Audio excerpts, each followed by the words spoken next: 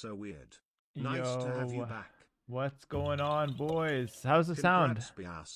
Am I sounding well? Let me see. Let me listen to myself. Let me see. Let me listen to myself. Let me see. Let me listen to myself. Oh, too many heroes. Too many heroes. Hold on. Holy shit.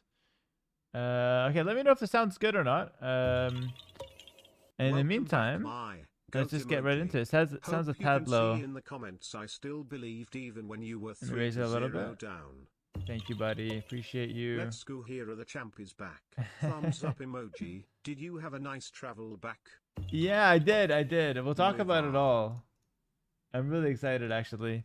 Okay, hopefully the sound's good and you guys can hear me nice and loud. Redbull. So it should be loud. Let me just fix the sound in my game as well. Options, audio. I think that's a bit low. We can maybe do that a little higher. Maybe 18%. Holy ton of subs, by the way. Ton of subs. Okay, the highlights here from the subs. 20 gifted from all users. My goodness. Champ. What's going on, all users? Thank you so much for the 20 gifted. And I think some more coming in now as well. What is that? 20 more? 20 more. Dude, all users, thank you for the 40 gifted. Thank you so much, brother. Let me say hi to a few people here. Kodiak is saying, first time seeing you live. Hello, Kodiak. What's up? Welcome. Let me thank some of these subs as well. Clutch is saying, yay, I literally followed you today. Nice timing. On that crunk juice during Redbull. Welcome, Mr. Clutch. And hello, Hugo. Hello, Joster. What's going on, guys? Also, let me just thank some subs here real quick. Just because I want to start off nice and slow here today. I don't want to forget anyone. First stream back, you know how it goes. Henning, thank you for the sub. Roxy, of course, starting things off. Thanks to tier 3. She said, I love you, champ. Love you too, Roxy. Okay. Henning, thanks to the 60 months. Kovlator, thanks to the 18 months. Congrats, Beast. I really enjoyed the Red Bull event. Let's go, Team Vitality. Let's go, Vitality. Thanks, buddy. Pyronox said, thanks for the sub. He said, welcome back, my goats. I hope you can see in the comments I still believed even when you were 3-0 down. I never had any doubts, my friend. Gonza on YouTube, thanks for the membership. Thank you so much for the 3 months. Here I was starting to love my family. Time to neglect them again. Welcome back, Hera. I love it, bro. Sayan on Twitch is saying, damn, I watched you a lot on YouTube, but since Willow Low, I downloaded Twitch only to follow and see you. Hello, Sayan. That's awesome, bro. Welcome to the Twitch side of things. That's really cool, man. Thanks for coming on down here. Juno, thanks for the Prime. Let me continue thanking some subs here. Fabi, thanks for the 8 months. Did you have a nice travel back? I had a great travel back. Ars, thanks for the 9 months tier 1. Oringfish, thanks for the 13 months. GG at Red Bull is so fun to watch. It was absolutely amazing. And thank you, Insanity. Abdurrahman Sobi, thank you. Thank you, Said, for the 50 months. Triage, thanks for the 38 months. Tim, thanks for the 50 months. And Dylan Flint, thanks for the 7 months. That's everybody. And appreciate you all here. So close to 1 year of sub. Black Sorrow said, the GOAT is finally back. It felt like years, bro. Good to be back. Hello, my friend. Hello, Revelik 19. What's up? Hello, Bloody Wall. Thanks for 11 months. Yeah, I went off that whole year, eh? Okay, guys, with all that said, nice talking, nice chilling, you know, but let's get some games going as well at the same time. Something's bothering me right now about like the setup. The best version of Larry I've ever seen. Incredible, bro. Thank you so much, man. For some reason, something weird is happening on my PC. Oh well, I'll just restart my game real quick and then we can get right into it. Revelix says, just started playing the game. Your videos are helping me a lot starting off. Very good, bro. Super happy to see that. My goat. Yeah, Larry played quite well too. Liry played quite well. I should call him Liry because there's a lot of new viewers that probably have no idea what I'm talking about when I say Larry. Hello, Max. What's going on? Hello, Black Sorrow. It's good to be back, my friend. Good to see you. Hello, Joe. My background noise is back. Yo, I'm so back. All right, guys. Let's play some games. We're going to ban out Migration because that map's unplayable. We can leave Arena after ban out Black Forest. Mega Random's okay, I guess. And we can play... Should I just play some 1v1s? Do you guys want to see me first? Let me just see, like, let's do full cam, see how we're looking. Oh, we're looking decent. Okay. Dude, I'll give my looks like a 3 out of 10 right now. It's not even bad. It's better than my usual. The background looks pretty good, too. It's good to be back. Are you planning on rewatching your games? Should I do a recap? Do I milk it?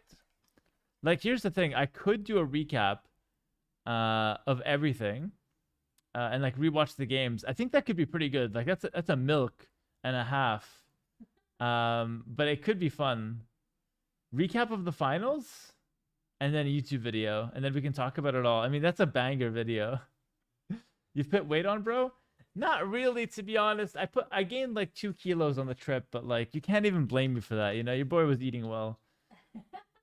What's up, Eggs and Nemesis? Thanks to the 1,500 bits. Congrats, Hera. Man, I can't believe I'm following you since 2019. Time for you to get another 16 S tier wins. Thank you, buddy. And thank you, Speedo, for the Prime. Daniel, thanks to the Prime as well for the 3 months. Is there free food at Willalow? Yes, bro. Yes. Dude, that Red Bull was insane. Okay, we have to do a recap. We have to do a recap because I'm feeling good right now. Also, I just realized this actually could be the branch. Hold on. This could be the branch. You can see what I'm doing here. Of Red Bull. So I might have the replay here. If it is, we're for sure doing a recap because that's just like so easy for me to just set that up. Hi, my first comment on Twitch. I recently joined. Hello, Kai Chichu. Welcome. Okay, let me see. Yeah, dude, the last game was freaking. Hera. Congrats. No, this is not the right patch. Okay, should I switch patch? Yeah, we can switch the patches. Okay, we'll milk it. We'll milk it. I'm gonna milk this shit out of Red Bull. Whatever, it is what it is. The people want to recap. I can talk about my experience. I can go through the games. I think it'll be a nice video, honestly. I think it's worth it. Let me find that. I think I should have it on my Steam, actually. Hold on. Games. So wait. It should be... Okay, let me just find it here. I sent it to Vinchester, so I know he's got it.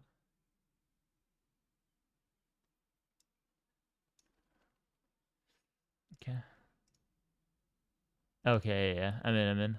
Londonian branch. Okay. All right, cool. All right, we can do a quick recap if you guys wanted the tournament. No live on YouTube? No, I am live on YouTube. Yeah, you can find me live on YouTube. I'm currently there. We have 420 people on YouTube. It's pretty good. Okay, let me continue. Dude, the subs keep coming in, so let me continue reading. All users, thanks to the 10 gifted. And Joe, thanks to the 10 gifted as well. What's up, Joe? Yo, you're gifting a lot of subs on your background noise, Joe. What the hell, man? Maybe I'm not just background noise after all. Okay, let me get my face off the camera so you guys can breathe again. I don't want to do that to you guys for too long, you know? The hell's going on? Am I leaking something I shouldn't be right now with the Steam shit? Just launch the game, brother. Where the hell's my Steam? There we go. All right. We're going in. Hello, Koji Woji. What's up? Let me continue thanking the subs. Hold on. Thank you guys for the subs. Mr. Scott the Chef, thank you very much for the tier 1. Geo, thanks to the 26 months. We're so back. Saluting face emoji. Congrats on the big dub, bro. Okay, dude. Okay, there we go. It's working again. Bro, how was the food in London 11? People slate it, but to be honest, it's pretty solid because we just steal the cuisines from everyone else. Yeah, no, the food in London was good. No complaints, honestly. Like, don't get me wrong. Hold on. Don't get me wrong. British food is complete garbage. But the food in London was really good. You understand what I'm saying to you guys? I should make this very clear. British people don't know how to eat. But the food in London, amazing. Top tier. Why? I didn't eat the British food. Simple as that. I was having everything. I was having Chinese food. I was having Arab food. I was having Turkish food. Never British food, bro. Nobody wants to eat beans and untoasted bread. No one wants that. I don't know why they're still selling it. Nobody's buying it. You never even had a good English lamb roast. No, the only thing that you can almost say is British, I don't even know if it is, but it was kind of good.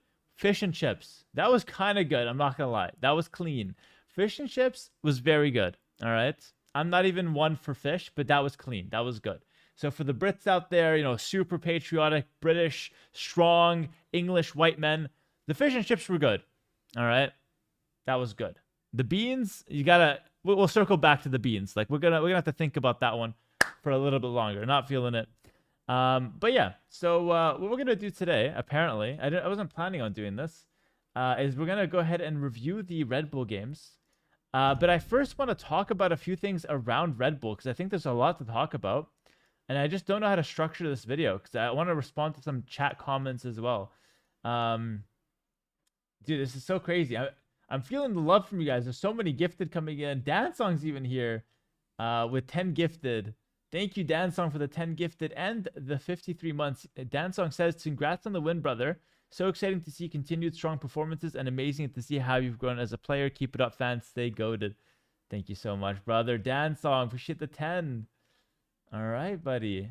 Thank you so much. Sminem says stop leeching tournaments. Yeah, this one was a leech and a half. Liry had it like in his mouth, and I just freaking leeched it back. Freaking clawed it back from the jaws of defeat. Okay, who was scared when I was down 3-0? Because like, here's the thing. I feel like it wasn't just the Hera fans that were scared when I was down 3-0. It was like the people in the audience were like, what's going on? Like, this is the freaking 30-minute final. But the coolest part about it, though, when I was down 3 games, some guy in the chat, oh god, my brain is rotted already. Some guy in the crowd, and like multiple people did this, but some guy really close was like, let's go, Hera, you can do it. And I was just like, you know what? I gotta lock in for these people.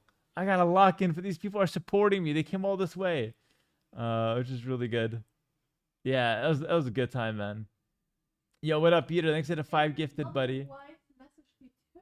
Yeah, and my wife was messaging me. She said, "You got this. You're a champ, no matter what." I was like, "Thank you so much.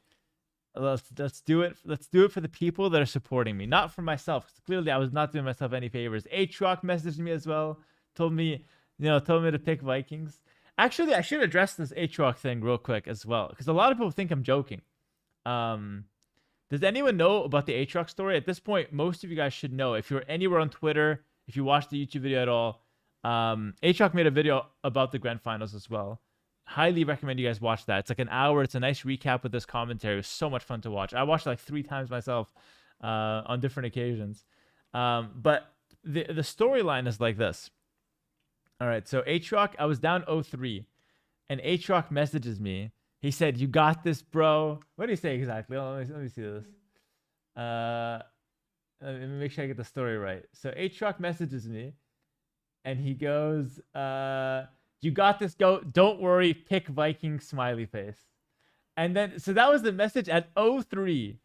And so at this point, I'm like, okay, I saw the message, but I didn't want to respond. Because, like, I'm not going to respond at 0-3. Are you kidding me? I can't even look myself in the eye. I can't even look in the mirror at 0-3. I wasn't feeling good with myself. So I said, I have to, like, get some wins back here.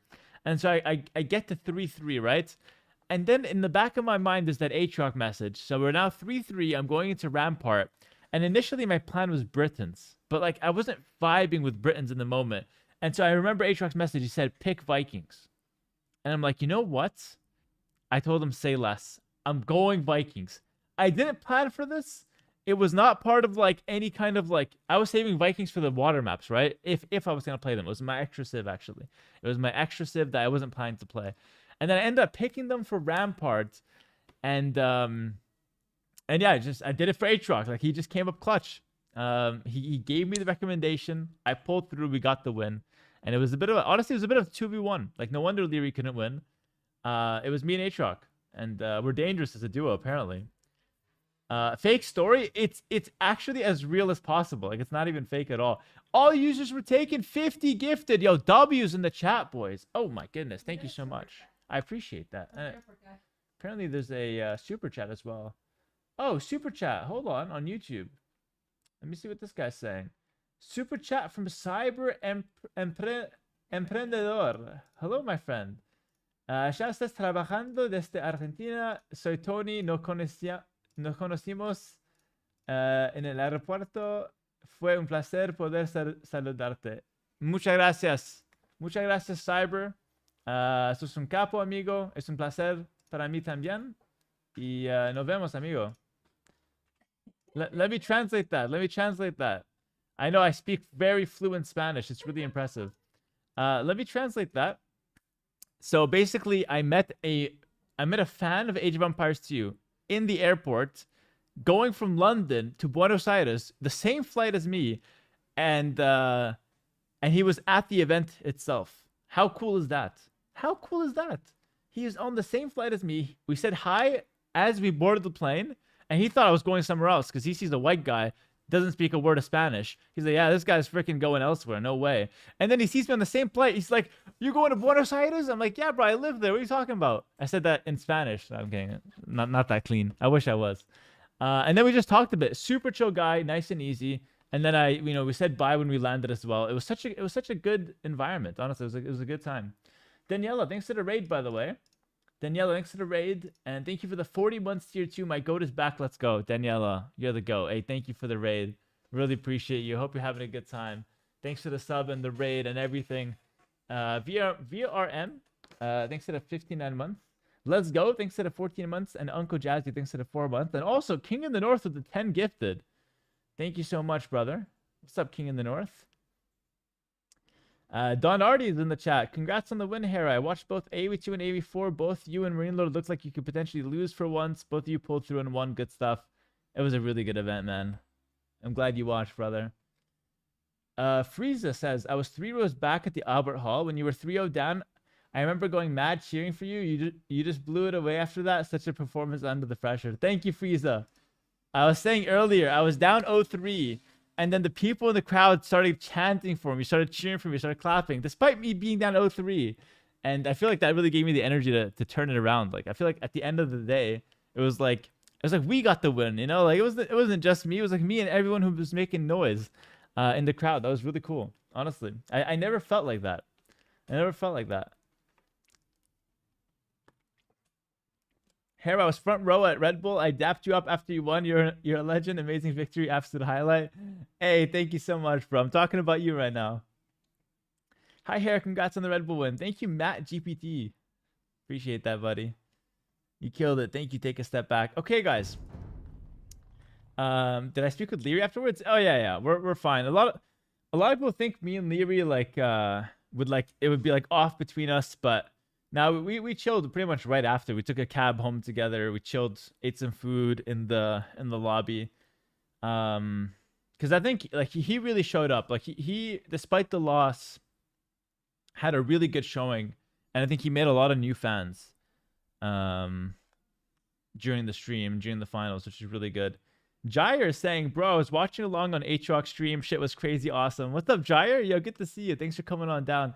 Bro, the Atrox stream and the Atrox video, absolutely amazing. Like, I highly, highly recommend. If you guys haven't checked that out, rewatch it from his perspective.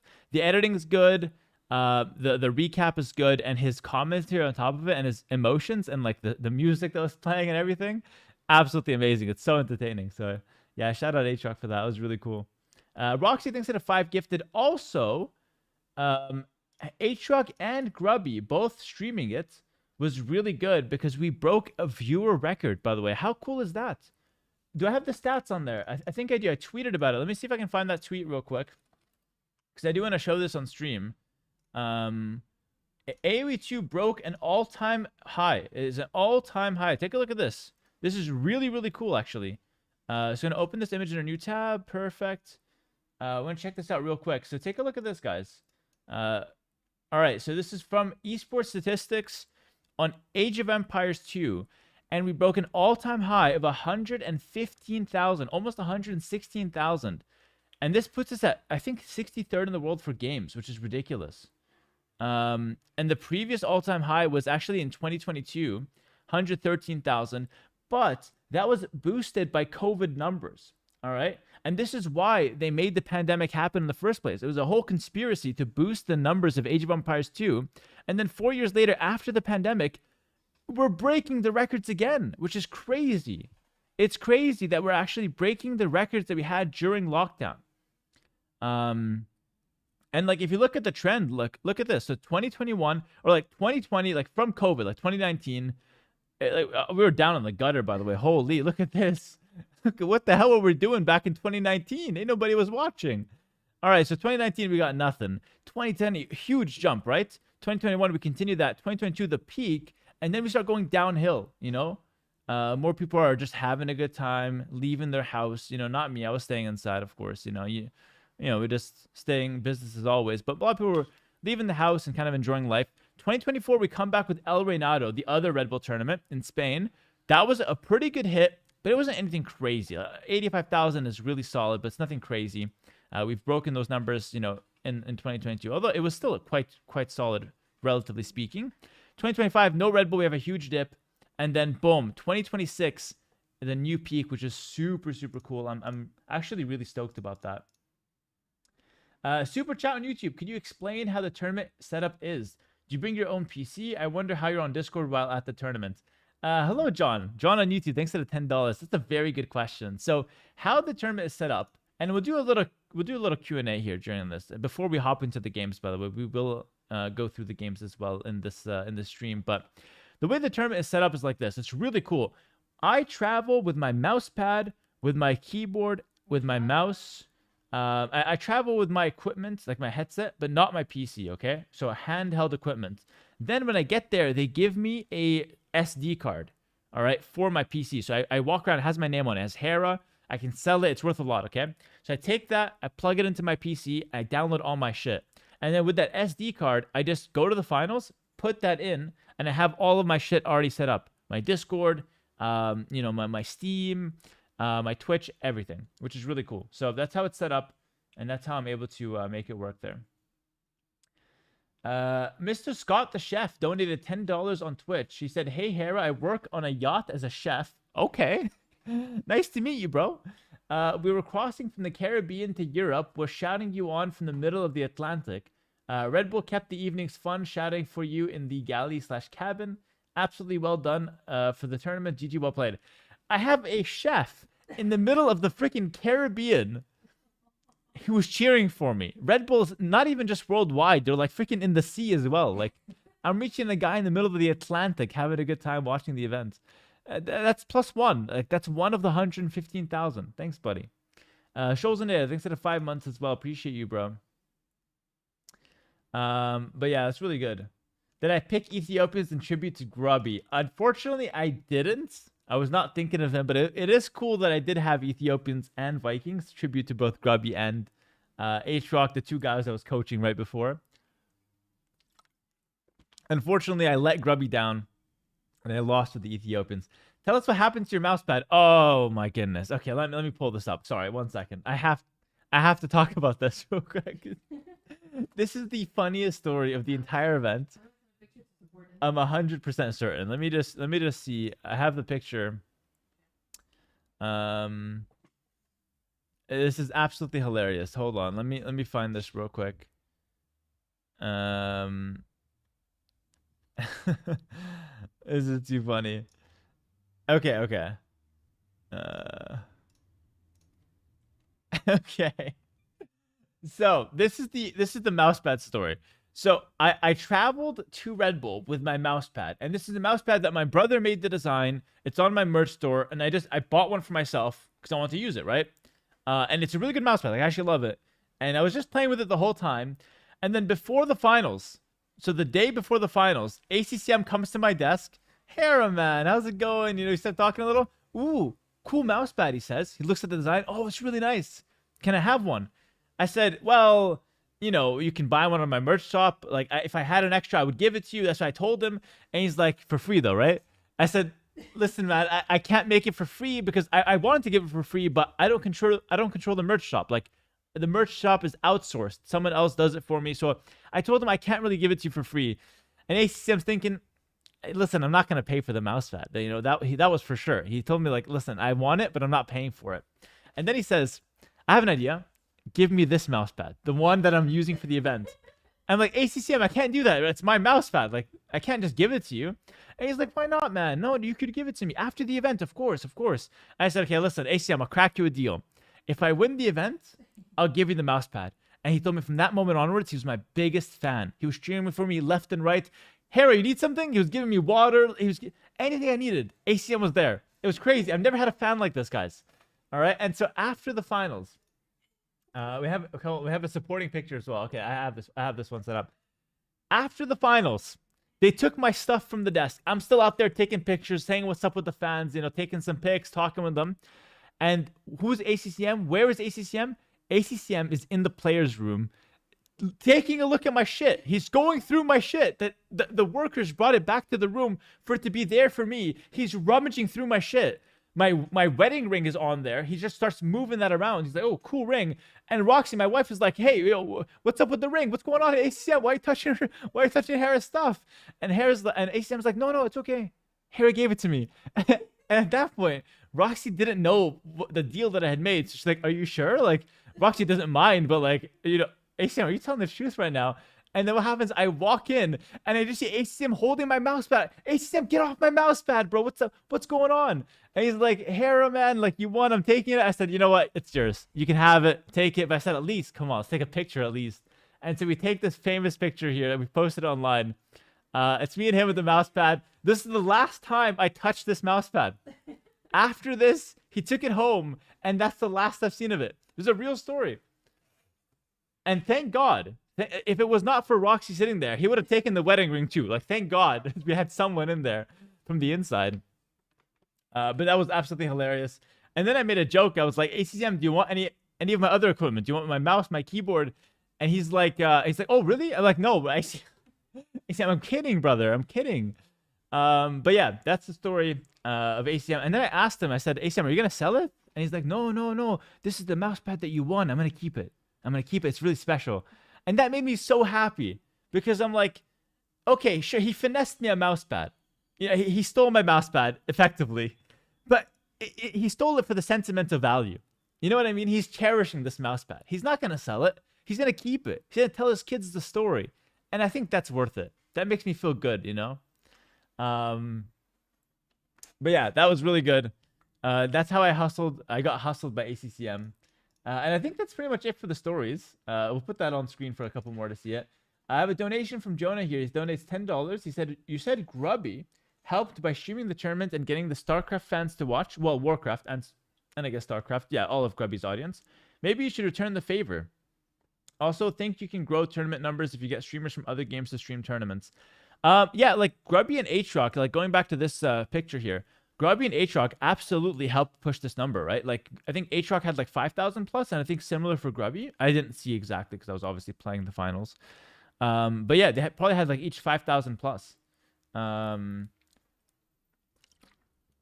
Which is huge. They helped boost the all-time high. So, yeah, shout out to those two. They did great. And as far as me and Grubby goes, we're going to talk about this more, but I think I'm going to be playing some Warcraft 3 in the coming weeks, by the way.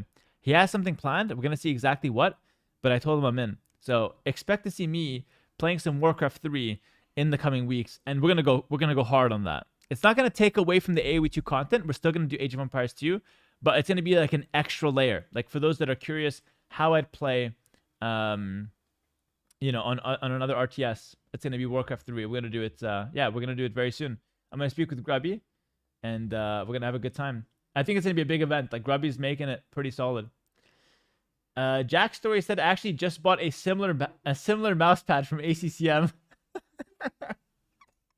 Jack Story said he bought something that looked suspiciously like this from ACCM on the Vietnamese black market.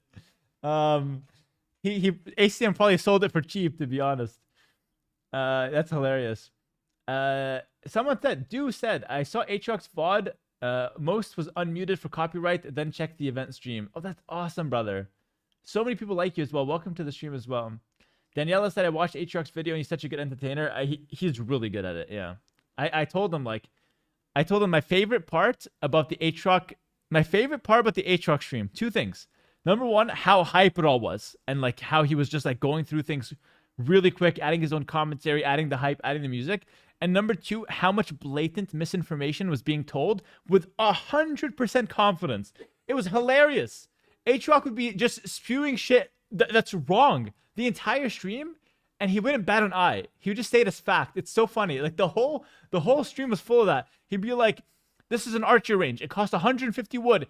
It's expensive." Like it's just like little things like that. It's always wrong. It's so funny. I absolutely loved Atrox stream. Like that was so much fun for me to watch. But yeah, I think that's pretty much it for the major stories. So with all those out of the way, we covered the mousepad drama. We covered the Atrox situation. We covered the DM. We didn't cover Liry stealing a keyboard. Oh, we have Liry stealing a keyboard. Okay, we have one more story, guys. I don't have a picture for this one though, so we're gonna look at the mousepad because it's very similar. So this is the last story that I have for you guys. This is a really good one. So before the last group stage match, Liry was playing against Viper, okay? And his match was starting in like 30 minutes. And what happens? He spills water on his keyboard, and his keyboard stops working immediately, all right? And keep in mind, this is a 12 or 13-year keyboard. So right away, I stood up and I saluted the keyboard. Moment of silence. A fallen warrior, a general, just fell in the battlefield. It fell as it lived, you know, on Liry's desk with crumbs all over it. Absolutely filthy, this keyboard. But it died as it lived, and I respected that. So I stood up, salute, moment of silence, right 1 minute there, just standing by myself. Liry stood up as well. You know, we paid our respects. But then we had a huge problem. Liry doesn't have a keyboard. He's playing Viper in 30 minutes. So what happens? He starts taking everyone else's keyboard around. Sebastian, what's going on, brother? Hey, nice keyboard. Mind if I take a look? Mind if I borrow it? Sebastian's like, yeah, no problem. You know, he's not used to getting finessed, you know. Not me, though. Liry asked me for my keyboard. I said, no way, Liry. No way. He's been taking my shit for years. He never gives that shit back. So I said, no, I have a strict, I do not lend to Liry policy. It's a strict policy. I'm not breaking that shit. I promise you, I'm never lending Liry anything. Liry's like, can I have a tissue? No, I don't have it. And I'll blow my nose right next to him. I'm not lending him anything, guys. That's just how it works. I've lent him like mice. I've lent him cables. I never see any of it back. So I don't lend him shit. Sebastian, nice, naive, very foolish guy, to be honest, gives Liry the keyboard, you know? Bless his heart. You know, Sebastian's got a good heart. But he lends Liry the keyboard. Liry starts fiddling around. It's not his style. He doesn't like it. All right? So he says, Sebastian spits on his keyboard, gives it back. This is not what I'm looking for. I'm just kidding. He doesn't do any of that. But he does give it back. It doesn't work for him. And he starts going around, and he notices that Puppy Paw, the AoE4 player that Liry has never spoken to, has the exact same model from 13 years ago. It's crazy. Nobody has this keyboard except Puppy Paw. Now, Liry has a huge problem here. He's never spoken to Puppy Paw, and Puppy Paw, quite frankly, doesn't really know Liry exists. All right, that's the situation we're in. They've heard about each other.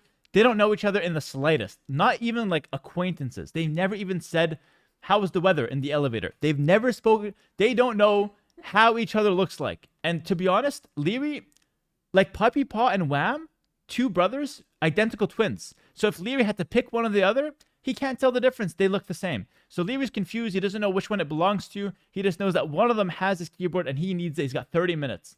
So he starts sending out text messages left and right. Redbull, message Puppy Paw right now. I need his keyboard. I don't have a keyboard. My match is in 30 minutes. They start messaging him. They can't get a hold of Puppy Paw. This guy's like, he's like Batman, bro. You just can't, you have to put up a signal to get a hold of this guy. You just can't reach him. So they couldn't reach him in 30 minutes. And in the end, Liry commits. I'm taking this keyboard. And I said, you just got to go for it, brother. I was encouraging him. I said, just take it and say sorry later. I said, take the keyboard. Liry goes to take the keyboard. What happens is, Puppy Paw responds at the last second. I'm telling you, last second. Liry was going to take the keyboard anyway. Puppy Paw responds, go ahead and have it. Take the keyboard. Liry takes the keyboard, gets in there, and 3-0s Viper on Puppy Paw's keyboard. Nothing happened. He just 3-0s Viper. It's the cleanest set you've ever seen. He just 3-0s him with someone else's keyboard that he took last second. It was hilarious. Like, I couldn't believe it, to be honest. And the story continues. This is the part that I'm really mad about this part, to be honest. So then he gives back the keyboard, says thank you to Puppy Paw, and says, yo, I owe it to you. It was a cool moment. Puppy Paw's like, who are you? it was such a fun moment. So anyway, Liry advances. It was a good clean sweep, but we still have a problem. Okay, Liry still does not have a functioning keyboard. He can't keep bumming off this guy, Puppy Paw. And so what he says is he's like, yo, Redbull, I don't have a keyboard. And then Redbull, as if they're just absolutely bawling. They say, no problem. We got a guy at the shop right now. He's buying you a fresh one. Which one do you want? I was so mad. I said, how can this guy, Liry, keep getting freaking rewarded? He's taking my shit. He's borrowing it. Never gives it back. Then he just gets a free, fresh, brand new keyboard from 2026. The new edition. For free from Redbull. I was so mad because he's had this keyboard for 13 years and I've been telling him, Liry, buy a new keyboard. Liry, buy a new keyboard. Liry, you're a professional player. Buy a new keyboard. For God's sake, it's like $150. Just buy a new keyboard. He said, no, I'm going to get one of these events. I'm going to get one for free. That's what he's telling me. This was years ago. Years ago, he's telling me this. And then it finally happened. Redbull bought him a new keyboard. And then immediately, Liry's first thought, holy shit, I just got a fresh keyboard. Maybe I'll spill some water on my mouse as well. I said, Liry, come on now. You're not going to do it twice, are you? And he said, listen, it is tempting, but I'm a man of morals. And he held back the urge to spill water on his mouse and get a free one. And then what happens is I look to my left, and who is it? It's Viper unboxing a fresh mouse. Viper got a free mouse from Red Bull as well. At this point, I'm fuming. Left and right, my competitors are getting free shit from the host. Are you kidding me? Is this not corruption? Like, where's the tournament integrity? It's just my opponents are just getting sponsored by the host, and I'm getting nothing. Like, how is this fair? So yeah, dude, I'm actually kind of mad about that. Liry gets a free keyboard. Can we get the AC, by the way? I'm getting heated up. Let me get the AC.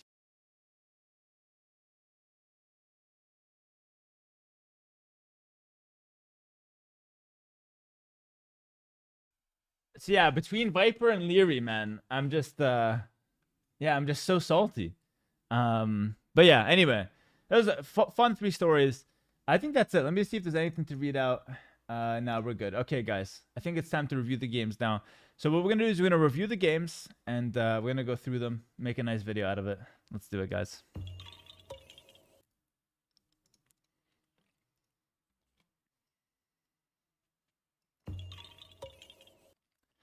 Actually, wait, one last thing. One last thing.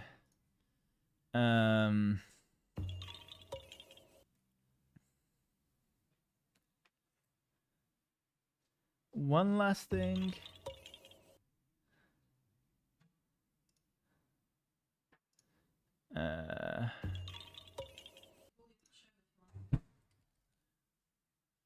Oh yeah. Okay, and then just one thing, a couple more things to show actually. Hold on, let me just see if I can find them.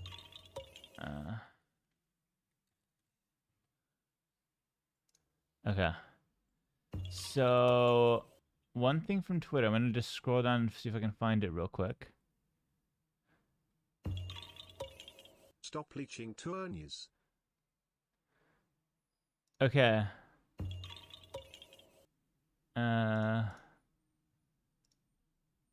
Yeah, so real quick.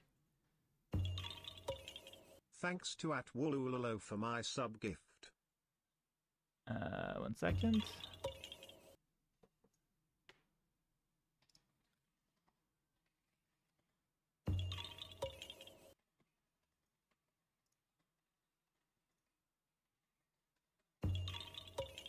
Congratulations on the Red Bull win. Goat emoji, goat emoji, goat emoji.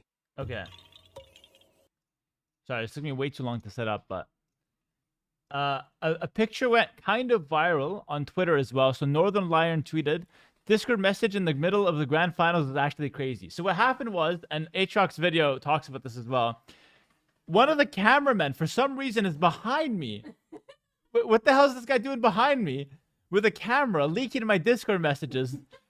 And you had Atrox message, you got this goat, and then me saying say less right before I played the Vikings game, which is actually the game of the grand finals, potentially the game of the tournament as well, which is so funny. This went kind of viral on Twitter as well, 120,000 impressions. I don't know what the hell the camera guy was doing there, but kind of funny. He was able to catch me on Discord, sending out messages. That was kind of fun. All right, and then the last thing I want to share, if I can, is I managed to take home the Armenians and Wu, which is the final game that I played in the finals. I got to take the civs obviously with me, which is really cool because the last Red Bull I also took home the last 2 civs. It was the Tatars against some shit that Viper had. I didn't rob them, no. I'm not like Liry, just robbing Red Bull. I was gifted them. I read like 5 of them. Actually, yeah. My wife was robbed. So Roxy's saying she took like 5 of these. Like I took these 2. She took 5, and then the fans left and right. Roxy, give me one. Sebastian, ACCN, Mr. Yo. Oh, it was Sebastian. It was ACCM. It was Mr. Yo. They started taking shit off Roxy. So Roxy had nothing in the end. Luckily, I took these 2 for myself. I swear the other players, they just see what we have and they start taking them from us. It's insane. But yeah, this is kind of cool. Like I get to take home, like that's something good to remember, you know? Oh yeah, and the last thing, I sent the trophy. I sent the trophy to the Vitality Hive, to the Vitality headquarters in Paris. So for the first time ever, Vitality now has an Age of Empires 2 trophy in their headquarters, which I'm actually really proud of. I think that's really cool. So I think that's that's something to to feel good about. So yeah, a lot of good things came out of this event. And with all that said, I think we've rambled a lot. We're gonna obviously cut this down for the video, but with all that said, let's go ahead and hop into the games, shall we? Guys, can I get a 14 if you want to see the games? We're gonna review the games of the grand finals. I don't think it's worth reviewing anything else because I had a semis versus Viper, but to be fair, it was a bit one-sided, and the games were not that memorable. Wait, where the hell are my replays? Hold on. Ah, I don't have the replays. He's back to streaming. Hold on. Let me see if I can find them somewhere else. Why don't I have the replays? It doesn't make any sense. Okay, you guys type in 14, but I don't know who you're talking to because I don't have the replays. I don't know who you guys are talking to right now. Maybe you should return the favor. Also, think you can grow tournament numbers if you get streamers from the MBL games were pretty memorable. Yeah, that's true. They probably saved locally on the PC. Yeah, but I should have them somewhere else. Hold on, let me find them here. So I'd find them on AV2 Insights probably. Okay. Hera. Come on, Hera. There we go. Huge congrats at Redbull. Oh man, I've never such a good event so though, seriously. Yo, what up, Wolo? Good to see you, buddy. Yeah, my cloud capacity is London. just so high. I don't know how to fix that. Someone has to fix it for me. Champ. Say bots would have stopped due to XD. Okay, so yeah. Congratulations. Again, appreciate the 14s, but hold on, let me see if I can get these replays. Okay, I found them here. Can I download them, please? Okay. Let me see if I can download them. Have a wonderful day, Maestro. I don't know if I can download them, actually. Where's the admin? Surely the admin's pasting them somewhere. Londinium was crazy.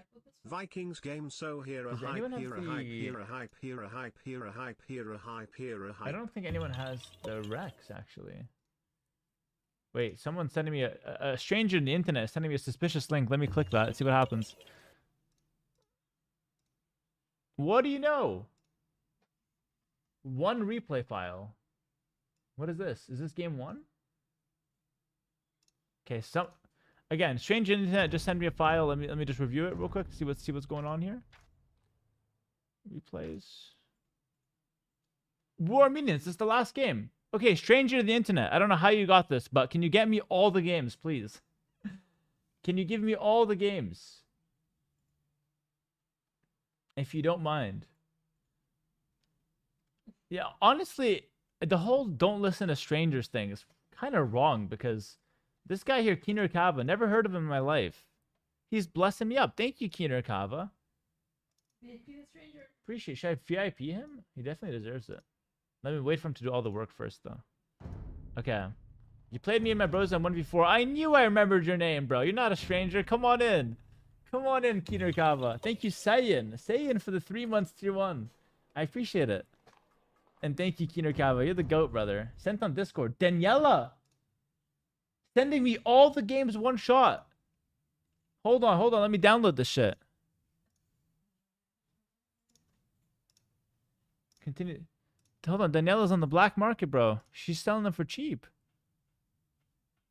Oh my goodness. She's got all the games. The hell is this? I'm taking them all straight into the save game folder. Okay, I think they're all there now. Load game. Let me see. Is Daniela the GOAT or not? Oh my goodness. Is Daniela the GOAT or not? She has all the freaking games right here. Hey, Hera. Are they in order? No, but I can find that. Yo, Was shout an out Daniela. incredible She's the display GOAT. of skill from Thank you so both. much, eh? Totally Keter Kava. I don't need you, bro. Never liked you as well. Useless. I have Daniela here. Sent them all in one shot. Thank you, Daniela. And meh. Keener, meh. You know, just not doing it for me, man. Nah, just kidding. Thank you, bro. I appreciate the effort and the hustle. It's just you can't compete, man. These big streamers and Daniela, they just have all the insider information. All right, let's start with game one. What was game 1? I know these games. It was Tatars, right? Daniela sent me like 3 copies of every game, bro. Okay. she sent me 3 copies of every game. Alright, we're good. Her name is Unforgettable. Thank you for the 10 months. Congrats on the Red Bull Willow victory. How did you and Roxy celebrate? We stayed a few extra days in London. And it was great. Honestly, we had a good time. What up to Breacher? Good to see you, buddy. Thanks for the 54 months. Thanks for stopping by that one day as well. I met Debrija and his brother in person, by the way. Which is really cool. Normally, me and my mods only talk from behind a screen. Which is why when Debrija came over, I started texting him right away just to keep that same energy, you know? Didn't really speak in person. Just wanted to keep the same kind of distance that we have online. Which is really cool. We did take a picture, though. All right. So with all that said, enough stalling, guys. Let's go ahead and hop in. Did the Queen of invite you? Yeah, the Queen of England invited me, but unfortunately I was busy that day and had to decline. Oh, the Queen is dead? Oh, sorry. We don't disrespect the dead here, guys. Come on, don't make jokes about the Queen. You mean the King? Did they have a king? Maybe. Okay, hold on. I'm opening. Okay. Oh, okay. We're so in. Wait, I have no volume. Oh, is my headset off?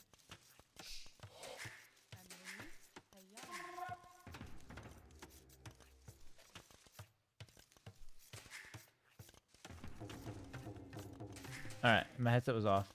Guys, Hera is taller and far more muscular in person than he looks on camera. Trust. Thank you for saying that, Debrija. I really appreciate that. I am. I've been trying to get this across to people for years now. Alright. Thank you for saying that. Yeah, Debrija walked in and he tried to get the door. I said, let me get that for you. I pushed the door open. The door flies open. It breaks. The hotel, the freaking 20-foot glass door of the hotel, very luxurious. I just smash it with a little tap. It shatters. And I tell people, go clean it up. I'm a big guy. I bring him in and we start eating. I had like 6 kebabs that day. It was a good day. So yeah, anyway. Let's hop in, guys. Let's be serious. This is gonna get to YouTube. Let's be serious. Hang on, that doesn't sound real. Wait, this one might not be real. All right, guys. So seriously, we're gonna do a quick recap of the finals of Red Bull. We're gonna go through all the games. I know I'm milking it now, but you know, I think it deserves a good milk. So this is the first game from the finals. Again, no real crazy sets besides maybe the NBL one to review from before this. This is the one that makes sense to review. So I'm going to go through the games. I'm going to talk about what I was thinking, what was going through my mind. I did make a nice recap on Discord and Twitter after the finals, so some people have already read that. But it is nice to review the games. I haven't seen them myself from like my perspective. I've only like seen Atrox perspective. But yeah, let's go ahead and just cast them. Pretty much. So game 1, it's Tatars versus Khitans, and what I'll try to do is I'll try to give you guys some background information here. So finally, I can tell the story. This Tatar strategy on Dorothea Quarry in the Vitality Bootcamp, I played against Hearts. I had Tatars. I swear to God, 12 games straight. He tried Persians. He tried Georgians. He tried all the good civs. I beat Heart 12-0 in the bootcamp. We played for 6 hours. It might have been even 15-0. It was at 12 or 15-0 with the Tatars on this map. I never dropped a single game doing largely the same strategy. But this is the cool part. Liry knew about that strategy as well. And so he comes up with the perfect counter. So he goes with the Khitans. Now at this point, I'm thinking, you know what? In the practice games against Heart, I opened stable. Let me change things up and open range to try to catch Liry off guard. This is really important to do because when you're playing against a teammate, he knows what you're going to do. So you're trying to switch it up last minute to try to catch him off guard and make him think. So that's what I'm trying to do here with the range opening. So I'm opening range and I'm going for... I'm going for archers plus a spear, trying to fully wall my base. The reason I'm doing this is to avoid the Khitan's full feudal. By the way, I just want to say this. Look at the lumber camps from Liry. Beautiful, right? This one's okay. This one's great. This one's great. What the hell are my lumber camps? The hell is this? The hell is this? I had like one usable lumber camp. Game 1 of the grand finals. It's no big deal. It's only the biggest tournament I've ever played in my entire life in front of 3,000 people in the Royal Albert Hall. And those are my lumber camps? Are you freaking serious? I was so mad at this point. But obviously in my mind, I'm like, I have nothing to do. I'm just going to try to like make the best out of it. So I take 2 villas off here. I start sending them, take them off, start walling with them. But anyway, it was a tough thing to look at. But Liry opens up with some pressure. So I want to wall up. That's the Tatar strategy. The main idea with Tatars on this map is that I'm trying to go cav archers and take advantage of the extra damage from the hill. Liry comes in. He kills a scout, but I do a good job of not letting him kill a villager. Liry does a good job of not dying to the scouts as well. So he was actually playing really well right now. He pretty much takes 0 unnecessary hits against the spears, with me actively microing them, which is very impressive. He starts following up with some skirms. We're obviously very close to each other, which is bad for me. That's good for the Khitan player. And so far, I would say it's advantage Liry, but nothing crazy has happened. Although, dude, this guy sucks. He's got 2 minutes of idle TC time. No, 50 seconds. 2 villagers worth of idle TC time. But I guess he did that to just pressure me, which worked to some extent. Like, he got good pressure off in the early game. But like I said, doesn't really kill any villagers. So I'm feeling pretty good at this point in time. I don't think this is a huge problem. I stopped making archers right now because the plan is to go for the cav archers. And in my testing, going archers is not really the play, because then you're just stuck on an inferior unit. Whereas if you go cav archers, you just have a really strong unit. Anyway, I get a nice little trap here. I kill the scout. This scout's gonna die. And man, I'm feeling good. I go stable to push back the skirms. He lures me a couple deers, which I'm pretty happy about. And now I'm just gonna go market and try to click up. So this is all according to the plan. This is exactly what I set out to do. So this is like, right now it's like, I'm feeling great. Liry clicks up faster though. Does a bit better of a job managing his economy. He also goes for a dock in the center, which no doubt, counts for a little bit of a boost. I'm trying to counterplay him now. But I try to go for a Vil kill. He defends beautifully. Vil's on 1 HP. I'm pretty salty. I try to sneak attack on the right side, but I get spotted by the dock. So he knows about this army. In hindsight, I think I should have went back and waited, because this army has to wait until Bodkin Arrow, plus Thumb Ring, which I get for free with Tatars. But this is actually really cool. So I'm telling you guys, I should have went back here and just waited here. And Liry brings a fishing ship to scout here. So Liry brings a fishing ship to cover the correct play that I should have done but didn't do. How crazy is that? Such a small thing. It just show you the level of the grand finals here. I made a mistake. I should have waited here, and Liry scouts there to make sure I'm not there. That's ridiculous. So even if I did the correct play, I would have still got punished from Liry, which is insane. But yeah, I just move around here with the archers. I'm trying to find a nice little flank, but obviously Liry knows about it. He's just camping out. He's watching, all sides. He's making more scouts, so he's not going to get caught off guard by this at all. And as I come in, I realize, oh shit, I should have waited. Let's just make the best out of it. And at this point, I know that for sure I will get cleaned up because, yeah, he knows where I'm at. So not much to do, but at the same time, I'm also, with the scout trying to clear some of the skirms. He brings a spear. So at this point, he's kind of covering all my options. And I don't know. I felt like I did an okay job. Obviously, the archers don't get really any value. But I did an okay job getting to castle age. I'm now on 3 ranges. And here's the plan. My plan was you go 3 range cav archers all in. As soon as I hit castle age. And then I also start going for the center to take the oysters with villagers. And then once I win the water, I'm going to also start taking the oysters with fishing ships. And then potentially also the deep sea fish. That was the main plan. And it's really good. It's a really good plan. But what happens is, and this is something really cool, Liry goes elite skirm to just beat the cav archers. And that was really solid. And then he also is Khitans. And he's got light cav with forging. And that counts for +2. And the fun thing is, about +2 from the dock, is that hulks with +2 attack are really strong against my hulks. So in a second, I'm going to make hulks, so from the water, the new unit. And he's going to make even stronger ones because he's the Khitans. So the Khitans will now hard pressure me on land. And they're going to win the water against me. And there's nothing much I can do about that. So he goes for heavy skirms, pushes away my my cav archers. I respond with knights, which is very logical, and then he immediately responds with camels. So take a look at how good his strategy was to counter my strategy, and this is exactly why it's bad for me to repeat a strategy against a teammate. And this is the hard part about facing a teammate in a finals, and I do it to Liry as well. We both know each other's strengths and weaknesses and our strategies, and so he's able to come up with counters. And I tried to mix it up with the range opening, but in the end it wasn't enough. I'm microing a little bit here. That was actually a really good fight for me. I sniped the camel. I've got the couple knights, you know, still alive. Oh, it's a really good fight actually. But he ends up going back. Mika Moki donated $10, by the way. He says hello from Budapest. Hello, my friend. Thank you so much for the support. I'm watching from Budapest. Love to see it. And so here, like, I'm microing pretty well, but so is he. There's not really much I can do. Like, I feel like I've just been out-civved here, out-strategized. And as you can see, his Hulk's gonna come out, and it's gonna just send my Hulk to school. Like, it's gonna freaking destroy my Hulk. And I'm taking some arrow fire. And the villagers I have here, I forgot about his Hulks having more attack. So my Hulks would never win here.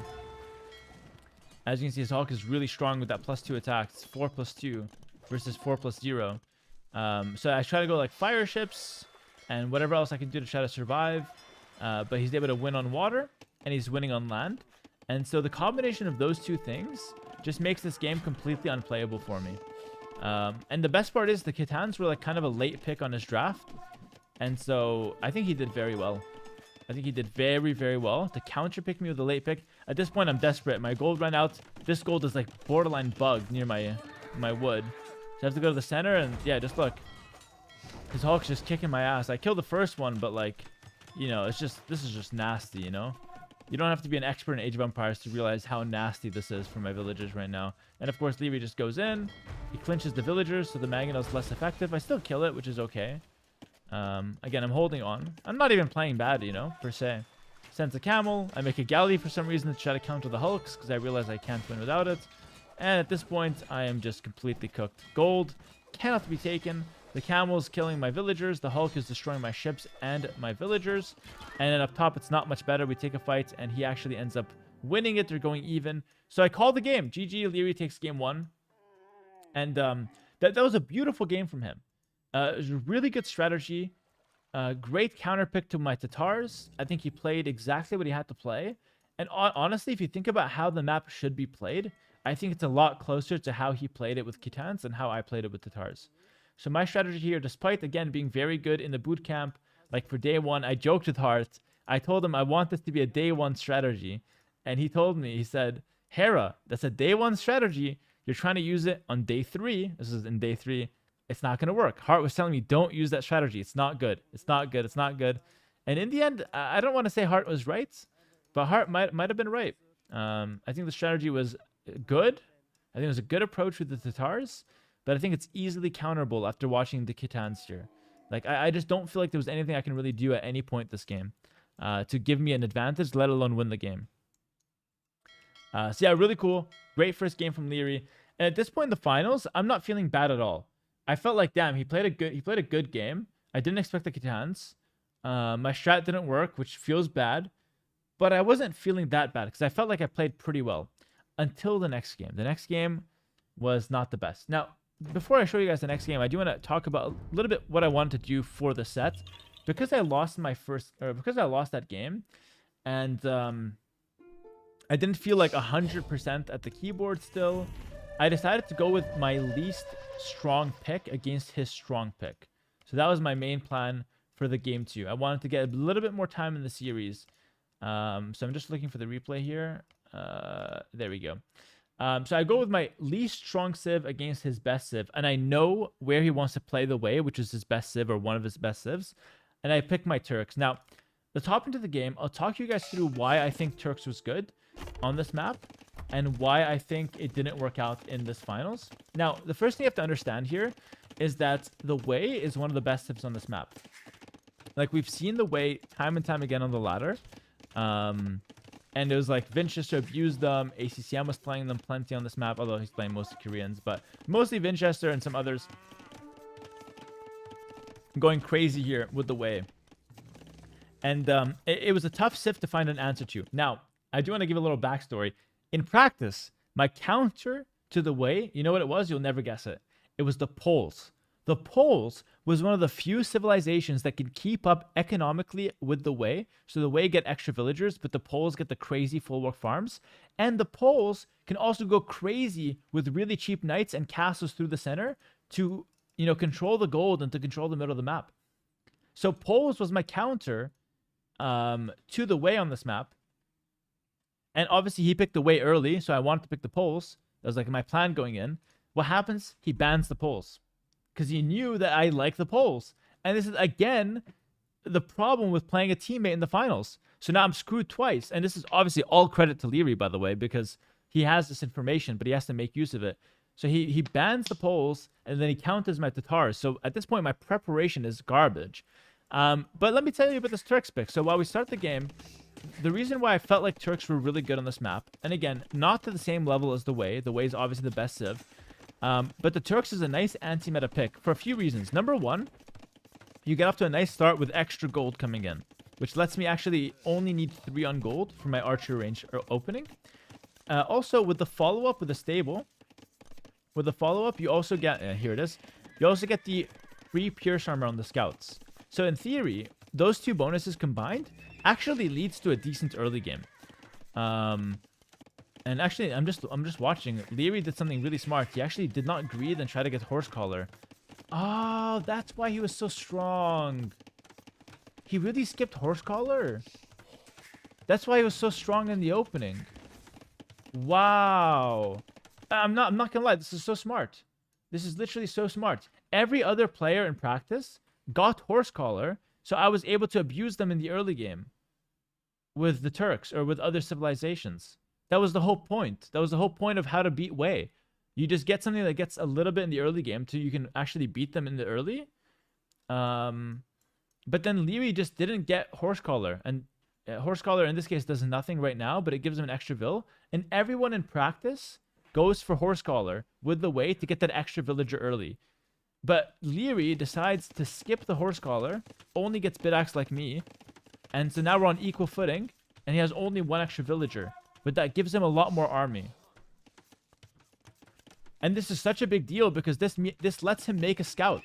So for those watching right now that have no idea what I'm talking about, basically, if he got horse collar, he wouldn't be able to make the scout. And if he's not able to make the scout right now, with armor right now, I would beat him in this early game. How crazy is that? I didn't know in the finals. This is crazy for me to watch even. So really well played there from Liry. But yeah, the point is with the Turks, I'm able to get off to a nice start with the archers into scouts. This is supposed to be better for me. And it kind of is. I lose 3 archers there, but I kill 2 archers and a scout. Right away, I'm going to move across the map. I've got 2 scouts. I'm feeling pretty good. But again, because he skipped horse collar, he now has equal numbers of scouts. And so I'm not really able to get the initiative that I really wanted. Someone wants more volume. Yes, no problem. Let me do that for you. Sound.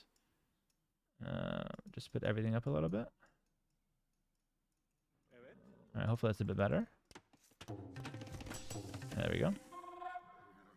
So yeah, that was it intentional? Did he forget? No, this is almost certainly intentional because Liry values a lot the early game. So yeah, really good read from him there. So again, against all the players in practice, I was able to get a nice aggressive approach here with the Turks. But against Liry, I wasn't able to find it, and now I know why. So yeah, the point of the Turks is that you're supposed to get a nice advantage in the early game, and then from that advantage, you go for heavy cav archer play in Castle Age, and then you play like 2-3 town centers, and you try to get to a faster imp with chemistry right away.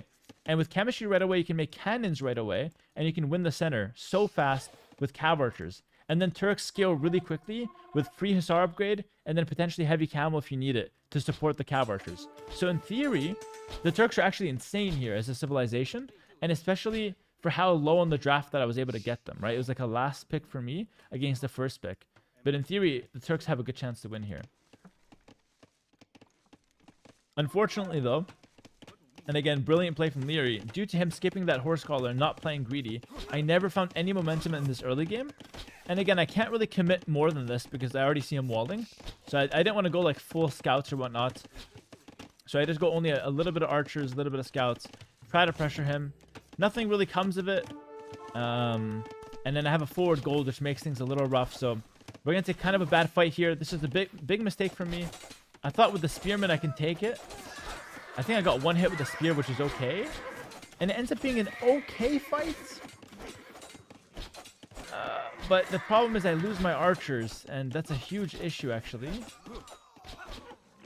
So I win the fight, kind of, like it's an even trade. And this wolf is so annoying. But now, as I run away, he makes a 1 scout.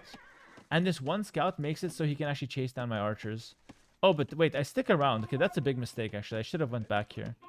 I think my reasoning was I'm not going to upgrade the archers anyway, so it's okay if I lose them.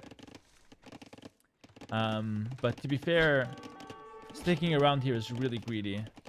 And I guess I just didn't expect that scout. But yeah, that scout comes in. He's able to chase me down. And that's like the beginning of the end for me. So if you just watch what happens, I just get chased down. I'm trying to kite, but like, you know, I'm just losing archer after archer. And so at this point, I'm like, shit. I lost all my archers. And I'm like, okay, maybe I tower my gold, but it's too late. So I just abandon it.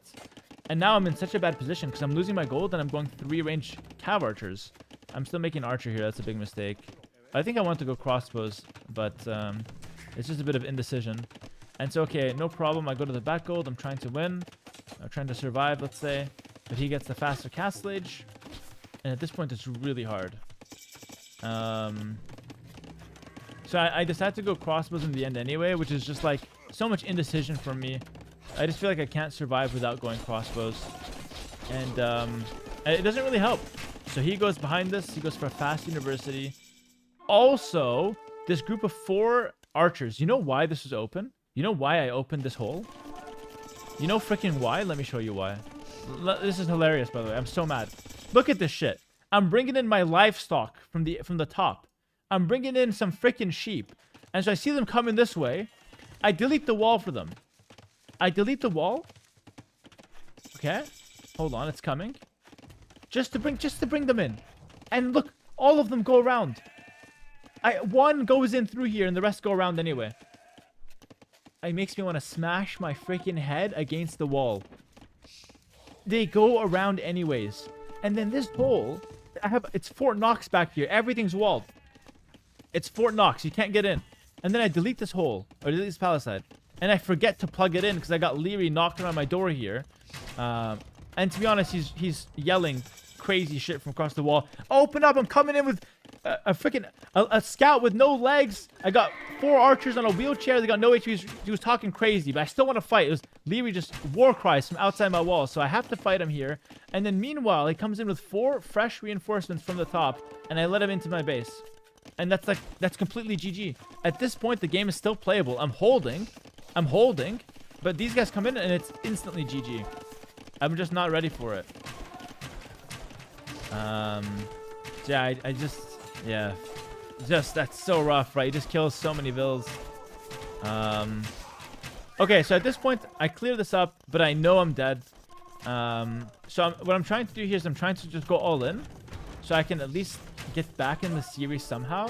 So I go for a town center out here, but that's actually the first step to my all-in because I need wood. So I just go out here to set up wood.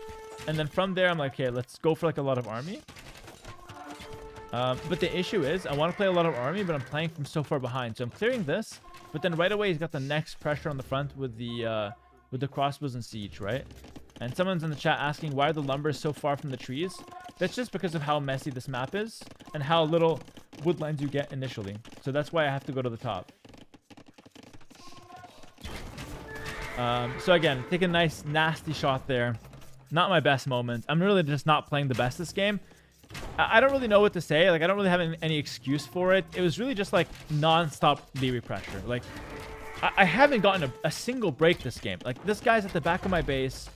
My front's getting pressured constantly. It was absolutely insane. So yeah, just really good pressure from him. I kind of made a mistake, I think, just not like towering the gold or something. But at the same time, you know, you think you can get away from that or come back from a mistake like that, but it was just not possible. Liry's micro is too clean. So at this point, I know I'm dead, but I decided to stick in the set a bit more because I want to warm up. I told myself I'm going down 0-2. I don't want to go down 0-3. I want to use this game to warm up. My Turks pick failed. I lost the way. It was his best civ. I'm not too unhappy about that. But I just need to warm up to make sure I don't get snowballed. Because what happens is, and you can ask Viper, if you're not careful, you can get 4 or 5-0'd in one of these Empire War sets really fast. Alright? And I say Viper, but truthfully, you can ask Sebastian as well. And maybe you could have asked me as well, because I'm just getting pwned at this point. Look at this shit. I'm just getting destroyed. Like, that was ridiculous. That fight was so bad for me. But anyway, I just drag it on. Like, this is I'm completely dead. This is like ACCM levels at this point. But like, I'm not trying to tire Liry out, because I don't believe he gets tired like that. Oh my goodness, dude, this is ridiculous. Look how much pressure he's playing with though. And this is why I think people like really put some respect on Liry's name, because yeah, this is crazy. Like, I'm trying my best here, but like behind this, I'm getting destroyed as well. It's not easy at all. But yeah, so I'm not trying to tire Liry out. I'm mostly just trying to warm up myself. So yeah, I'm getting destroyed. We can kind of fast forward through this next part because I'm completely defeated at this point. A little technical pause as well there. I was thinking of resigning during the technical pause, but I decided I wanted to play a bit more still. So at this point, I'm just playing, warming up, trying to micro. I'm getting raided left and right. I know I'm completely dead. We can basically just ×8 this, ×4 it. And yeah, not really much else for me to say. Like, playing Turks from behind is painful because you don't get the lead skirmisher, so you have basically no comeback mechanic as soon as you lose your main gold. And so here I just decided to counterattack. I said, you know what? Let me take 3 of my best men and attack Liry just to remember how it feels to kill one of Liry's villagers. The KD is 38-1. 38-2 eco KD now. Finally, it's the second villager I've killed all series, basically. So at this point, I was like, yeah, let's just counterattack, get some micro in. Like, I just want to play the game. I want to feel like I'm playing the game somewhat. Because at this point, yeah, it just didn't feel too good. Not the fact that I'm down 0-2, but just like I lost every fight, you know, I'm just getting clobbered.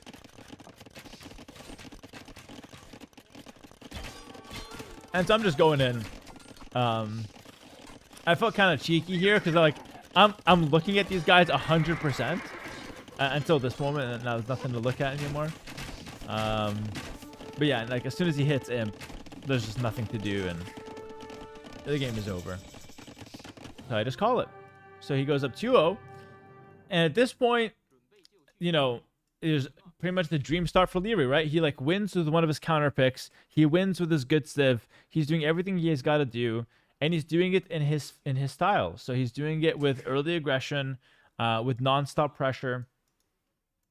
And he also has, like, you know, the crowd support. The crowd at this point was going crazy, supporting Liry, you know, as they should. It was great to see. In hindsight, of course, in the moment, I'm like, you know, there's a lot of pressure against me, obviously, because now I'm down 2-0. I had to really focus. But in hindsight, really cool to see the crowd supporting him. He was, you know, feeling really good. He's up 2-0. And he didn't really make any mistakes. Like, just start to finish clean games.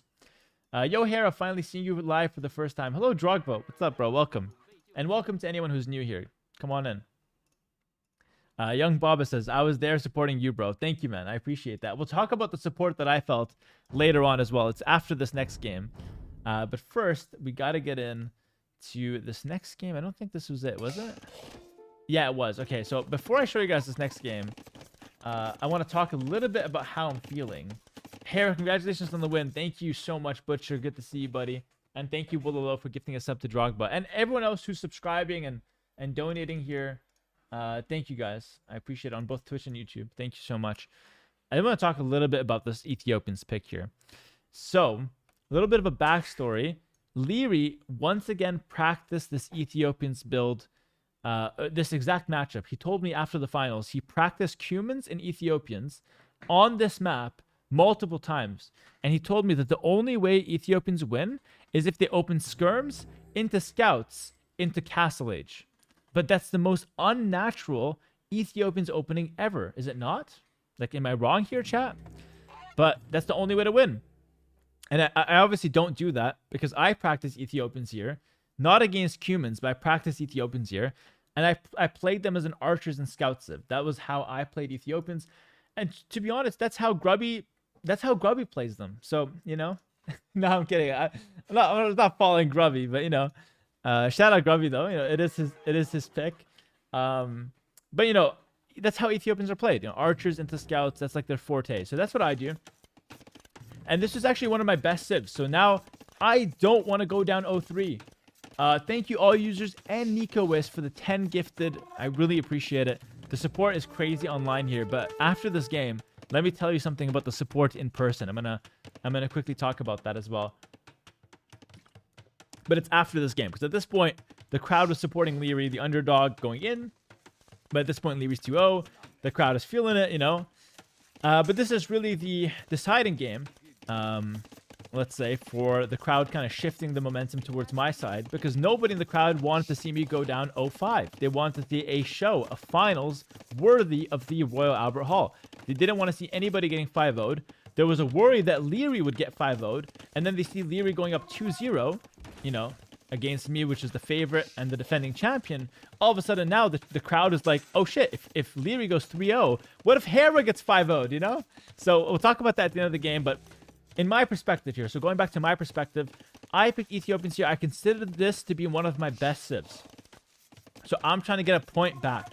Humans, though, are also one of Liry's best civs. But here's the thing. I picked Ethiopians in the draft faster than he picked humans. So I picked Ethiopians. Next rotation, he takes humans. So I could have taken humans if my preparation was a bit better. So this is my fault. And by the way, humans on Empire Wars don't suck absolute ass. It is worth mentioning this. On random map, they're horrible because they're played more as like a 2 TC defensive civ. But on Empire Wars, they're actually really good because you go instant double range because they cost only 100 per range. So you make instant double range. It's a very aggressive civilization. Ethiopians, I go for 2 ranges, but they're a bit slower. So I have less army than him. Now he's pushing me back. But at this point, I'm feeling okay. I'm playing with defender's advantage. Now I'm starting to push him back. I got that extra spear. I'm feeling good about this. Yeah, I start pressuring him. And I actually win the first fight, which is really huge. So it's a mistake on his end and a good punish on my end. And so finally I'm getting like, there's the first positive trade that I've taken against Liry. All tournament, basically. This is the first time we faced in the finals. But he was ready for this. He already has 3 skirmishers. No problem. I'm ready for this as well. I have my stable. At this point, I'm feeling really good. Because my stable's like perfect time. I'm going to have it to counter the skirms. But he's got that spear, so he knows I have a stable as well. Like, again, he doesn't scout the stable. I didn't scout his skirmishers. We don't know what each other's doing, but we still know what each other's doing. You know what I mean? That's just like high-level Age of Empires. You know what the other guy's doing without scouting it. So here he's pressuring me, and I see the 1 spear, so I decide to wait till I get 2 or 3 scouts. And this is where I think I make the mistake. So I should have made 3 scouts right away with forging right away. But I had it was like the devil whispering to me. I swear to God, it was like I knew I had to do forging, and then the devil whispered to me, Hera, go Castle Age. And I'm just like, ooh, Castle Age, crossbow, bodkin, bowsaw, extra town centers. I was so tempted by the idea. The devil was telling me exactly what I wanted to hear. Go Castle Age, all the good stuff's there. I said, oh, it sounds so good. So I'm thinking, you know what? I'm trying to go Castle Age. So I make the minimum scouts. So I make 3 scouts, and I even hesitated on the 3rd. And I don't go for forging right away. I go for it later. And this ends up being a huge mistake because this is the one moment of the game right here where I'm actually stronger than my opponent. Right here, like literally right here. If I have forging already done, I can actually win this fight and win the game immediately. And some of the chat said it was not the devil, it was Viper. It could have been Viper, I swear to God. They sound the same in my head. So regardless who it was, me skipping forging was such a big mistake. It was such a big mistake. Like, if I have forging here, I take this fight easily. I win it easily. And I don't win the game, but I win this whole thing. Like, this gets pushed back, and the game just looks completely different. But what happens is, because I don't have forging, my scouts can't kill the skirms fast enough. And so as I engage, and if I do, I don't remember exactly what happens. But, like, it's just not the most powerful engagement right now. So I go in for it. Scouts in the front, and again, I hesitate before making the 4th scout even. It should have already been here, but I hesitated. So I actually killed the spear, frame perfect shot on the spear, but my scouts are not killing the skirms fast enough. So now my archers can't really fight. I can't go in close. He dodges my shot there, though. That was beautiful from Liry. Oh, that was actually really, really good. Let's watch that again, by the way. I think everyone missed that. Watch this again. Look at this. Look at this. The level that Liry had. Look at this. So I go in. My archers have to hit his archers. Look at this. He moves one archer. Did you guys see that? Look at this. I'm moving in. I'm targeting this one archer. He knows I'm targeting it because it's the closest to him. He moves that just the one archer to dodge my entire volley. That's crazy. And so that's just like what I'm playing against, right? Like he's such a good player. And then he's just killing my scouts. I don't have foraging. Again, it's coming late. It's like the dad that shows up to pick up his son from daycare, but it's like 7 p.m. Daycare finished 3 hours ago. You know, it's not good enough. You got to be there on time. Same thing for forging. And now the whole game just ends because I lost the window where I'm stronger. And now from here on out, he's always going to be stronger than me because he has bloodlines and I don't. So now I'm trying. I still realize I have to go full feudal. At this point, the castle age idea is out the window, so I adapt to the second stable. This is no longer part of the plan. I'm just trying to survive. And I'm feeling really bad because I just feel like, damn, I can't believe I'm losing with Ethiopians here. I still think I have somewhat of a chance here, though. I don't realize how bad the situation is. I think maybe I can outmass him and take a good fight. My archers fire faster. And I felt okay about this trade. But in the end, like, I can never actually kill his entire army. I can only trade against it, which is just not good enough. Because while we're trading, he's ramming down every building. And so at this point, the game is over. He wins the game. The ram is getting too much value. I have to continue making ranges. I lost the range on the front. My production's completely, you know, cut off. And my scouts don't have bloodlines. So every fight, I'm down 20 HP per scout. Which actually makes me rush the engagements. Like right now, I take this fight. And it's not a good fight, but I have to take it. Because the more scouts he has, the better the fights are. So I'm trying to trade the scouts before he gets a big pile. But even still, it's just not good enough. Why didn't I kill the ram with the scouts? Killing the ram would be the worst thing I can do. You know why? Because if I start hitting the ram, he just kills my scouts. And even if the ram dies, which it won't, he just run it back into his archers. But even if it dies, he can just make another one, and then I'd lose all my army. And he doesn't need the ram. If I lose my army, he just walks into my base anyway. So the ram here is really just something I can never kill. The only thing I can do to the ram is hit it with my archers. But if I do that, he's just going to engage my archers anyway. Defensive tower could have helped. I should have done it here. But again, yeah, I don't know. Honestly, that's maybe a mistake. But I don't really think it changes the situation. Because if I tower this, he can just go around. And yeah, at this point, I can't really believe what's going on. Like, I'm down 0-3. This is one of my better civs, so I'm feeling pretty bad about that. And I genuinely think I can get 5-0'd here. Why not send the Vills to kill the ram? Same reason. If I send the Vills to kill the ram, he moves back the ram and kills the Vills. Like, did you watch what happened with that one archer that he moved? He would just do the exact same thing with the ram. Move the one ram and use the archers to kill, you know, all the shit that's going after it. Yeah, it looks like it's just like, oh, Hera, just kill the ram. Because yeah, it does look weird. Like, to be honest with you, it does look weird. How can Hera not kill one ram? But then when you think about how high-level Age of Empires works, you realize I'm not touching that ram. So yeah, GG. Liry takes the win. He's now 3-0 up in the biggest grand finals of his life, of my life as well. And at this point, I'm genuinely thinking I can get 5-0'd. Like, I'm looking at the civs, I'm like, okay, I haven't used all of my good civs yet. But like, I'm at a really big risk of getting 5-0'd. But here's where it really switches, okay? At this point, like, so again, going into the finals, to be honest, this is the way I see it. I didn't interview every person in the crowd, so I don't know for sure.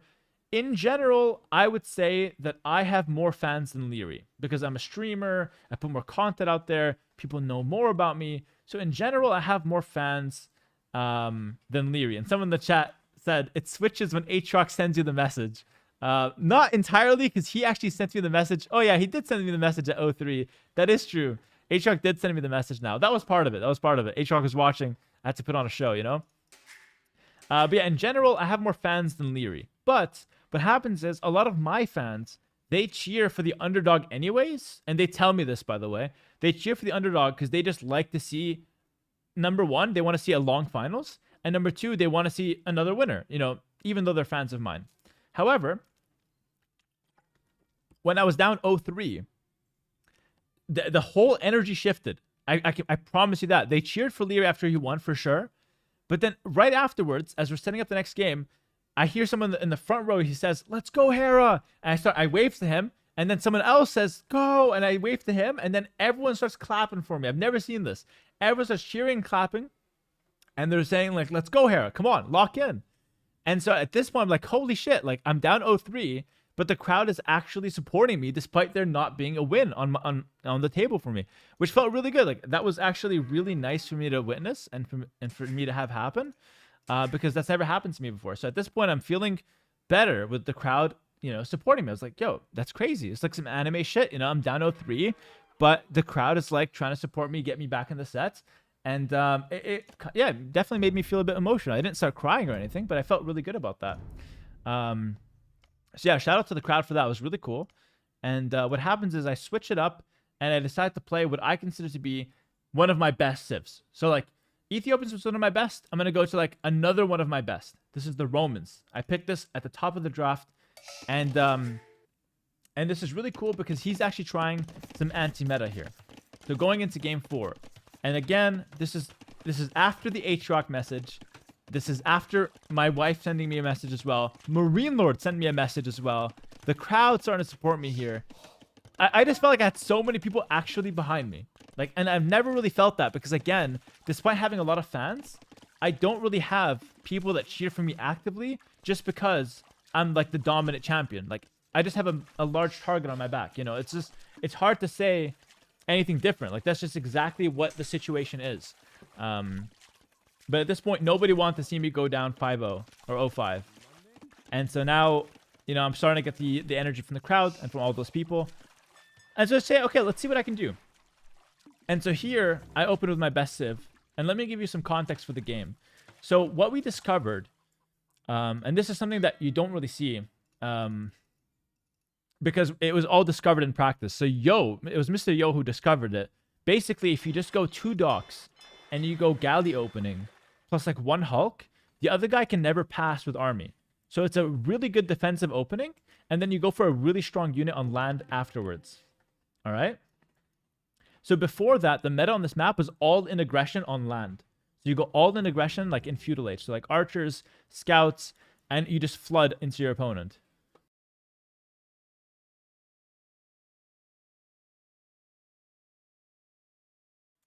Sorry, a little bit of a breather because I've just been talking a lot. Okay. Couple more seconds.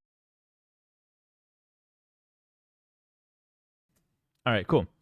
So that's like the meta, right? So the meta is full feudal, but Mr. Yo in practice changed the meta by going for this dock approach. And he beat me in practice. Then I used the same thing against Liry. I beat him. And then Mr. Yo did the same thing against Viper, but he has no hands. So when he did it against Viper in the real game, in the real tournament, he lost anyway. Viper just ran through, and Mr. Yo had no hands, and he fumbled it, which is hilarious. I made fun of him so much afterwards. And he's like, yeah, dude, he used words that I can't really say on stream, but he said, I'm really stupid, basically. And I have no hands. And what's funny is that after that game happened, so after Yo lost to Viper, Yo told me, he's like, Hera, I lost to Viper, but Viper played like shit.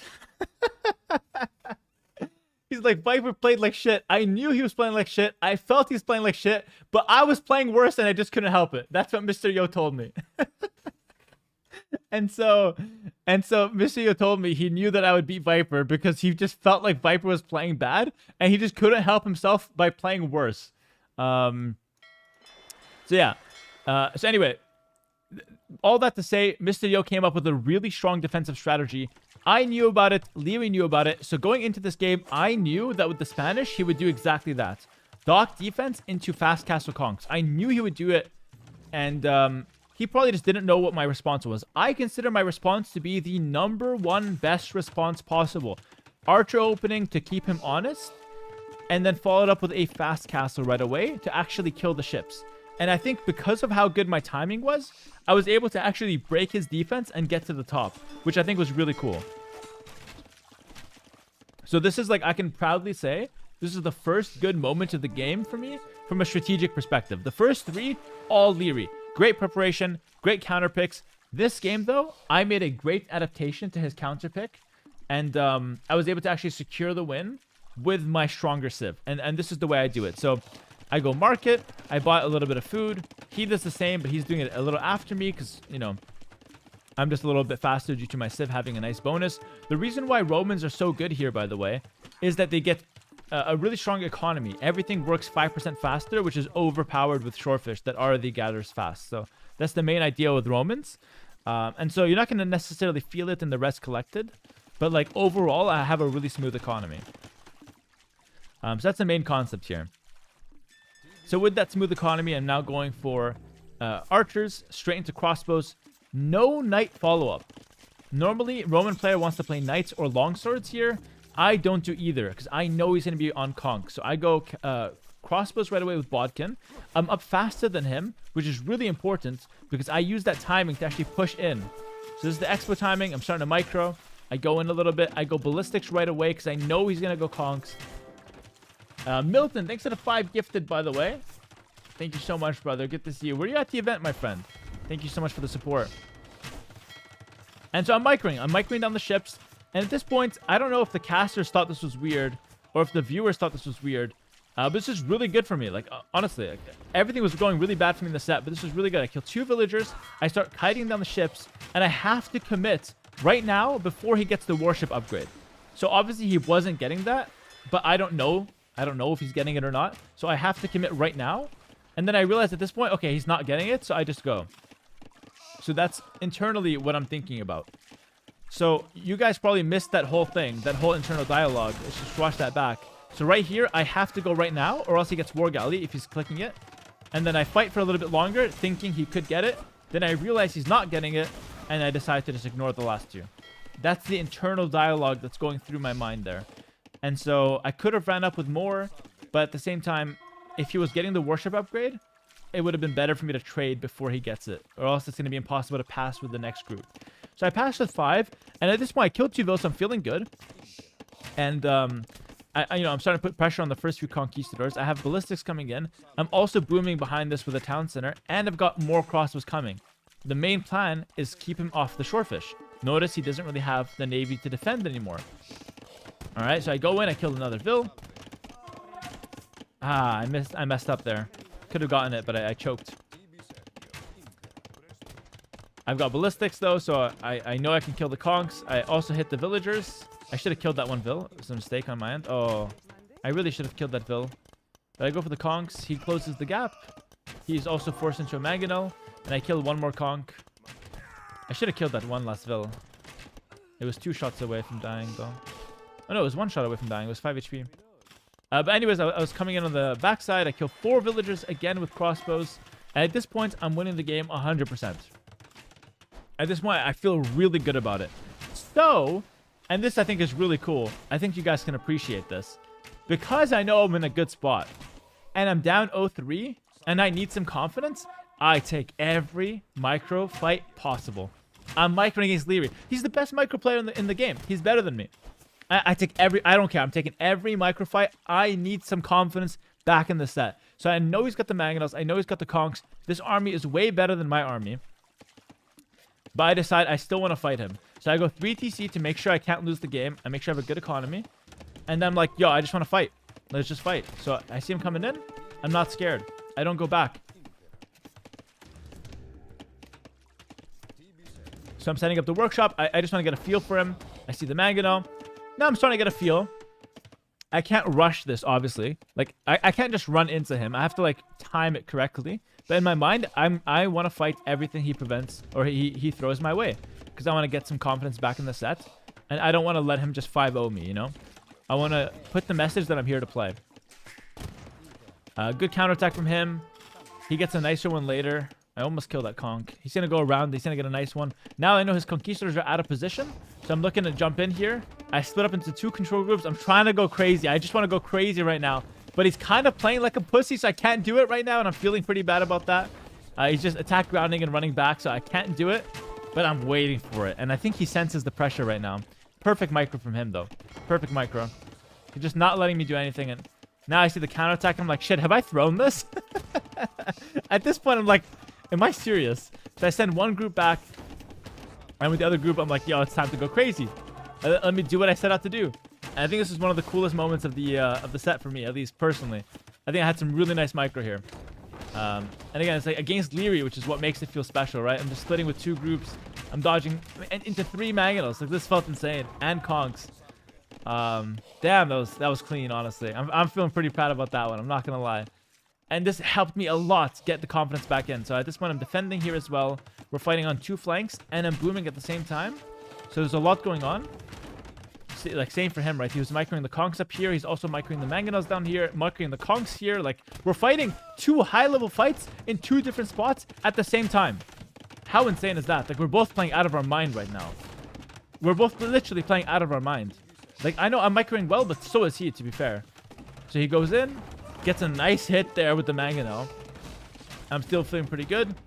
I still go in. I'm feeling myself. I need to get the confidence back in. And behind this, the crowd was roaring, by the way. They were roaring back and forth. I let the skirm finish that one off. I split here against this one. The crowd roared at that one as well. Great attack round prediction, by the way. Like, let's just take a look at that again. All this is going on, and he predicts my split with the Magno, which is insane. I could have moved those guys in any different direction. But then I do some predicting of my own. I split his shots. I don't know if I do any prediction, but I just move in good positions. I have good movement, is what I want to say. And I move away from that shot. Shoot him with the Magano. Feeling really good. We don't hear the casters here. He dodges my prediction. And here he snipes me. So he's also playing quite well despite being on defense. But this is certainly a great trade for me. And at this point, the game is pretty much over. So that was like the best part of the game.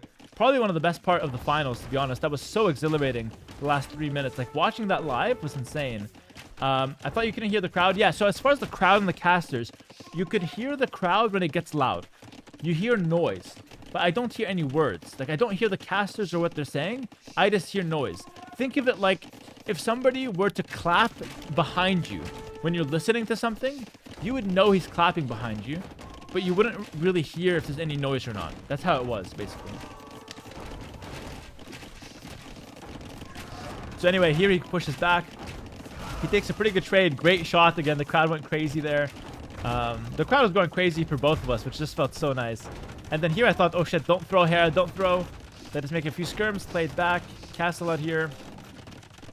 And despite it being like messy, it was never really a threat to throw this game. I was never really in a bad position.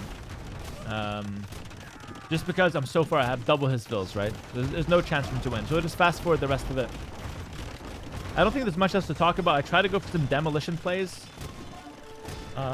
Again, mostly just to like gain confidence in the set.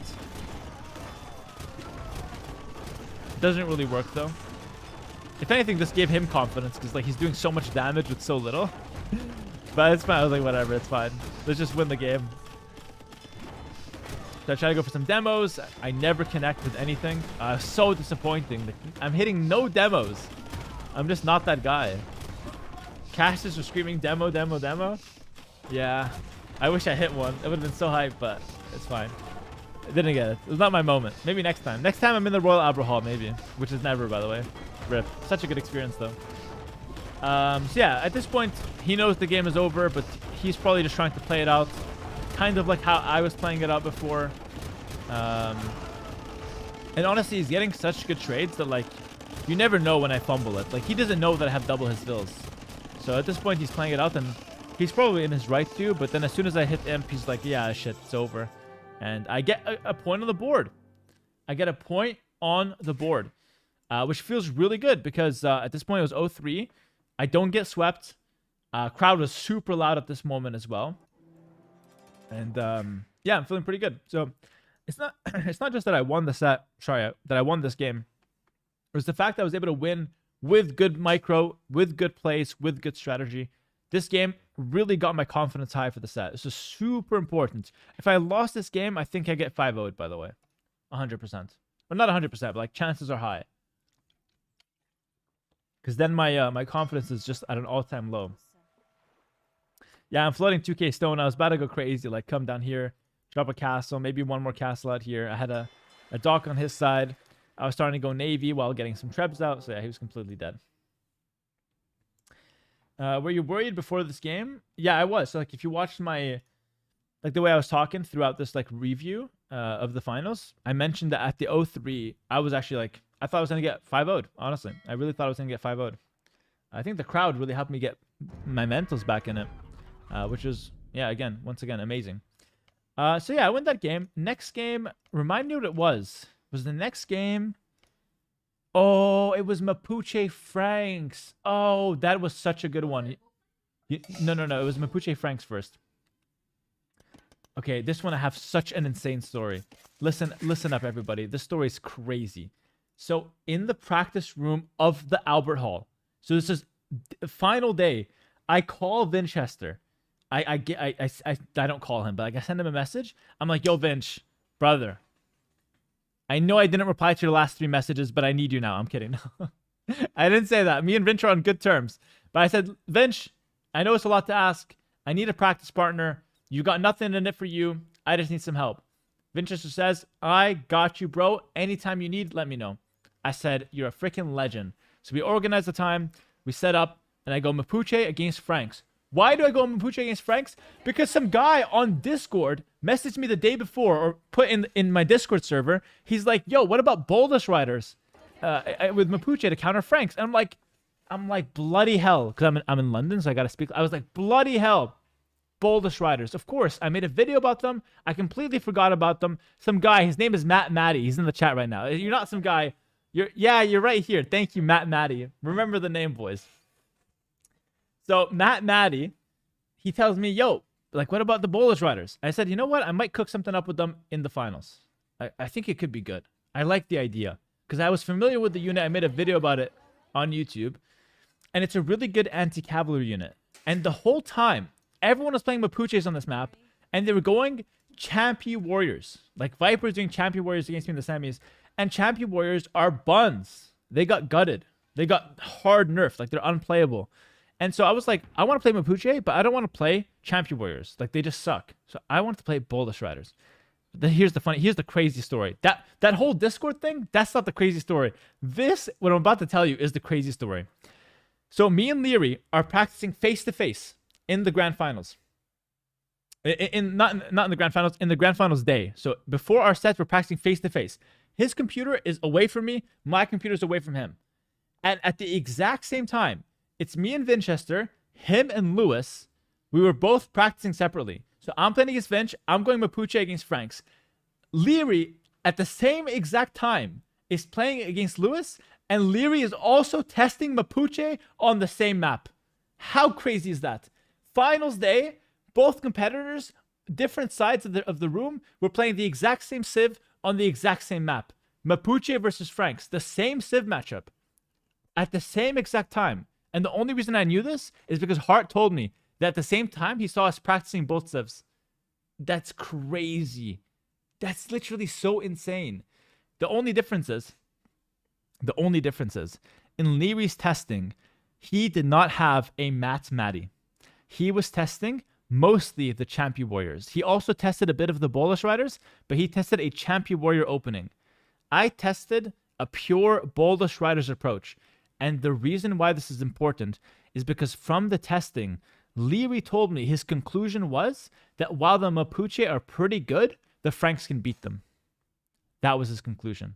We tested the exact same thing. He came to a different conclusion than me. In my testing, I beat Vinchester every single time with Mapuche. We played it 3 or 4 times. I beat him every time.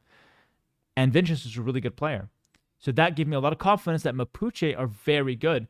Liry played against Lewis, and Lewis was beating him with Mapuche sometimes, but sometimes Liry was beating him back. Then they switched it. Lewis won with the Franks. So Liry got the feeling that Franks can keep up, which is why Liry went for the Franks in the grand finals. And this is where we are. So going into this game, Liry goes for the Franks. I have the last pick Mapuche. And I don't know if anyone called it, but when I picked Mapuche in the draft, I pointed at Liry and I kind of smiled a little because I, the whole time, was saying how shit Mapuche were and how bad all the new sibs were except 2P.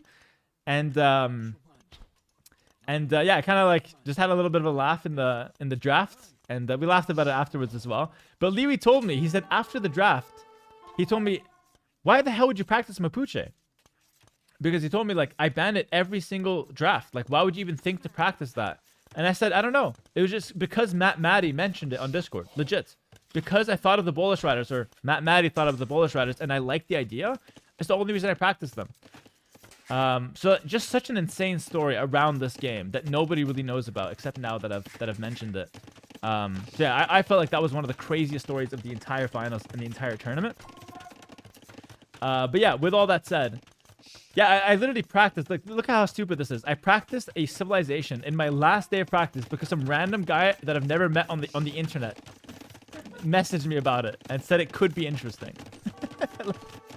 Like, how stupid does that sound? But honestly, what I will say, this is one of the best things that I have. My best quality as a player is I don't disregard the opinions of my viewers. So many times I'm getting backseated by random people, and everyone's like, haha, look at these, idiots backseating the GOAT, or, some other comments. And I always say, no, backseat me. There's a lot of you guys and there's one of me. The chances that you guys are right about some stuff and I can learn from you guys is actually quite high. So this is a good quality that I have. I listen to my viewers and my fans. I trust you guys a lot. And it actually paid off. So shout out Matt Maddie. And shout out to every single one of you guys backseating me. You guys are all wrong except when you're right. And when you're right, it matters. This is why I listen to you guys, just in case. So yeah, anyway, going into this game, Liry opens up with a stable. I know he's going to do that, so I open up with a couple spears and I make just 1 or 2 skirmishers. The reason I'm making these skirmishers is to, number 1, make sure that I'm safe against him going archers. And number 2, to have something in my range so he thinks I'm going archers or he thinks I'm doing something. This is a bait. All right?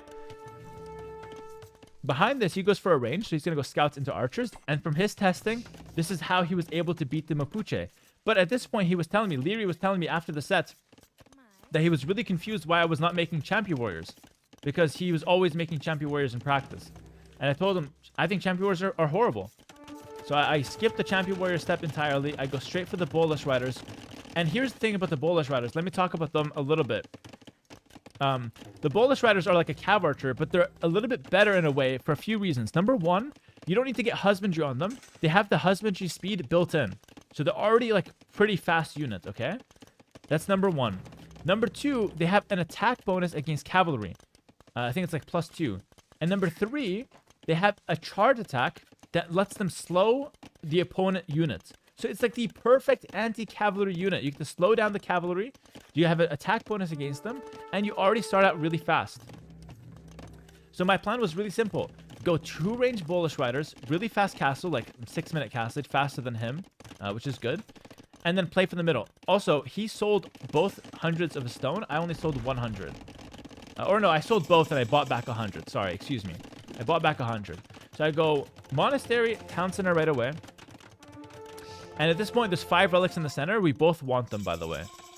So 1, 2, 3, 4, 5. So we both want the 5 relics. So that's why he goes for Monastery Siege in the center. And I go for the Bullish Riders. The problem is, he has archers. I didn't scout this, so I was a bit scared. I expected him to go cavalry and monks. So I just rushed down the Siege Workshop. I micro pretty well, so I don't lose a single villager. He micros well against me as well. He runs away from me. And at this point, I just have to master my Bullish Riders. So the plan is really simple. Bullish Riders to counter the cavalry and to raid and to kill monks and everything. And then Siege to kill crossbows and to counter his siege as well. Okay?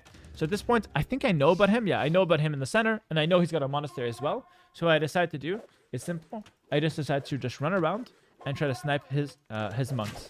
I don't want to fight his army necessarily. I don't mind trading, but I'm not trying to fight it. By the way, I get pushed off the gold, so now I have no gold. So I have to go out here, make a settlement, take some gold. And at this point, like, you can see just how good the Bullish Riders are against cavalry. Like, I'm able to, like, hit them once, slow them, and then just finish them off, which is so insane. And the slow attack is the charge attack. So it's kind of like on a cooldown. It's like on a 30-second cooldown. So anyway, I'm running around with the Bolus Riders. All right. I'm looking to snipe some monks thing. I snipe one here. I dodged the Mangonel because again, I'm feeling good from last game. So I just feel unstoppable right now running around these Bolus Riders. I'm in a comfortable matchup. I'm feeling good from the last game. I start counterattacking him. And at this point, he also makes a play straight into my base. Bring that back a little bit. He goes straight in through the town center. I'm microing. I killed 2-3 vills while he does this. But now I have to react. And I think my reaction was so good. I garrison the town center. I kill 2 crossbows right away. I run top and bottom. And look at how insane this is. I just quick wall this out. And his army that dove in to where all my villagers were ends up finding no damage. And this is where I think the big mistake from Liry was. Hart told him that the reason why you lost is that you dove in here. And Liry agreed, but he said, like, I thought I'd kill villagers. He ended up getting nothing. And they even hit the attack round on the way out, I think. Yeah, that's pretty crazy. So I'm feeling pretty good on the micro, guys. And I end up clearing this whole army out nice and easy. And my villagers doesn't, my economy doesn't really take a huge hit. Like, I had some idle time, but I didn't lose any villagers, which is okay, which is pretty good. So we just fast forward. I just go here and clear him up. Yeah, nice and easy. We micro a little. Again, Bolus Riders are actually quite solid. And now I'm able to look for the middle again. So I have a nice vill lead. I'm up like 10 vills. I made the town center faster. And now I have the best composition in the game. Or at least in this game. Bolus Rider and Mangonel. I go in and take a huge shots. I think I misclicked that. I didn't mean to run in, by the way. I think I just misclicked. I wanted to go around and they went through the Stonehenge. Which almost lost me the grand finals. No big deal, though. Thank you, game. That's what I'm thinking right now. It could have been my fault, though. Yeah, so at this point, I'm down 3-1 still, but I'm feeling good about this game. Tries to yoink that relic. I'm not going to let you hold my friend. And again, this is largely due to the last game and to the Turks game. Me warming up, me getting the confidence. This is where it helps. I felt so confident here in my micro. I felt so good because I'm coming off a win. I'm coming off a good win. So I'm taking every fight still. I'm feeling good with the micro. Also, the skirms don't really counter the Bolus Riders that well. Because while they do well against them, the charge attack gives them an extra 2 damage. So I actually kind of... With my charge attack, I'm able to kill the skirmisher every single time. With one volley. So the Bolus Riders ends up being pretty good against skirmishers still. And especially with Mangonels, I feel pretty good against the counter. They're going to take a nice little trade there. I'm taking his relics. I think he runs some relics back. I don't remember. Oh, no, maybe not. No, he doesn't. So I just end up taking all the relics. And now I start pressuring him back. So I just want I got more vills. I got the middle control. I've got the hill. And I've got the counter units. Even though he's on skirms, my army is still way better. So I feel really good. And from here on out, there's nothing he can really do. Like, he's going to go skirms and knights, but skirms and knights doesn't really work against my composition. This is really cool, by the way. I do something really cheeky here, but he doesn't fall for it. Did anyone catch what just happened? Let me see if you guys can catch what just happened here. So wait, watch this play, and tell me if you notice something that I did. Watch it, and then I'll pause and show you guys. Okay. Okay, did anyone notice there what I was trying to do in that just one sequence? Okay. Yeah, so baiting the knights. Yeah, Roxy got it somehow. Well, that's crazy. How did you guess that? I didn't even tell you. How did you guess that? That's insane. Yeah, so what I was trying to do there is I'll replay that. And Liry doesn't fall for it, which is insane. So I'm pushing him from the hill, obviously. And this is from Liry's perspective. I intentionally leave away from the Mangonels, hoping he would eject the knights. All right, so I'm intentionally creating some distance. I wanted him to eject the knights, and I was just gonna go right back in, but then he doesn't fall for it. So I was like, okay, screw it, I'll just hang around. And the reason why I don't do it again is because right now I'm looking at my economy, and I'm starting to. So yeah, I fixed this gold, I fixed some houses. So I just tried to bait him a little there, and it didn't work. But I want to comment on these little things. So I think it's cool that I can like talk about what I'm thinking about that doesn't really end up happening in games. Like. Something that you might not notice when watching it the first time. I feel like that's the value I'm providing with the review, you know? Hopefully you guys find that cool. I think, I personally do. I don't know how interesting it is for you guys, though. But anyway, I killed the stable. He doesn't fall for it, so he still keeps these 3 knights. I now use the 4 mangonels to push in onto the town center.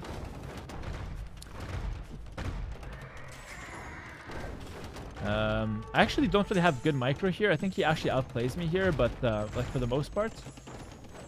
But I think like my strategy here is so strong. Like I have 5 relics behind this, or like I'm gonna get 5 relics. I have 3. Do I know about these guys? I don't know if I ever take them, but like I virtually have 5 relics. And I'm taking just okay trades. Like it's good enough. I'm also expanding quite nicely. I have good outposts on the sides for vision, so everything's going my way.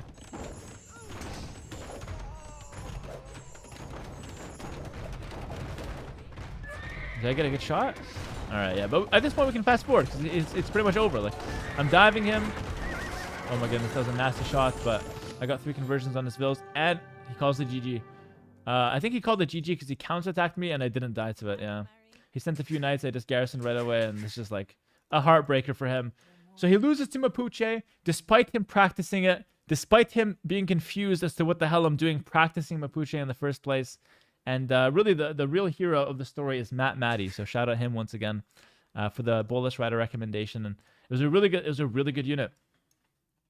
And by the way, something that's worth mentioning as well is that Mapuche have a nice berry bonus as well. Like their berries last 20% longer, or like they gather 20% more, something like that. Some bullshit berry bonus. So on a berry map like this, they are really good, comparable to Franks, but they have better units than the Franks, and they're kind of a Franks counter. So you guys are calling for the VIP. I'll VIP him. Fine. VIP Matt Matty. Matt Matty, type in the chat right now. I'll VIP you, at least for a month. I'll VIP you for the whole year. You know what? I'll VIP you for the year. That way, when people watch this on YouTube, they're gonna come down to Twitch and they're gonna see you with VIP, and they know why. All right? Oh, Matty, you were the guy that dropped the popcorn. I see your profile picture. You dropped the popcorn, Matty. Did you not? That was you. He's the guy that dropped the popcorn. No, he's not. Are you not? I swear it was you. Was it you, Matty? Enjoy the VIP, but I swear that was you. It was him. He dropped the popcorn. I knew it was him. He dropped the popcorn. There's a famous clip from the Redbull. It happened twice. I think it happened twice. In the semifinals day, not in the Albert Hall, in the cinema. He was eating popcorn and he dropped it, or someone dropped it. Show the clip. Do we have the clip? If somebody has the clip right now, handy, I show it right now. I'm gonna go use the washroom quick. I'm gonna just show it right now. Find the clip, boys. Be right back.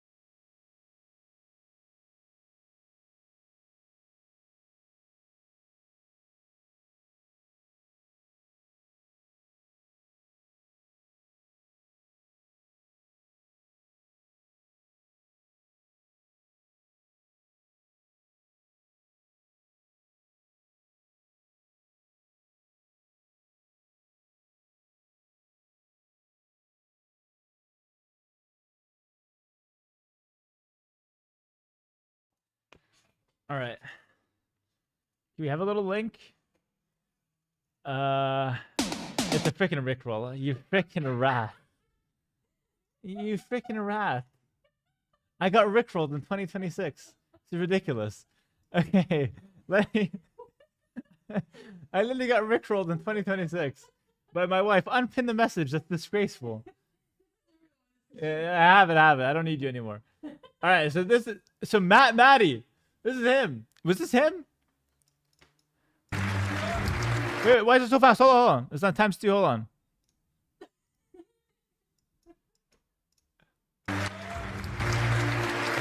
No, the popcorn. Wait, is he wearing my merch, by the way? Bro, I swear that's my merch. I swear that's my merch. It's like my biggest fan. Yo, shout out Matt Matty's sitting there with my merch. You're giving my merch a bad name, brother. We're knocking over popcorn and shit. Bro, he didn't even react though. He's like, bro, that's pretty funny. But I think they gave him new popcorn, by the way. Which I think they gave him popcorn for free, which is amazing. We're gonna watch that one more time. The best part is this is the AOE4 guy. This is Wham, right? No, this is Puppy Paw. Matt don't even know this guy. This is the AOE4 guy. Matt's just like, oh, what's up, bro? Oh, good to see you. Knocks over his popcorn. Oh, was it Wham? Okay, this is Wham. I guess it's Wham01 here. It's Wham. He's like, the guys, they're identical twins. Please don't be too harsh on me. Matt's like, bro, who's this guy? Oh, what's up? And yeah, he said, I in fact don't know anything about AOE4. I can tell from the look in your eye. Look at this. Look at this. Look, you just turn around. Like, oh, who's this guy? Say what's up to him. And then the popcorn drops. Amazing. This clip has 10,000 views, by the way. That was crazy. All right. That was fun. Okay, so we're going to move on to the next game, guys. So that's Matt Matty, and somehow he's a VIP in my chat. Not for dropping the popcorn, but for recommending the Bullet Riders. Damn, this guy's like the hero of Redbull. He gave me like a famous clip, and he gave me a win in the grand finals.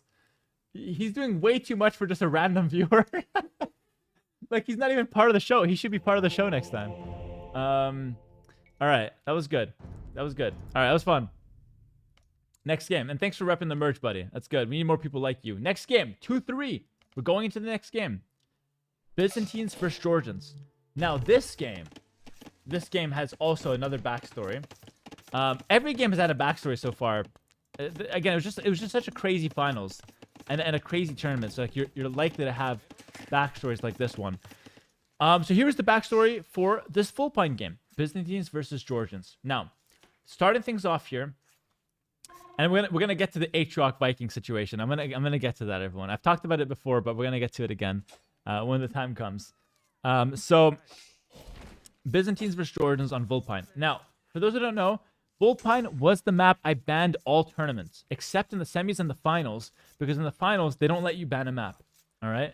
So I didn't practice a single game on this map until with Winchester I played 1 or 2 games before the finals. That's the only practice I've had all bootcamp on this map. I was planning to ban it the whole time. I didn't realize in the finals you don't get a ban anymore. All right. So yeah, that's the situation here. So I open Archers, and I'm just trying to survive the early game because I don't know what the hell I'm doing. And I picked Byzantines on this map because I wanted a good civ to hopefully carry me on a map that I don't know anything about. And it actually works. So I just go Byzantines, I open Archers just to defend. I had no intention of ever moving out. I just want to wall and defend. He attacks me, I defend. Largely uninteresting early game. Nothing really much happens. I think this map is actually pretty interesting, but it ends up being like the gameplay on it ends up being not the most exciting, I guess, because it's just like more of a booming map overall. But yeah, here you go. We just like fight a little bit. I take a good fight because I mix in some skirmishers for cheap, and I just chase him away. All of this is pretty inconsequential though, because none of us is really planning to go for anything crazy. So he opens 1 range into a stable. I open 2 ranges just to make sure I don't lose. And then afterwards I go for a stable just to get some camels, and then I'm playing like skirm camel. I'm walling everything. It's a perfect situation. Liry on the other side goes for the 3TC boom. And again, we're just kind of skip through this game because it's pretty inconsequential for the most part until later. It gets crazy later though. So yeah, I just go ahead and pick up the relics by playing like skirm camel. I'm gonna get the relics. I'm gonna go up to 5 relics because I have the map control. Now you might be wondering, why could Liry not counterplay me here? The reason is he can't actually fight me. Like if he fights me skirm versus skirm, my skirms are cheaper, so I win always. If he makes knights, I get cheap camels, so I always win. And my name is Hera, so I always win. It's just there's nothing he can do about it, guys. There's just nothing he can do. He's gonna try a little bit here, but there's really just not much to be done. So we're just gonna boom it up. And we're just going to wait a little bit.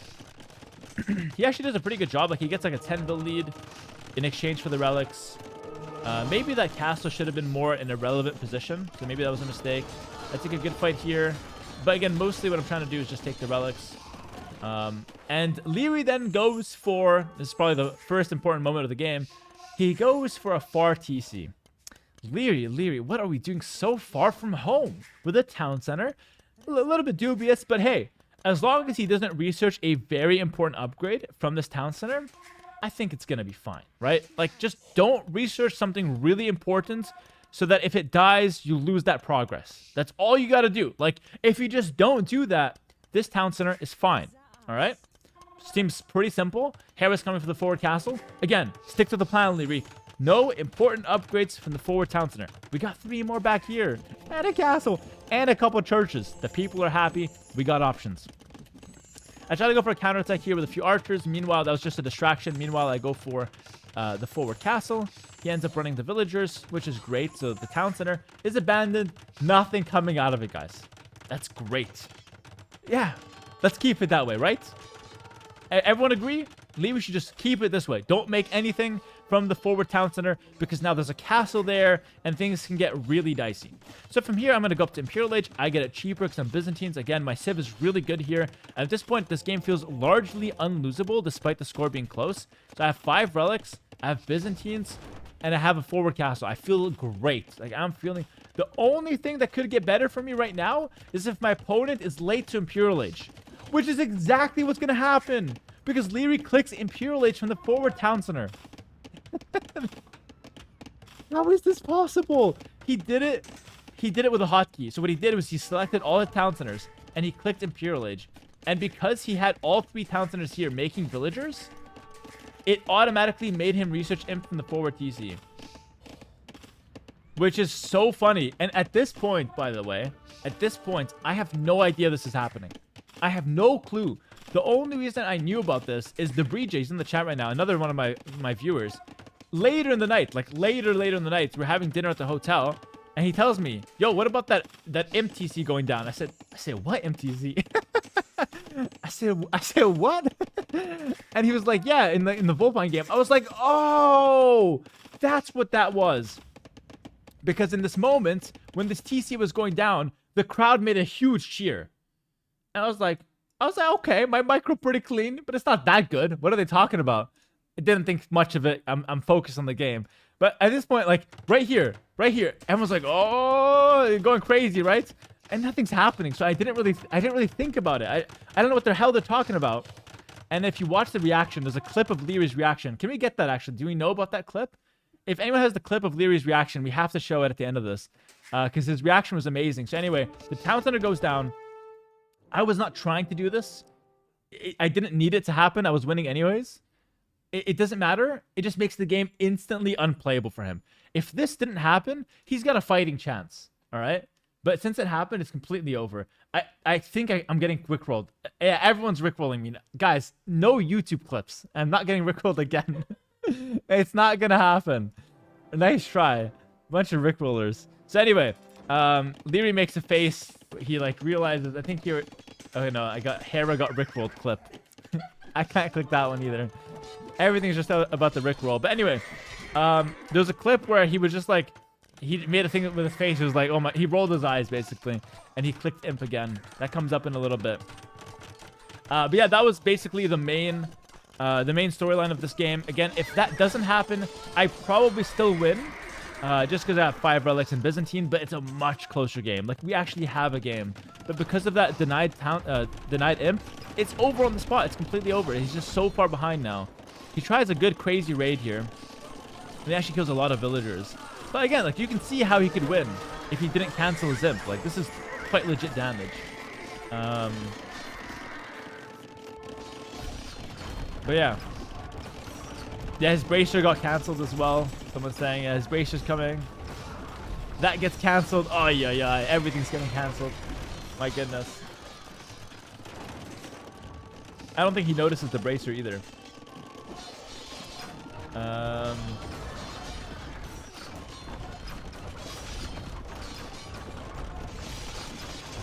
Halbs, he's trying his best, but at this point, we're just gonna see the fight. Pretty epic fight, to be fair, but one-sided though.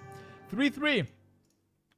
3-3, and this is the situation in the grand finals now. It's 3-3. It's all tied up, and we're heading in to, like, basically the last few games. It's now a best of 3. Show the APM. I mean, it's impressive. We're both above 100 average, but it's nothing crazy. But yeah, 3-3. Hold on. I think we have the clip here. I think we have the clip. Yeah, this is the clip. Finally, we're not getting rickrolled. Oh, is this not the clip? No, this is not the clip. You just linked me something random. Or no, it was. It's not random. It's a good clip. Good clip. Finally, from the viewers.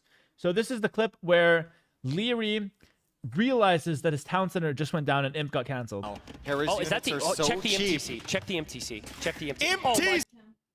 MTC. Oh my god. Oh Oh my god. Imperial Age Town Center underneath the castle. It will be denied at So 70%, and that is game-ending. These are the moments Hera needed. These are the moments Hera needed to get back into this set. Liry definitely doesn't realize.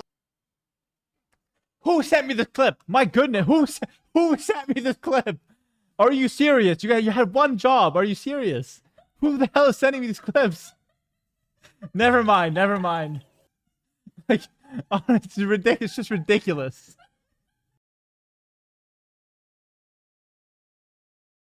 This shit is absolutely ridiculous. Who the hell is sending me these clips? Anyways, he basically just makes a face, rolls his eyes. I thought it was kind of cool. Nobody else does. Who cares? Moving on to the next one.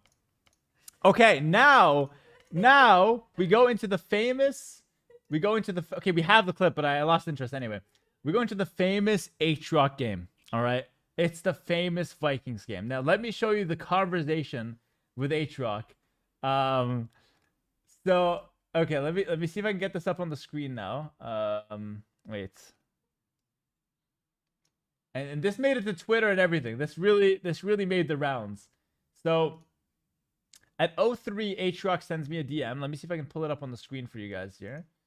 Yeah, here it is. So at 03, Atrox sends me a message. All right, I'm 03 down. He says, "You got this, GOAT. Don't worry. Pick Vikings." Smiley face.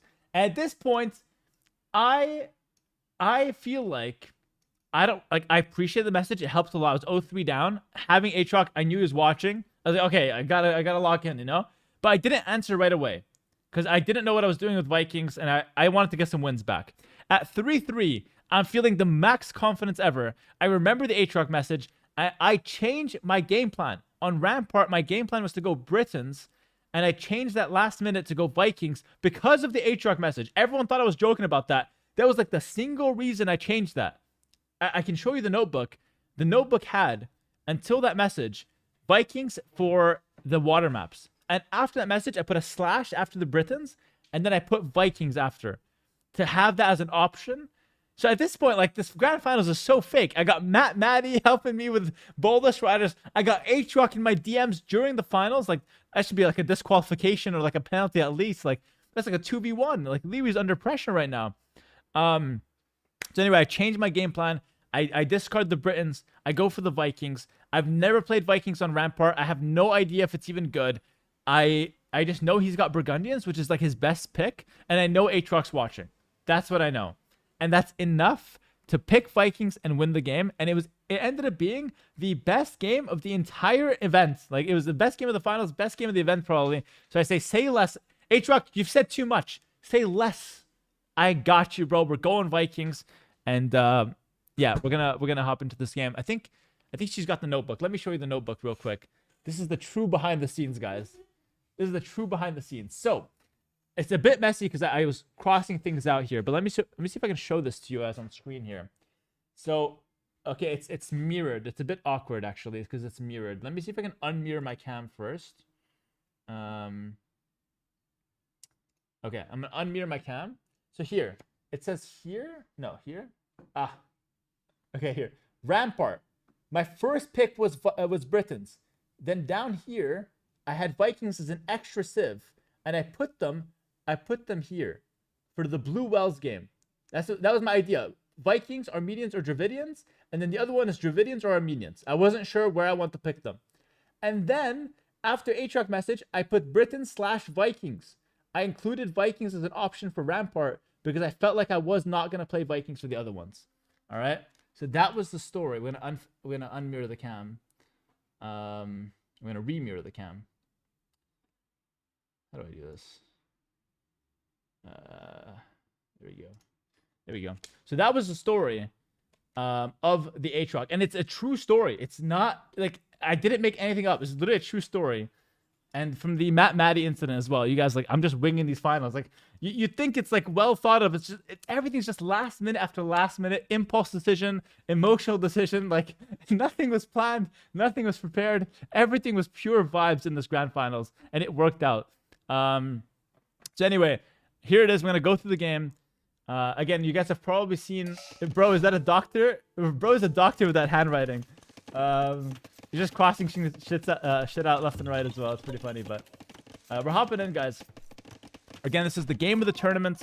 I'm Vikings, and if you guys haven't watched Atrox's video about this, by the way, if you haven't watched this video, he made a 1-hour video on his channel. It got like 450,000 views, 3 times the video I put on my channel, which I'm pretty salty about. I'm just kidding.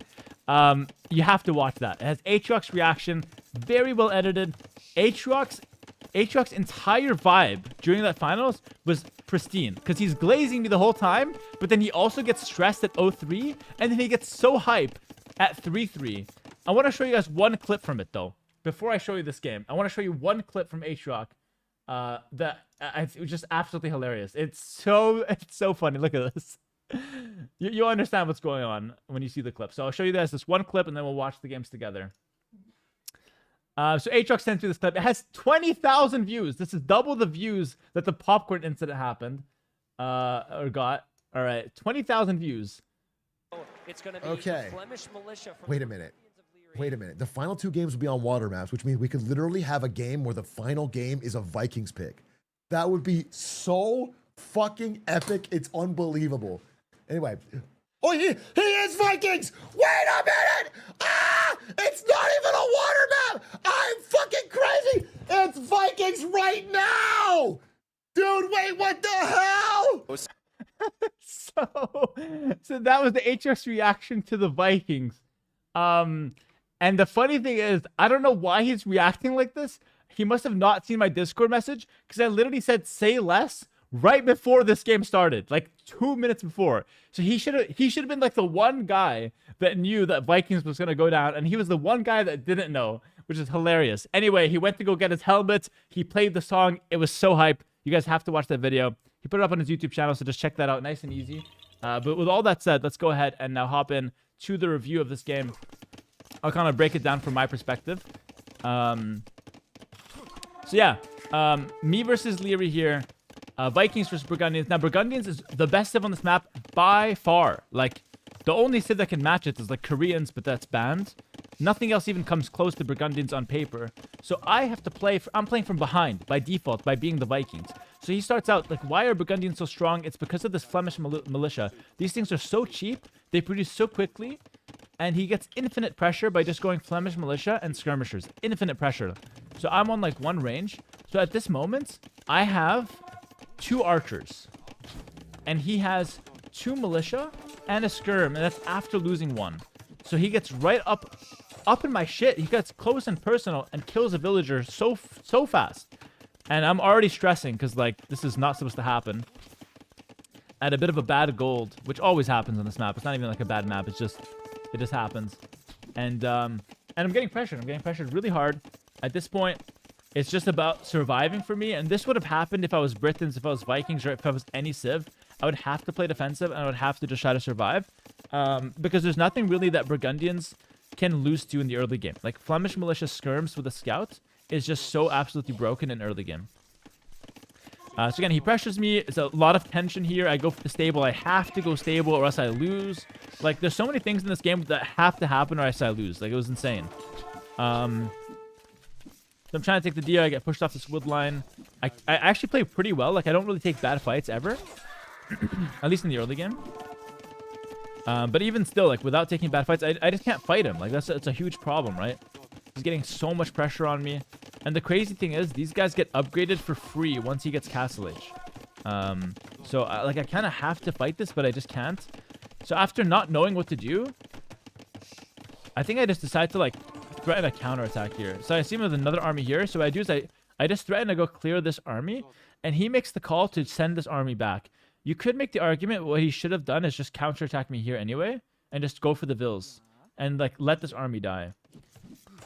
Because like this army's kind of dead anyways, so I just go for it. I kill the army. He ends up targeting the berries, but it's not as strong as targeting the wood. And then I try to threaten a counterattack, but he just has too much army, so he just doesn't let me do that either. So at this point, Liry's playing amazing. I go for a second stable. I block myself because there's hills everywhere. My mining camp is like in the worst position possible. I have to delete my own mining camp just to run away. But because I do that, I can't finish the stable. So this is not worst case scenario. This is what comes next. This is way worse than worst case scenario. At this point, I feel like I'm letting Atrox down. I'm letting everyone watching down. And I just go for a counterattack with the archers to try to get something back. He walls beautifully. I did kill a Vill though, at least. But so far, he's playing well. He's got the better civ. He's on the ball. And he hasn't really made any mistakes until now. He makes a huge mistake very soon. I think this is what cost him the game. So he kills 2 Vills here, which is actually amazing. That's not the mistake. Meanwhile, I'm pressuring him here. And here's the big mistake. So he runs his Flemish militia. Sorry, let's go back a little bit because I do want to show that. He runs the Flemish militia underneath the town center.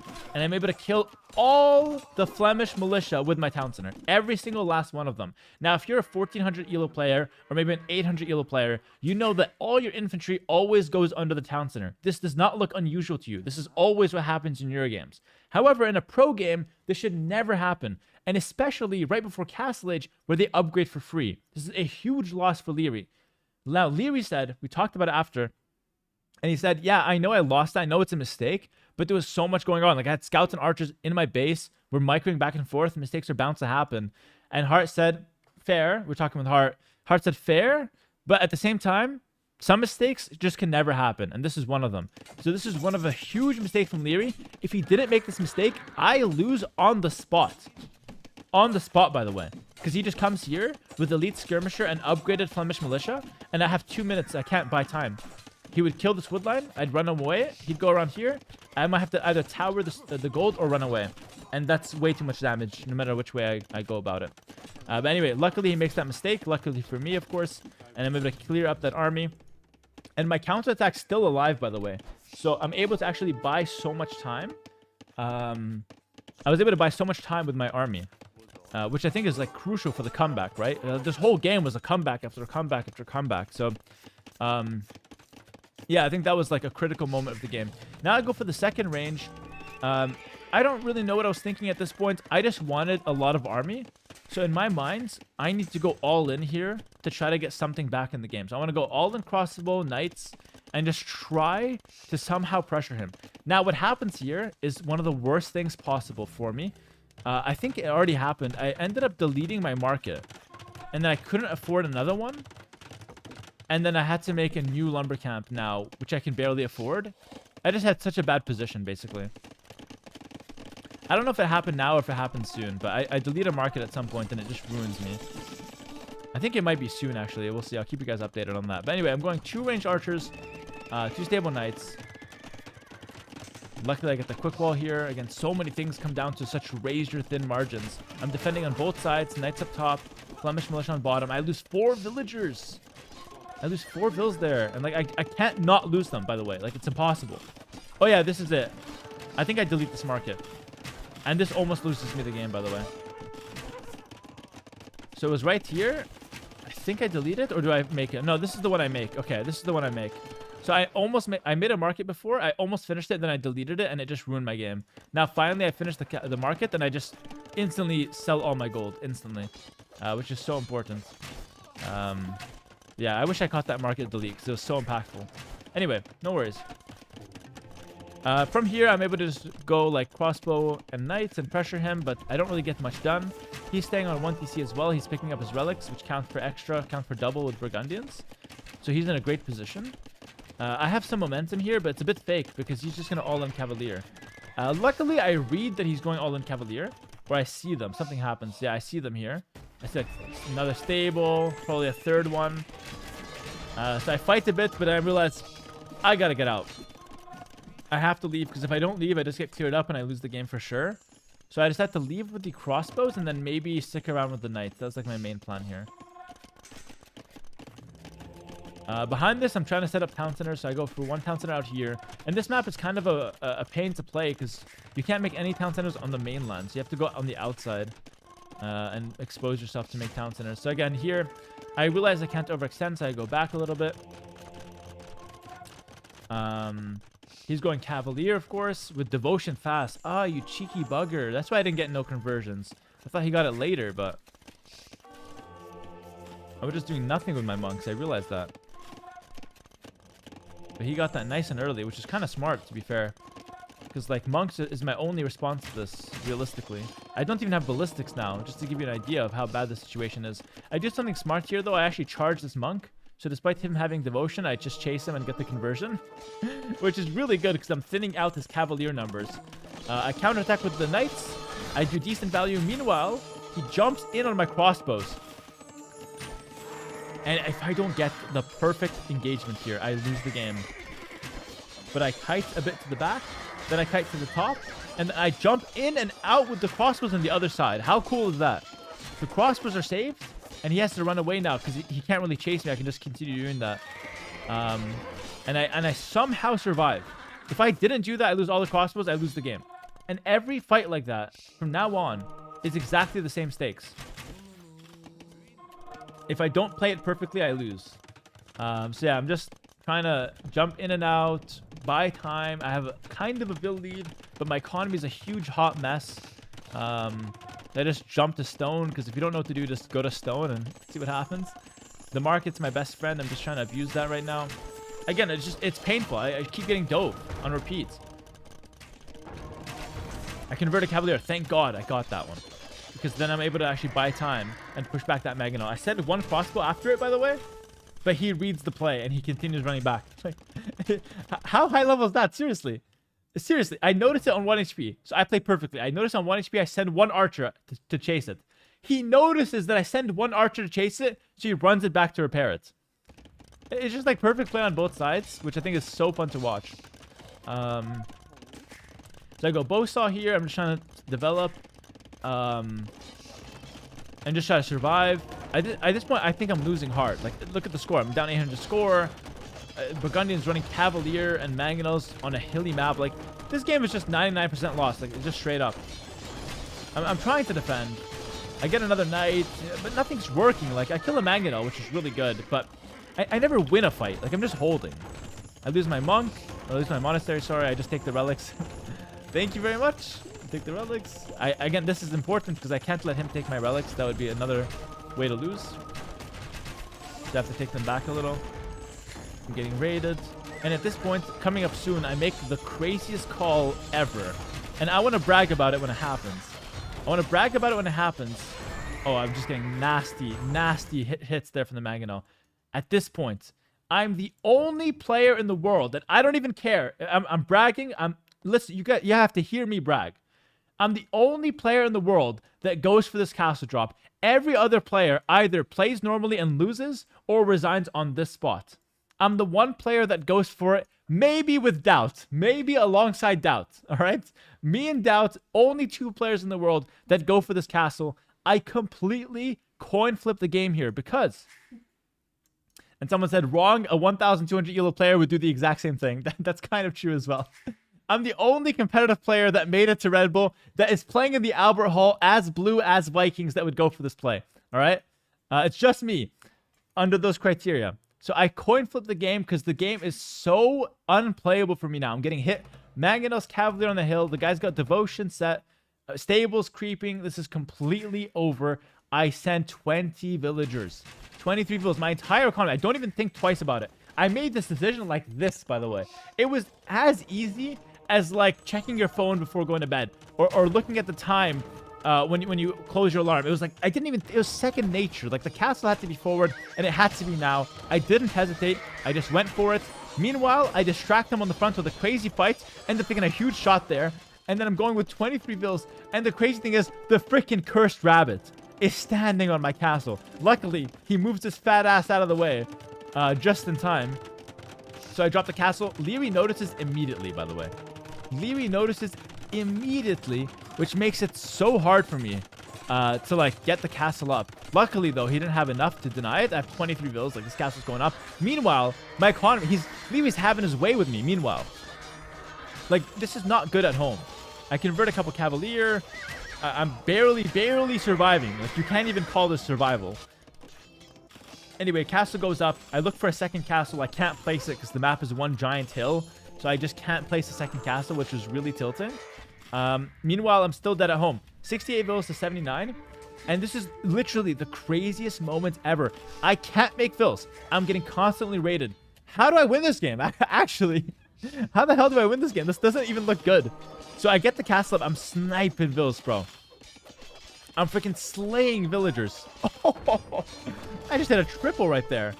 And right now what I'm trying to do is go in and out of the castle to try to bait the cavalier away from me and then kill it with the castle. But it doesn't really work. I don't have much time to think about that as well because I'm busy at home. But yeah, now the bill count's actually even. He still has more cavalier, but I'm actually in a decent position. From here, I have to just do the best play possible. Like, I don't even know what's theoretically good from here. But all I know is I have to just do what feels the best for me. So, like, for example, I have to go get this relic. That's, like, one thing that's good for me. I have to continue making villas and stabilize the front. That's another thing that's good for me, right? I just try to do little things that get me in a better position. Slowly and surely. Then, for example, I get out here with a few villas. I'm trying to knock down this monastery. It's another thing that's a little bit better for me. I kill a cavalier. Like, just little things. Trying to get back into the game. Oh, he's also getting good value, though. He's killing a lot of villas with his raids. His raids are not even bad here. I'm just defending. And this goes on for a long while. Yeah, this stable is running cavaliers into its death, by the way, constantly. I make a few berserks here. I couldn't afford them earlier. Then I go for the second castle. Not the best position, but I have no choice. Also, I have to make a second castle, or else I can risk losing the first one to just random cavalier. So I have to do this just to cement the position. But it ends up being worth. I kill the cavalier, I kill a mangonel, and I think I get the score lead here, by the way, which is insane. And then I get a little greedy, trying to dip my fries in a stone, in a little bit of sauce, you know. But he gets me off this with a mangonel soon. So I'm trying to take a stone, but he just doesn't let me. He doesn't let me do that. Meanwhile, I'm still constantly getting raided again. It's just such a crazy game. This is literally one of the best games of all time, especially considering the context. And then especially when you factor in the Atrox message and everything. Like, the storyline here is just... It's just... I don't know. It's perfect. It's literally perfect. So, mangonel to get me off the stone. I notice immediately, which is good. Again, both of us are playing well. We're both playing really well. Which is why you have such a good game. Like, he noticed the castle immediately. I noticed the mangonel right away. We're both fighting these fights. We're taking these fights perfectly. Ends up being a pretty decent trade for both. Yeah, none of us is really happy or unhappy with that fight. It's an even fight. I go for another town center. I actually go up to 5 TCs now. Just to, like, get my villager count up. I don't really... It's not just for the vill count as well. It's also because I want to have... I want to have extra town centers to defend my resources. That's very important as well. A couple gates to take away his cavalier. Yeah, not much else to talk about right now. It's just more of the same. I'm getting raided. Obviously, like, the first time, this was incredibly hype. He forgot horse collar, but I think I did as well. Yeah, I mean, crazy game, right? Can't always get all the upgrades. I get the imp faster, which I think is very important as well. I needed that. He's not that far behind, but still, I got a nice advantage with him.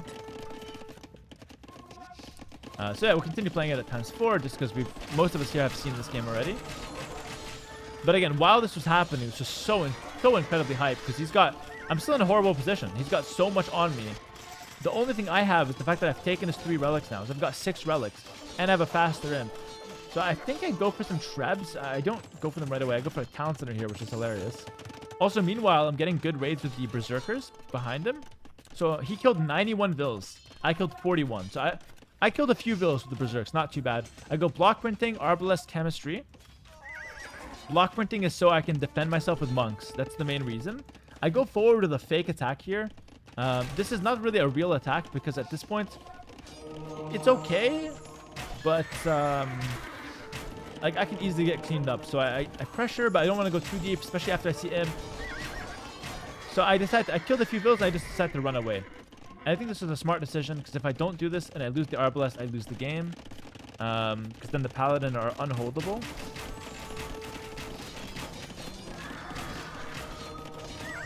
It's a crazy moment as well. I'm trying to just gate trap anything. I'm creating choke points with the gates, so like he can't get a good surround because I'm making these gates. It's very important actually. It's super high level, but it's the only way to actually survive this situation, these situations. Because it's multiple times. And yeah, at this point I don't have armor on the Arbalest, but I don't think I can even afford armor, to be honest. Yeah, so someone's asking in the chat if that's a mistake. I don't think it's a mistake because I need to get Boggs Vhagar and I need to get Pikeman. Both of those things are more important than Arbalest armor. So anyways, I'm pushing it back because I have Boggs Vhagar. That gives me 1 extra attack on the Arbalest. That's the Viking unique tech. But then he gets Paladin. And then I get the craziest gates ever. Like, absolutely perfect gates.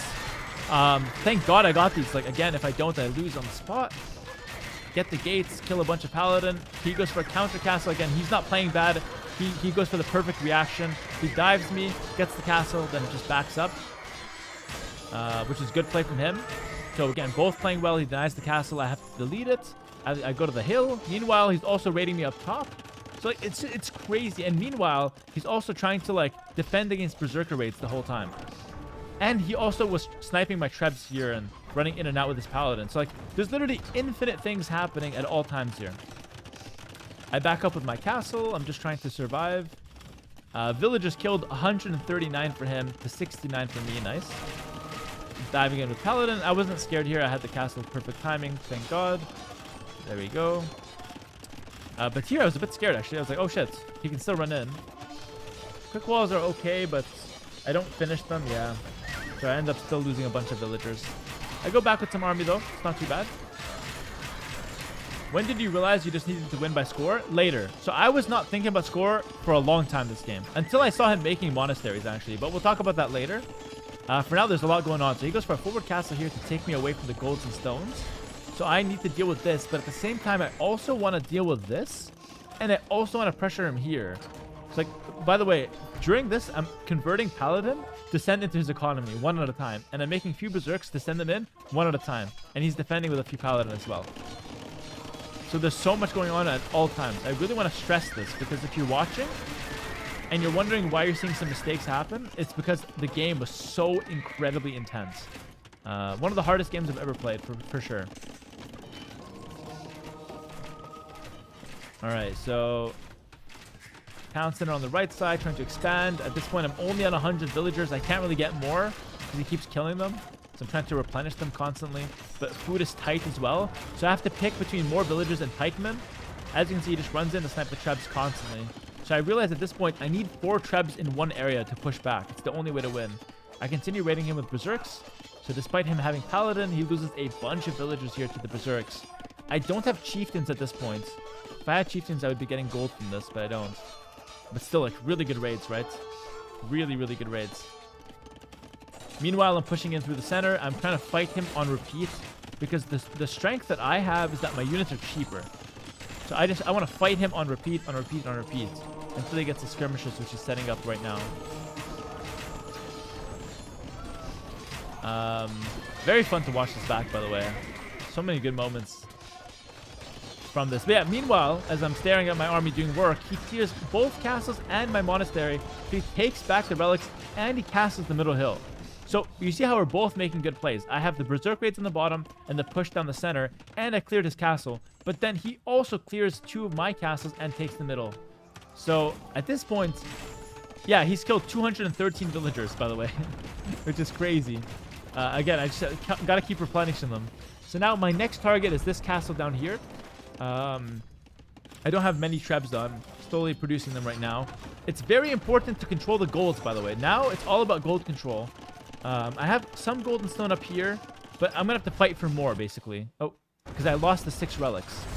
So I dive in with the pikes, trying to clear this castle. This castle represents stone and gold axis, so it's very important. And he's got a lot of paladin here. Alright, so let's think about from Liry's position here. It is worth mentioning, he told me he forgot about bombard cannons. All right. So if he had made 2 to 4 bombard cannons, this game would be like way harder for me. And that's something he just forgot about. I don't know why. I don't know how. He just forgot they existed. Probably from the pressure of the situation. So if you're wondering why Liry didn't go bombard cannons, he just completely forgot about them. Yeah, he makes a big play with the paladin here. We're gonna see a lot of paladin fights this game. This is the first of many. This was not a good engagement for him. I don't think anyway. I think it was okay.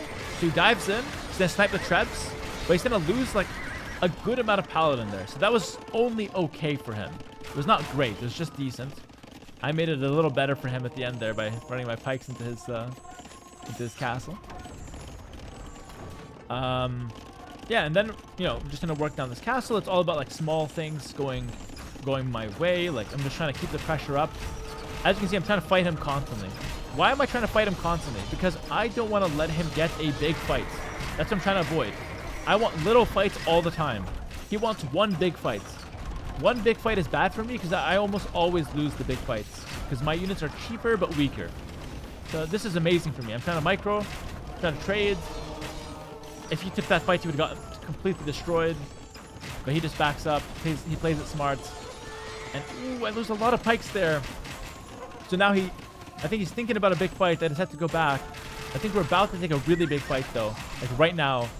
And I have no choice but to engage because I got 4 trebs here. Maybe I bit off more than I can chew. I think I did. I'm trying to set up. Again, I have only 100 bills. 80 army. But he also has like 80 army. He's got paladin though.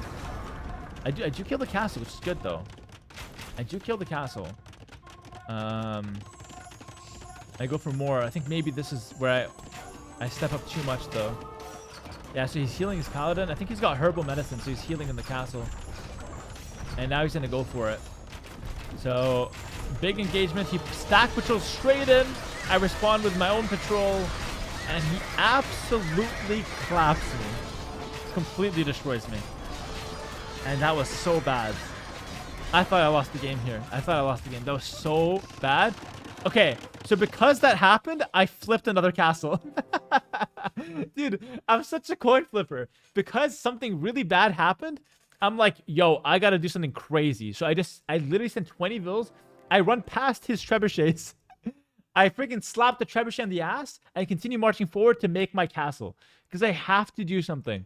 Or else I just lose. So if I don't do this, he just goes forward and kills everything. But because I go for this castle, take a look at what he does. He goes back with his army and he has to focus on the castle. And that's so important. So like right now, he wants to go forward. And he sees the castle. So he just goes back with the army. Look at that. That's so incredibly crucial. If he went forward with his army, he would win the game on the spot. So I bought myself like 5 seconds of, at least 5 seconds of time there. It lets me go back on the hill and replenish my army, which is super important. And then from here, we're nearing the score, right? We're 8 minutes away. At this point, I wasn't really thinking about the score. I obviously know about it as a win condition.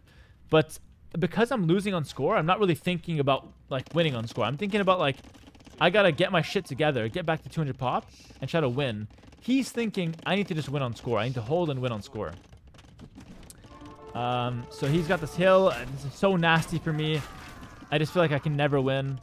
So I just have to just take any fight I get. Ends up being a really good fight for me. People are questioning why Liry took this fight. I think Liry says that he thought he would win it because he won the first fight, and he ended up losing that fight. So now I'm up on score, which is huge. I should never be up on score here. I think that was a big throw from him. I think I can still win, but yeah, now I'm tight on time, so I have to go for it. So I go for another big castle on this hill. My eyes like the relics, but they don't really matter too much. So it's mostly just like the hill and like the middle of the map. But at this point, I'm still trying to play legit. I don't really care about the score that much. I just want to solidify my position because the score is a bit of a 50-50. But right now, he's playing on score. He's spamming monasteries left and right, which gives you the most score per resource. I think that was a mistake from him, though, because he's trying to win on monasteries. But the problem is I'm pushing like fast. I've got trebs on his castle. I'm killing his monasteries. And so like, I think he just stopped playing the game. And I think that was a big mistake. The monasteries only help if you've got nothing to do. But I think he had a lot to do here with his army, with skirmishers and stuff. He wasted all of his wood on monasteries and he couldn't make any skirms, which I think was just a game-losing mistake. So yeah, we'll just fast forward the rest of the game. I ended up winning on score, but I think I would win anyways from this position because now I have the 6 relics. So even if there's no score, I would probably win this game. But I mean, this is just so silly. How do I explain that the guy who did this lost the game? This looks, I've never seen this. This looks so silly. Oh my goodness. Oh my goodness. This is the dumbest thing I've ever seen. And he just calls it GG. Anyway, it's so funny. Like, it didn't even help him because while he was doing that shit, I was just killing shit. Like, I was killing monasteries left and right. I was killing villagers. I killed a castle. I was countering his raids. I was just playing the game. Yeah. This is like the guy that gets really religious like 1 year before he dies. In this case, it was like 10 seconds before he died, though. He just timed 40 monasteries. My goodness. But yeah, dude, crazy game. Best game of the tournament. I hope I was able to shed some insight that you might not have thought about before or known about before the review. And hopefully that was fun to rewatch. Certainly was fun to rewatch for myself as well. And yeah, shout out Atrox. Mandatory shout out to Atrox for the message. And then we're going to go on to the final game of the event. Let me just find it. Not this one. I've already seen this one. Let me just go watch the next game. So not that one, not that one. Aha, this one. We're going to the final game. And this one was an absolute banger as well. So hopping in, it's now going to be 4 points for me. So, oh that's Liry's win. So for the first time, I'm leading in the entire grand finals. It's now 4-3. And I've shown this before, but I'll show it again. I took home the 2 civilizations that we played here, Wu and Armenians. I have them here, which is really cool. I have them as souvenirs. But hopping into this game, here I didn't really have much of a game plan. So on this game, I actually lost my scout. I basically just asked Vinchester what to do, and he told me that the right play is to wall the front and go for docks. But to be honest, I wasn't really convinced because I've never really practiced that, so I decided I didn't want to do that. And I wanted to just go Armenians, archer opening into docks and try to play it from there. The problem is, he was faster with his docks, so maybe Vinchester was right. So like he didn't go for any range. He just went like 1-2 spears, and then he just went for the docks right away. So maybe Vinchester was right. The archers slowed me down, so I was late to my docks, and this made it so I lost water all the time, and my archers did nothing. So like now I have to go across, but I can't because he's just walling everything. So yeah, there's nothing I can do here. Like, I force it because I have to, but like, yeah, I kill a villager at least. But yeah, that's just horrible for me, obviously. So yeah, terrible opening for me. Vinchester was right. I probably should have played the same.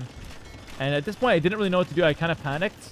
So I decided I just wanted to double down on water. So I want to go up to Castle Age and double down on water.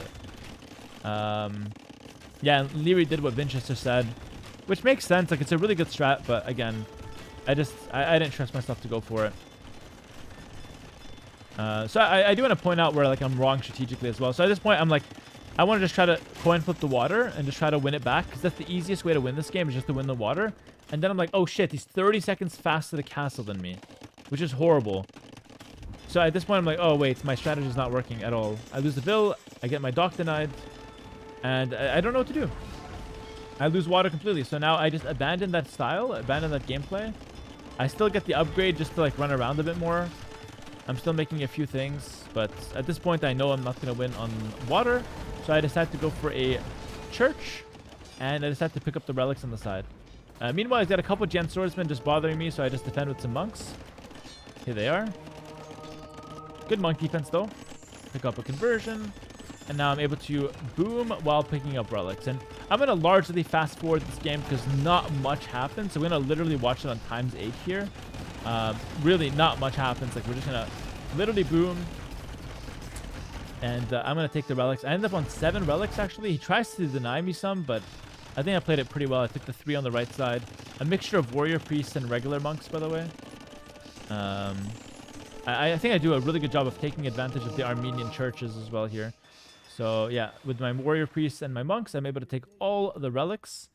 There's a cool moment where I saved that 1 HP archer, by the way, from a wolf. And yeah, so the main theory here, and I said this in an interview, if you lose the water, okay, which happens, the advantage he has now is that he fishes. What I have to do, I don't try to take back the water. I have to try to fight him on land first. So with that in mind, keep that in mind, that's what I'm going to do in Imperial Age. So he gets the faster imp, and he can treb me from the shore, or like Luchan me from the sword. Sorry, from the shore. And then he can probably go Jan Swordsman on land, or he can go Fire Archers on land. Now, I forgot about Fire Archer. I didn't think he would go for it. I thought he would go for Jan Swordsman, so that's why I opened Champions. And then I realized later, oh shit, he's going Fire Archers. So that was bad. But then I just defend with Monks anyway. Monks apparently do so much. And now I'm trying to fight him on both sides of land. But then I realized, oh shit, he's going Fire Archer here, which is really bad. So I have to go ranges, but it's all like so late. I just defend as much as I can with the champions. Into skirmishers. I stop the wall here. Crucially stop the wall. Very important. Now, thing is, like, even if he gets that wall, even if he finishes that one, I think I still castle it, and it's still a game. But it makes it a lot harder for me. Stormcrow, thanks for the 5 gifted. Appreciate it, bro. It makes it a lot harder for me if he does stop that wall. So that was, or if he does complete that wall. But to be fair to me, I did go really early on the side, right? I went really early on the side. Sorry, thank you, Storm. Mixed your name up in there. And I was able to deny that wall. And he got the 2 castles here, but at least he's not going to fortify this left side as well. Meanwhile, I'm trying to go really fast to pressure on both sides because I need the game to be extremely chaotic now. I need the game to be extremely chaotic for me to have a chance here. And it works. Like, actually, he gets some really good quick walls there. Oh, that was beautiful. Quick wall behind on a hill. That's not easy to do, by the way. Damn. That was crazy. Oh, the delete. Oh, my goodness. I didn't even see that. Yo, that was crazy from Liry.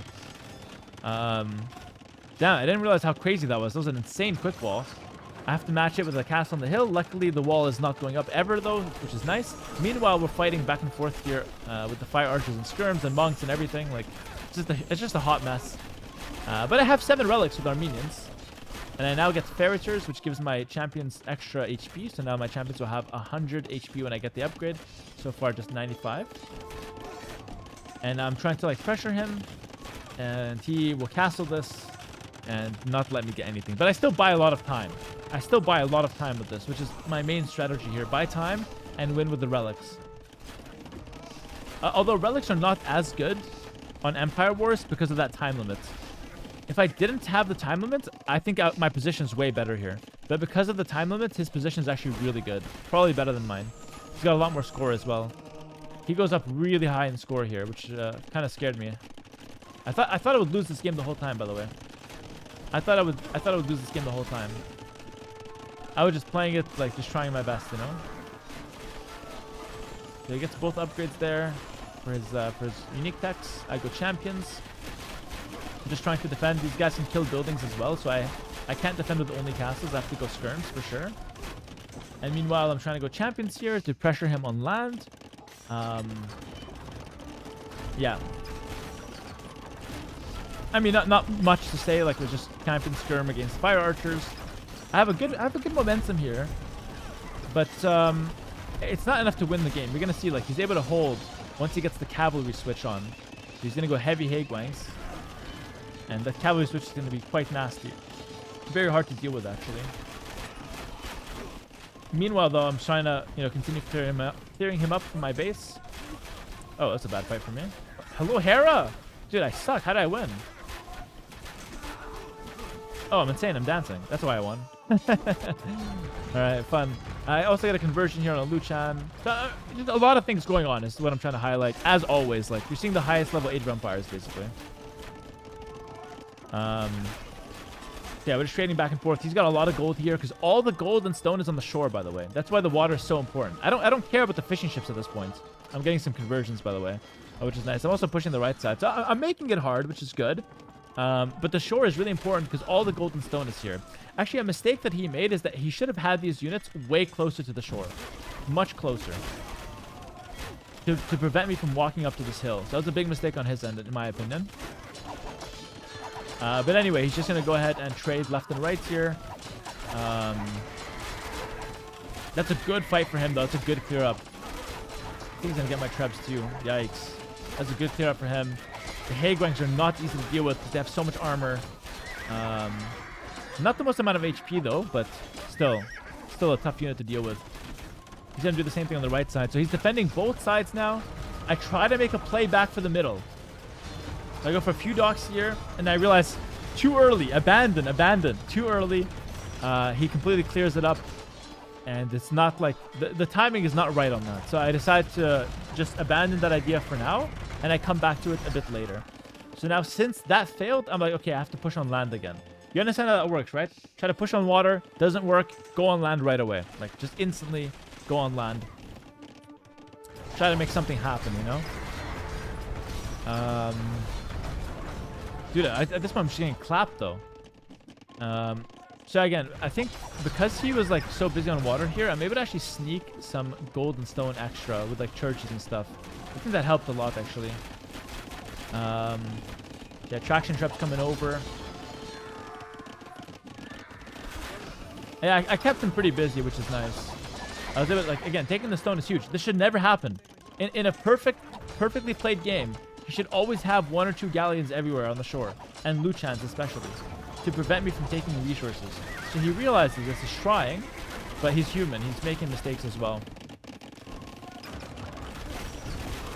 More of the same. We're going to be trading back and forth. I do a cool play here. I hide my trebs behind the castle, and I target his traction trebs. I actually missed my shots, but, you know, it was a cool play. There he goes back. Yeah, the trades are just okay, but now he's out of gold. And he's making a triple gold comp. In fact, every unit he's making is full of gold. And this is where my gold control, my relic control, comes up huge. He's running out of gold as well. This is almost out of gold. Maybe this one, but that's kind of in my control. He's got no gold. He could come across and take these ones in the center, though. But maybe that's a bit overreaching as well. So he's out of gold, and this is where the momentum starts to swing. He's up 3,000 score. So at this point, I'm against the timer, even though in a real game, I should never be up against the timer because I have the 7 relics. So in theory, he has to actually win. But because of the timer, I have to be the guy winning. I can't just sit back and relax. I have to continue fighting. And I actually want to talk about this real quick. I do want to make this point. I think score win condition is such a good mechanic for a tournament, by the way. I think it's so healthy for the game. It prevents people from camping on small advantages or civ wins. I think it's really good. I don't know what you guys think about it. That's my opinion. I know it's very controversial, so if you think otherwise, I can definitely respect that. But I like the score win.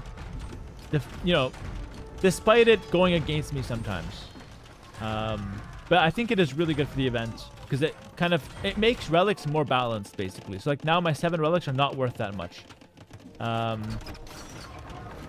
only thing I don't like about the score, though, is that it promotes weird gameplay like the monastery spam and stuff, which is just hard to explain. But like that's not even that broken. Like I don't think players should be doing that anyway. But yeah, the reason why they have score here, I misclicked my traps, by the way. I want to kill this castle and then shift click this. And I ended up not shift clicking it, so now I'm underneath a castle trying to trap a castle on a hill. This is so pathetic. Look how stupid this looks. Look how stupid I look. Oh my goodness. I'm just under a castle, trepping a castle further away. I just misclicked, and I was really salty about that, actually. At this point, I thought about calling the GG, by the way. I thought I was dead here. Or a bit earlier, even. But obviously continuing fighting, because, like, why would I resign? I was 5,000 score behind. Holy, 5,000 score behind. That's ridiculous.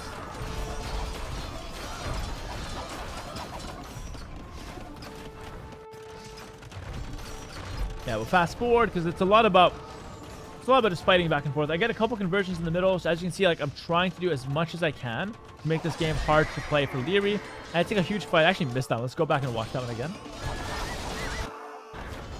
So at this point, I'm mixing in halbs to try to help me against the front line, and I think it does well. So big fight in the front. I think this is the fight that turned the tide in my favor. So after this fight, I felt like, oh, I can win. Holy shit, the halbs were good.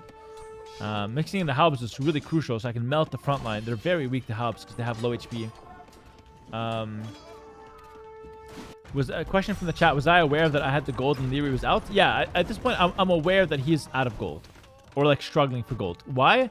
I can tell by how little cav he has and the fact that he's switching to skirms. That's a big tell. So at this point, I know he's out of gold. My only concern here, like, I know I'm winning this game. My only concern is like whether I can win in time on the score. So I was 5,000 behind. Now I'm only 3,000. I was like, oh wait, no, I'm in a good position. And the 2 fire ships I converted are just causing so much chaos as well. So like, now is my perfect time to get back on water. He's out of gold. I still have the gold. I've got a ton of resources in the bank. And from here, I think it's an actually easy win for me. From here, it's an actually easy win. There's nothing he can do when he's out of gold. I can't necessarily win. Like, I can't force the win onto him. It takes a long time to get a good fight. And he gets a really good raid here. Kills a bunch of villagers, denies a castle. I'm forced to get another castle back here, so he's doing good work, man. He's not playing bad at all. He's not playing bad at all. I get my water control back, though. This is probably the beginning of the end for him, because now, once I get the control of the middle, let's talk about this for a second. Once I get the control of the middle, I can use my Dromans to kill all of these buildings, which gives me, like, infinite score, right?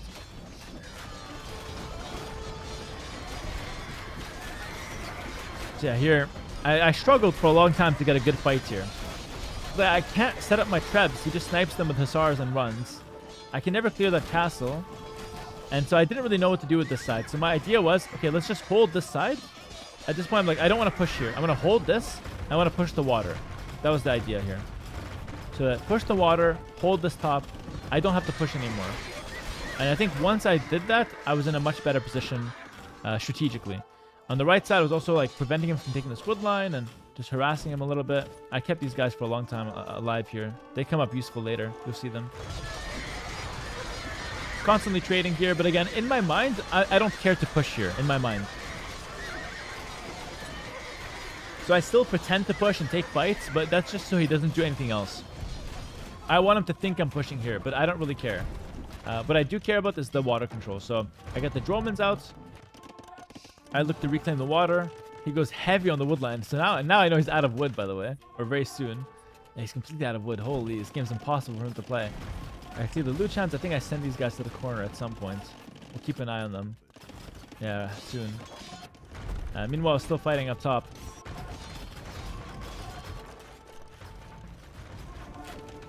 Yeah, we'll check the APM at the end of the game, of course. Yeah, he did such a good job of holding that top position, man. But again, my main win condition is now in the water. So I clear all the walls. I'm sending some units in through the center now. Still trading up top, but again, I realized that my trebs aren't doing a whole lot. And now I harass down. I missed the champions going here, but I killed a bunch of villas, forced the tower. Oh no, they're still here. Oh no, now I go for it, yeah. They're actually defending the treb first. Because I remember this game, but in different moments. I'm not sure exactly what happens when. Oof, those 4 champions are so MVP. I slice down all the villagers. Defend the treb. I keep it up. I keep it up. That's huge. So I'm going to force the repairs on the castle, but he can't afford to repair. I repair the treb. And I kill... Oh, those champions won the game, basically. That's insane. He's off wood. He's got no resources. He's got no gold. I have big water play. I'm about to get the score lead. So now he can't camp anymore because I have the score lead, right? So he realizes, oh shit, I have to play the game. He tries on this side with his hussar, but he realizes that I'm about to make a huge play on the bottom. I killed the castle because I made enough distractions to the point where I can go for it. We're just playing all sides here. And the water control now being mine is huge because now I'm killing the docks and then the Dromans can rotate and kill this castle. So this castle is not important anymore. And then, yeah, he's got nothing. He's got no resources whatsoever. 200 score, but I'm about to get the score lead.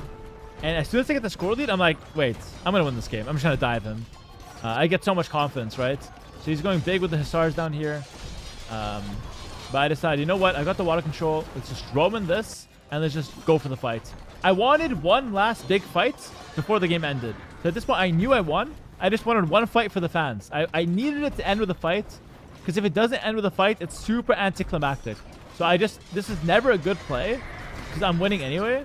But I go for the fight just to make the last few moments exciting, and I think it was the right call. So I go for the fight. He's feeling the same way as well. He has to fight me here. Huge fights.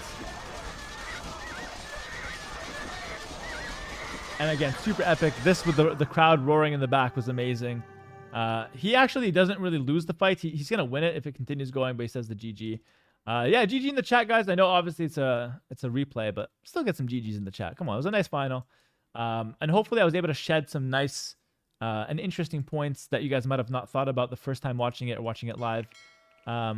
Also, I shared all the stories I had during the event as well that were like happening behind the scenes. So hopefully you guys enjoyed the recap. I do want to say a few words now before I end this video, because I want this. No one really waits to the end of the video, but if you guys did wait, leave a comment and let me know that you guys waited here to the end. But I do want to say a few things.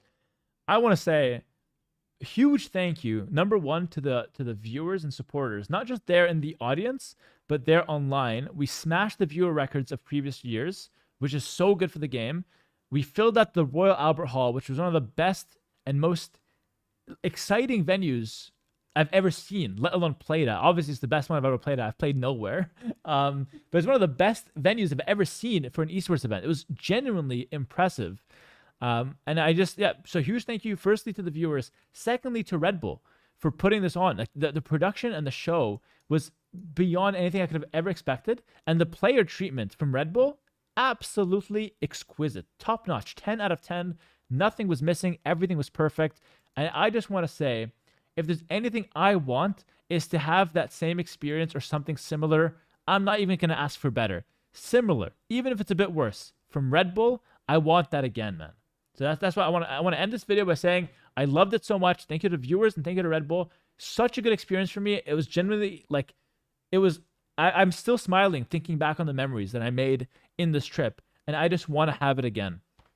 So if there's anything I can do, I'm going to work my ass off this year and just continue pumping out content and trying to grow the scene as much as possible in hopes of getting another event like this. Because I think this event, it meant so much for me. I think it meant so much to the other people that enjoyed it, be it the fans that were there live, the other players, the Red Bull staff, they're so passionate about it, right? The casters even had a good time in costume. The viewers at home loved it. I think it was amazing. So I'm going to work as hard as possible this year to try to grow this game and hopefully get another event like this. And the last thing I will say is I think this game, Age of Empires 2, needs events like this to hit the mainstream audience. Just with that, we had Atrox, Grubby, reacting to it. These are guys that never watch Age of Empires. Even Grubby plays, but he doesn't watch tournaments. They were both tuned in, bringing in their viewers. We had the regulars, T90 Dave Mem, Red Bull, everyone, even myself. Even my channel peaked like 15,000 in the finals, which is insane. I think we need these events. Few pictures went viral on Twitter. Atrox made a video on YouTube that has 500,000 views and still counting. These are the events that AW2 needs to get to the mainstream audience and to grow the game. So, like I said, I'll do my best, whatever's in my capabilities, to continue providing good content for you guys to enjoy and to continue trying to grow the scene, because I think that's something that I'm always trying to do. And I just hope to get another event like this. But yeah, thank you all who played a part in this Red Bull tournament. In any capacity, thank you all for doing that and for being there and for showing up, because it really matters. Every single one of you. So again, sorry for the long outro, of course, but I did want to get those thoughts out because I don't get the chance to do it often. And yeah, if you guys did, if you did stay to the end of the video, drop a comment of what this Red Bull tournament meant for you, how you enjoyed it, with who, with family, friends, etc., how you did it. Were you at home? Were you at the venue? Wherever? And yeah, let's get some discussion going around that. Yeah, hope we get another one. That's it for me now. Best event of my life by far. Absolutely loved every minute of it. We'll cherish these memories forever. Thanks for watching the recap. I'm out. Peace. Wallow. Okay, just kidding. I'm back. But that was the outro for the video. And yeah, I really meant the APM. I forgot to check the APM. Sorry. I'm so bad. I said I would. Shit, my bad. Whatever. Whoever wants to see the APM, you guys can get screwed. You guys are excluded from the outro that I said. I love everyone except for the guy that asked about the APM. Screw that guy. Yo, my friend, Joe Rudell, thanks for the 5 gifted. Well played in Red Bull. I never doubted you, Hera cart. Yo, brother. Who said that? Oh, these are a lot of old subs coming in. What do we do now? Shit. I'm out of content. I said I would play. AI banners not mentioned? Okay, I'm going to say something. Maybe a little controversial. I don't give a shit that they use AI for the banners because everything else is perfect. And I agree with you. I hate AI so much.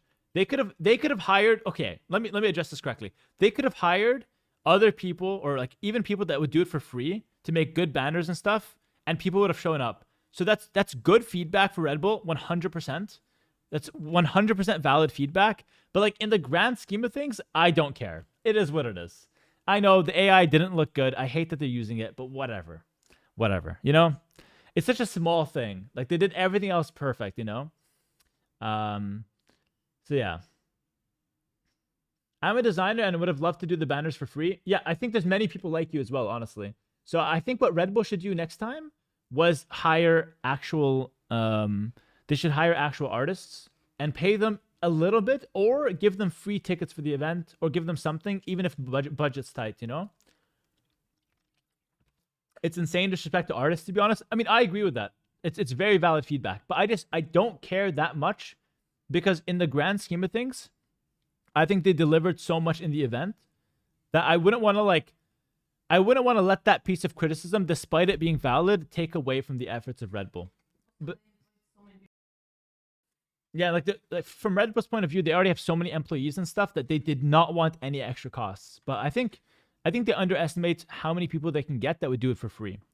Did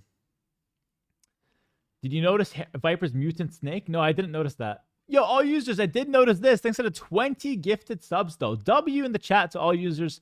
And to everybody else gifting some subs, by the way. Wololo dropped 15 as well. I missed those. Thank you, Wololo, for the 15 earlier. I want to read some donation messages here, by the way. These are not fake donations. These are real. So Tuna Ton donated $5. He said, "Hi, Hera the Goats." Okay, this sounds fake, I know. "I was lucky to catch the finals since 03 and watch the whole reverse sweep. I got so excited during this game. My knees were trembling through the last two fights. Amazing performance as always." Thank you very much, Tuna. And Skriller with a $10 donation said, "I had heart attacks in game 7 and 8. Do you upload the analysis of game 7 and 8 on YouTube? Because I have to go." He's probably left already. But yeah, everything will be uploaded. It's going to be like a 1 hour plus video and should be on YouTube still. Dave said, "I'm pretty sure they hired the same designer as last time, but that guy might have been taking some shortcuts." Wait, really? It's probably not a cost-saving thing. Really? They hired an artist and the guy was using AI? That's crazy. Okay, that's really bad then. The only justification for AI is they just had no budget. If the guy was using AI, that's not confirmed though. Okay, Dave's got like the freaking the dark alley leaks, you know? He's got like the 3 a.m. shisha talk leaks. Didn't know where he heard it. Didn't know if he did hear it, but you know, it's in and out of there. Like if that's the case, that's horrible. That's absolutely terrible. And shame on that guy as well. Shame on this hypothetical guy that may or may not exist. Dude, I trust Dave with my life though. Like this is a good story. But if that guy did that and he was an artist that got hired and he used AI instead, horrible. You know what's funny? They showed me my banner, and my banner's okay. It was like a line, but like, it was not that good. I told them like I don't really like it. Like I'd like to see something else, and they changed it, and it was even worse. So to be honest, like I agree with you that the banners were kind of bad because I felt that about myself. I saw the first banner, I was like, "It's not that good." I said like, "Please change, you know, like something else." It was worse. I went back to the original, and it's whatever. They aren't that good though. But yeah. Anyway, what did they change it to? They just changed the crest plating. Let me see if I can find it. One sec. It's actually kind of funny. So.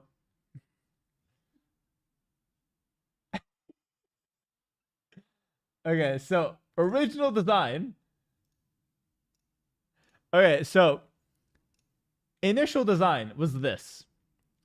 It's not bad. I mean, it's okay, but like it just doesn't look that threatening. It doesn't look that interesting. The plating is a bit weird as well. Like he's got like a random vest on. It's okay. Yeah, it looks like there's something going on here. Like is it a man or a woman? Let me zoom in. Yeah, it's whatever. It's okay at best. I like the Canadian flag. I think that was a cool touch. So I said, let me see something else. I think it could be better. So I was like, let me see something else. And then they made this, which is somehow worse. They just changed the plating on him. And it just somehow looks worse with the metal plating. Like, why the hell does a lion have a metal plate vest? It's not real. So yeah, I don't know. Like, bro, and like somehow, do you guys agree with me that this is worse than the original? The leather plate was better. Okay, at least you agree. Yeah, I think this is better. It's 100% AI. Yeah, we're not discussing that. It's for sure AI.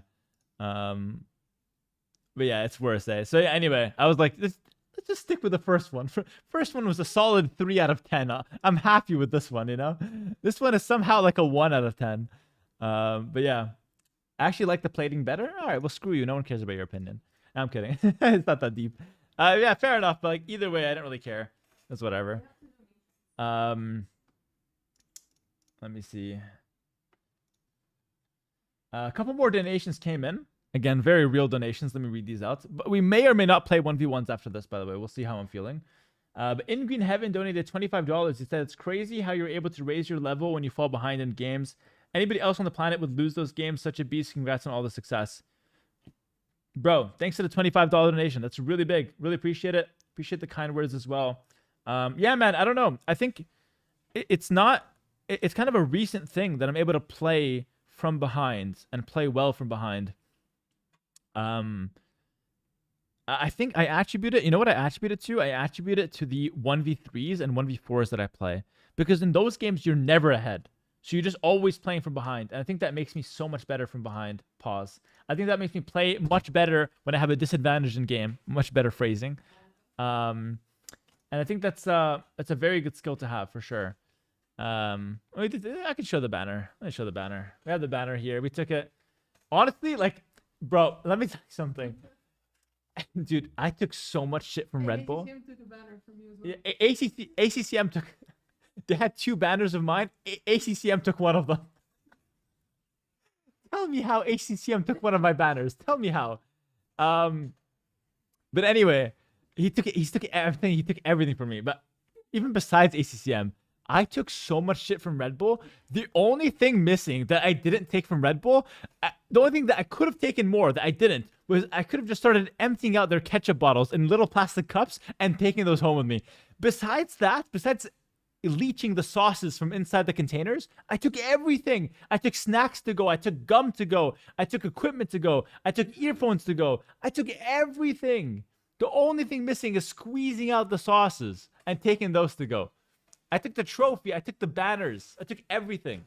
But Liry took a free keyboard. Anyway, here's the banner.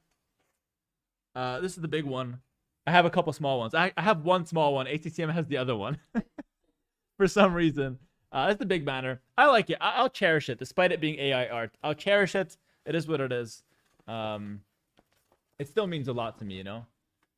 But yeah, really cool. Thank you, Roxy. Shout out Roxy, just giving me like content on repeat, by the way, and rickrolling me today somehow.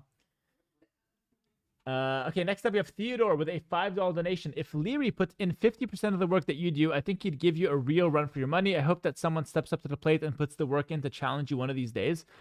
Okay, this is a very like common thing that people talk about of like if Liry was full time, he would like suddenly jump to another level.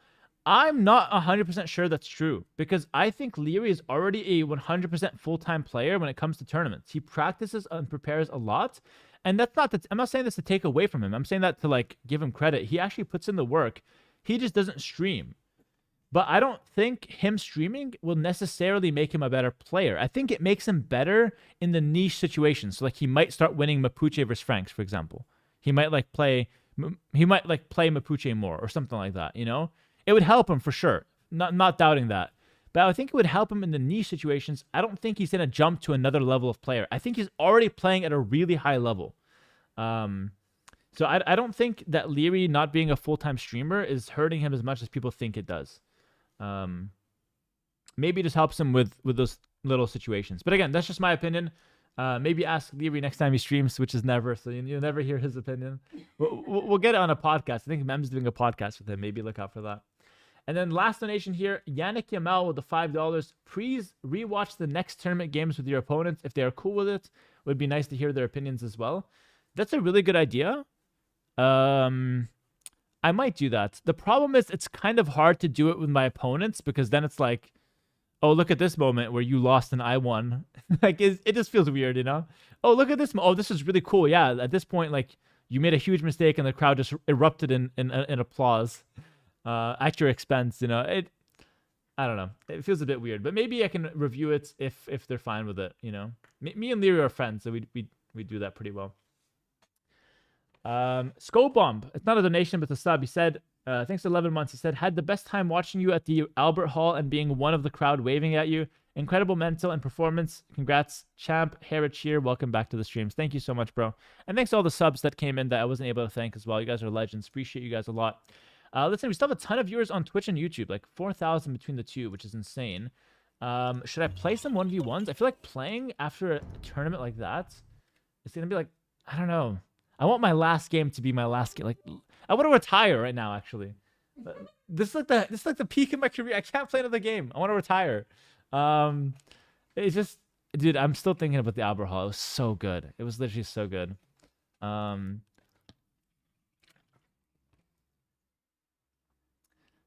Name your price to Play King. No, I'm not gonna.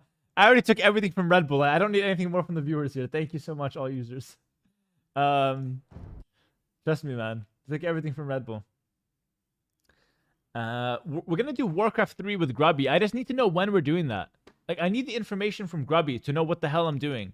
I don't want to start playing before I know what I'm doing from Grubby. So let me talk to Grubby. I'm gonna send him a message tonight, and we'll see what I'll do. But I want to know how I want to practice. So this is what Grubby's saying. This could be really exciting, actually. Tyler 1 has already started playing. I think Tyler 1 will be my competition, by the way.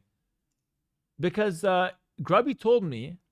Oh, I don't know if I should release it, actually. Maybe it's not my... Yeah. I'll wait till Grubby announces it. But Grubby's planning some shit. I think Tyler 1's involved, by the way. It's this month from what I've heard. Bro, I need to talk to Grubby yesterday, man. The thing is, he messaged me like a week ago, but I was in London having a vacation. So he didn't want to like go in too deep. So yeah, it's gonna be a big event, I think, from what I'm hearing. And we're gonna go crazy with the Warcraft 3 grind. So the way I'm gonna do it, actually, you guys can give me some feedback because I've never done variety. This is the first time that I'll ever do variety.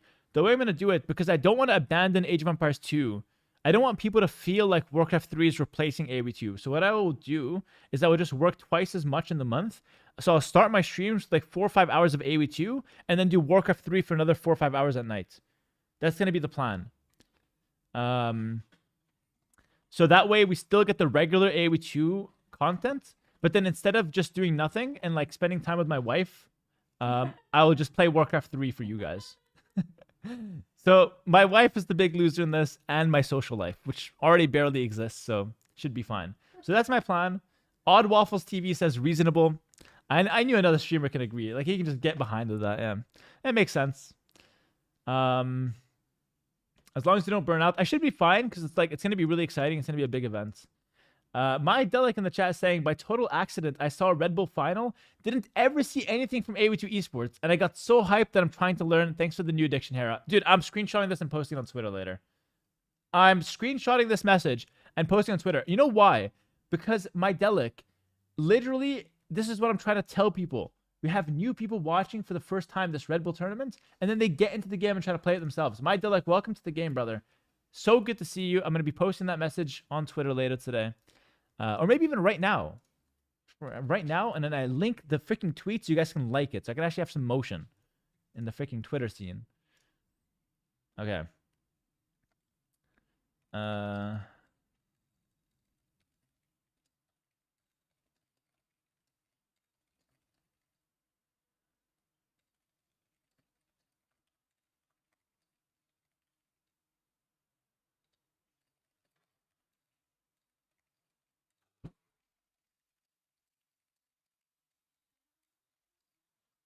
Okay.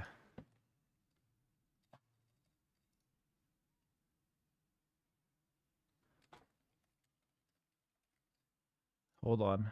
Oh, okay. Hold on. Wait. I'm making the message. I'm a freaking granny with technology, by the way.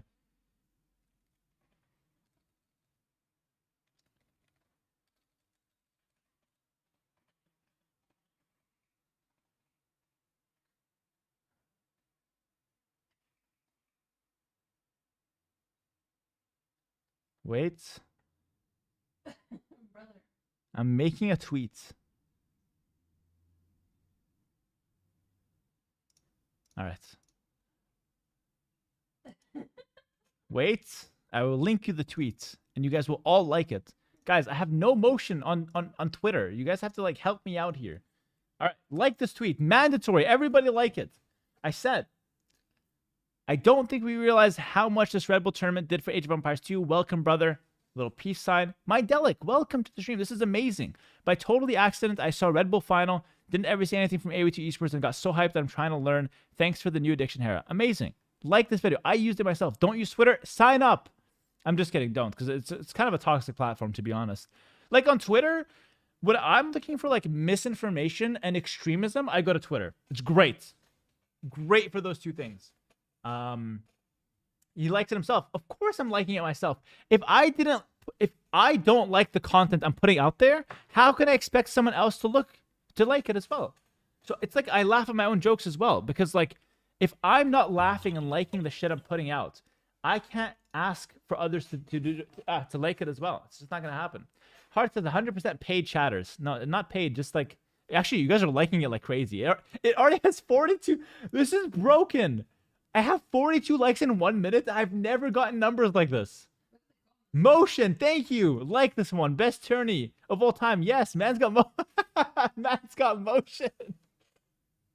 Harris said I had to like this tweet or he wouldn't return my wallet.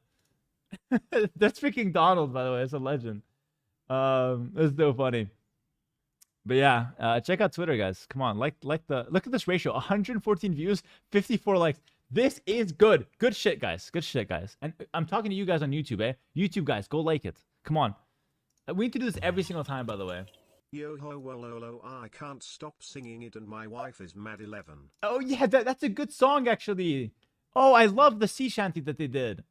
Hold on, we have another first time comment. I had only seen you go versus Squeak, Stans, Ludwig, and Atrox, then ended up watching the Red Bull finals and became an instant fan.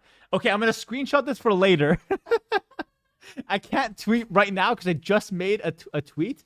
I'm going to screenshot this. I'm going to post this tomorrow on stream or later today, and you guys will like it. This is the new thing I'm doing.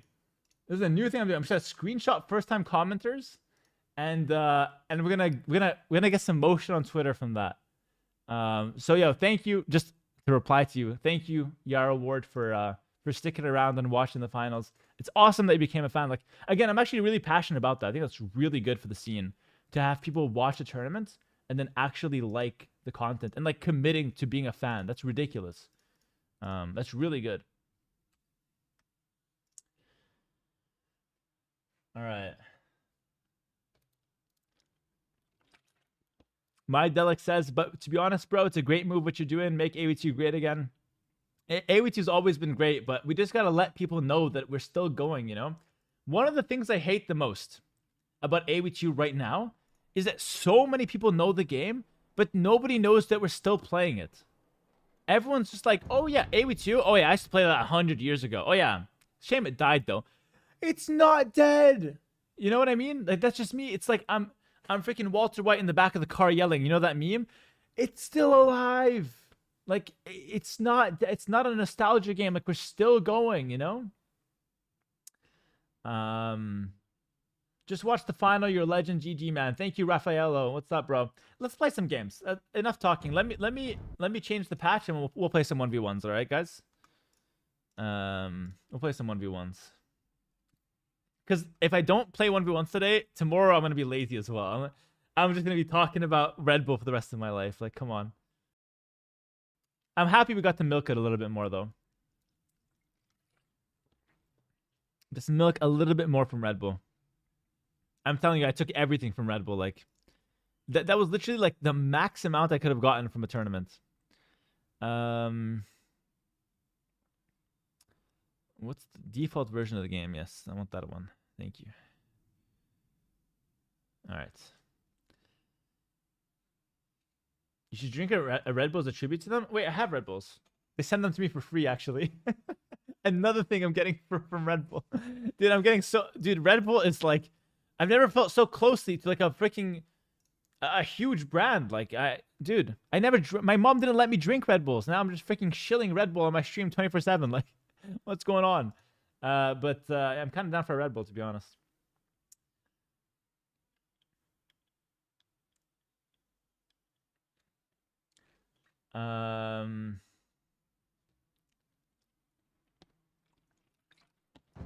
No. Okay, someone's saying, Stormcrow saying, starts with saying how grateful he was and then goes on saying he stole from them. Here's the thing, Stormcrow. I didn't steal.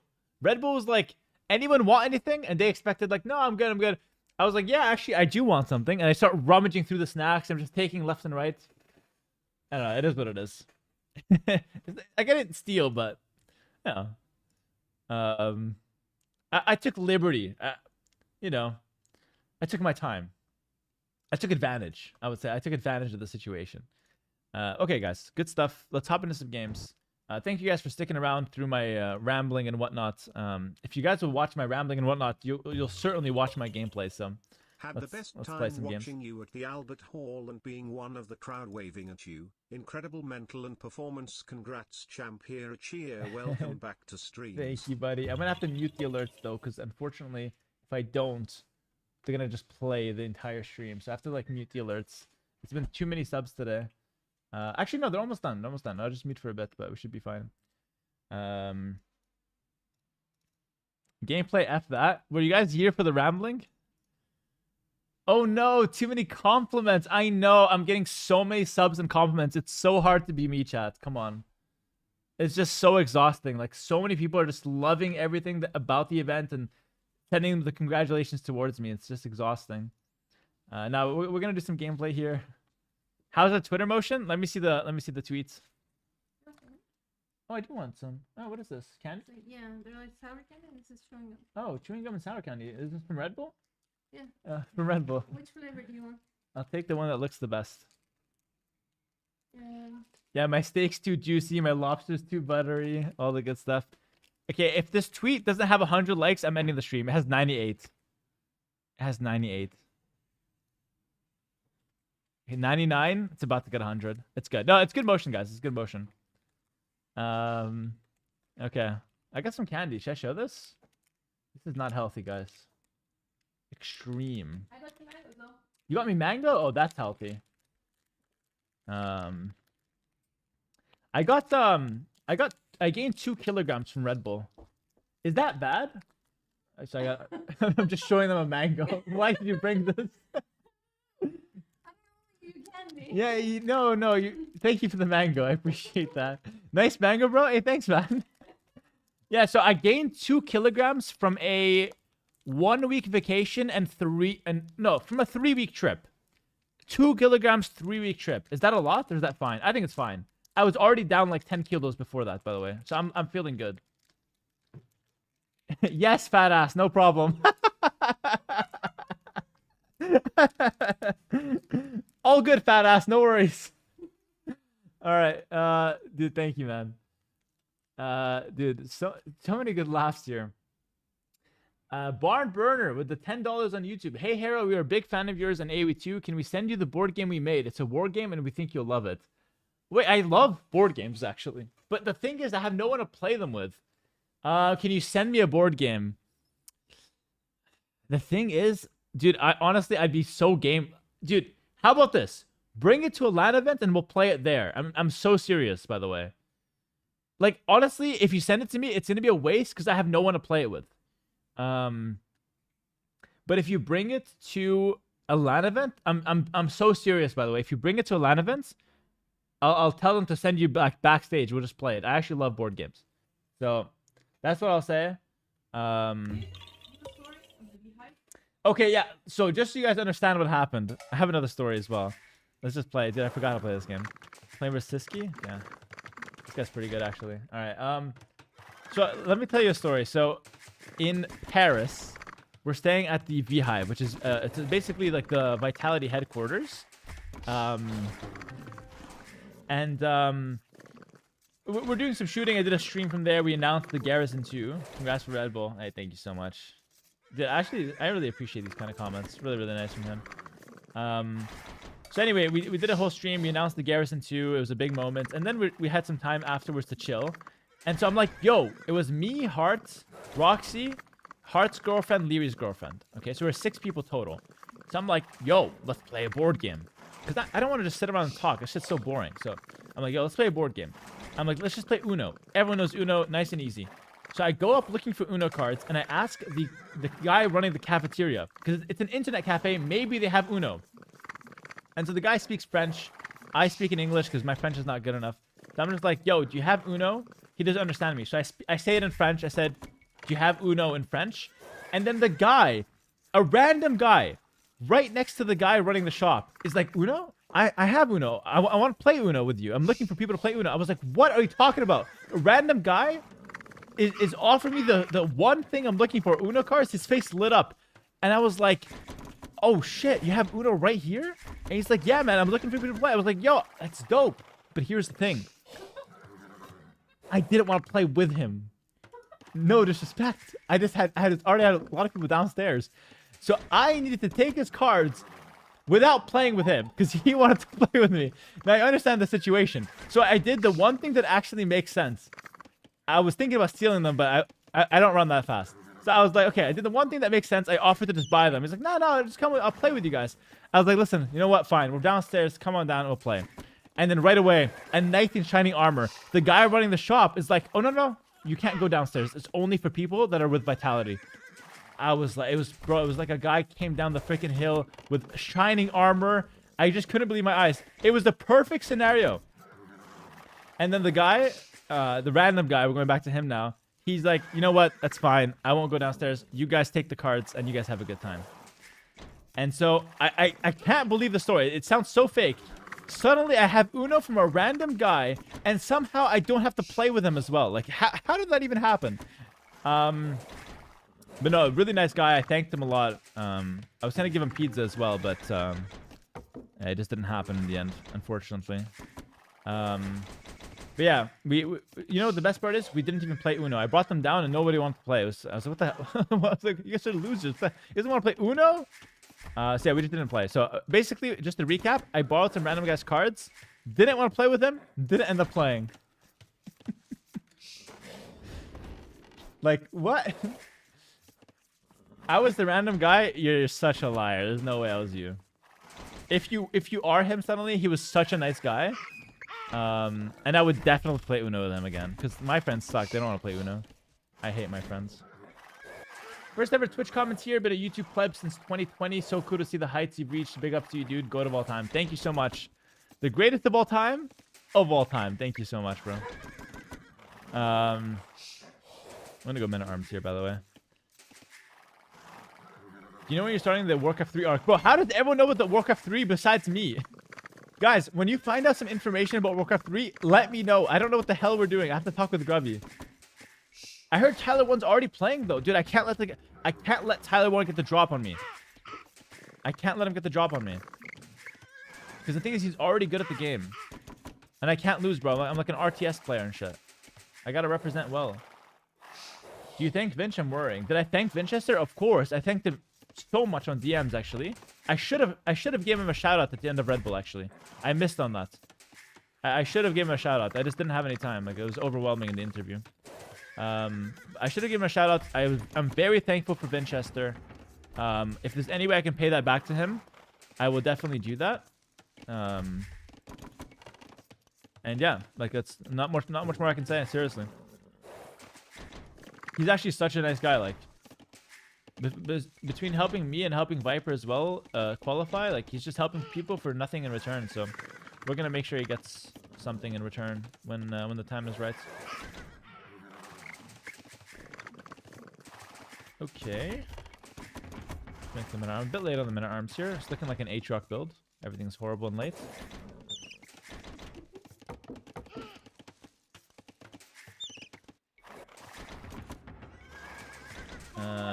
Why did the Wolo Low start in Feudal Age? They play a game mode called Empire Wars. Or we play. And just to make the games faster, basically. I think it's good. I actually love the Redbull brand. Like, I love like Empire Wars being a Redbull brand. I think that's really good. What's happening versus Tyler 1? We're doing some Warcraft 3, but I don't know who's going. Like, I don't know what's going on, basically. So just to summarize, I don't know. But all I know is that Tyler 1's already playing Warcraft 3. I should be playing, but I'm not.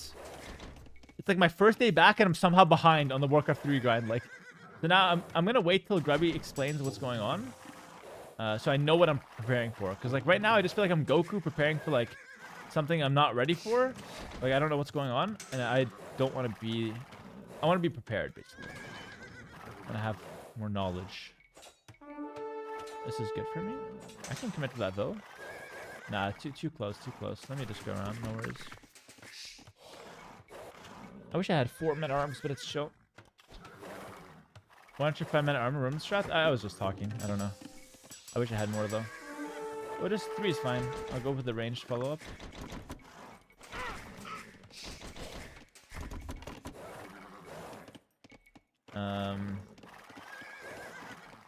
That's open now. Okay.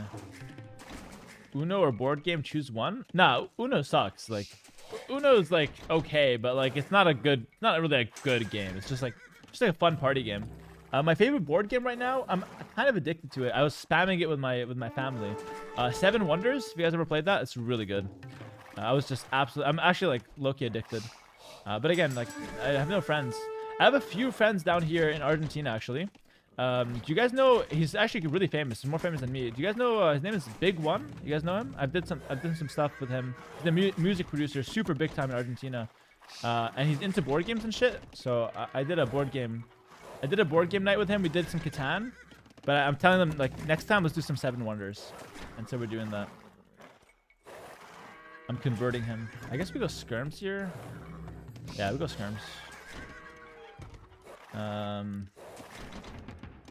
Maybe more men at arms. I think that could be kind of legit as well.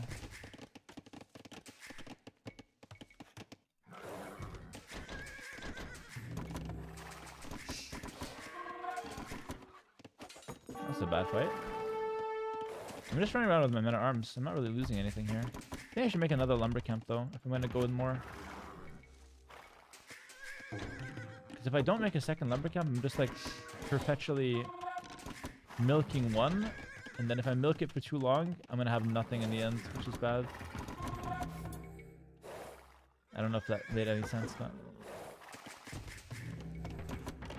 smart from him.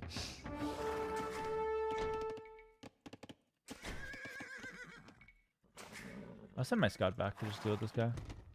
Also, guys, I'm not going to lie. I gave ACCM my mousepad, so now I'm playing on the Redbull mousepads, and they're kind of shit, so I can't really click anything right now. Curse ACCM for taking my mousepad. What was wrong with this guy? I've never seen anybody ask for something that someone is currently using. ACCM's a freaking legend, bro. I'm just down a mousepad. This one's kind of unplayable. We ordered another one of mine. That's karma from stealing Red Bull? I didn't steal. I have to explain this to you guys. They offered and I took a lot more than they thought I would take. That's what happened, guys. I'm not stealing. It's just, you know.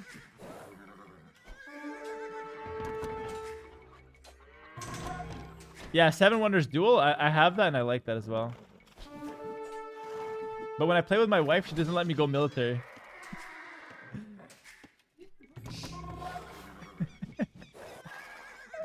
She thinks the military is brain dead, so I can't use it.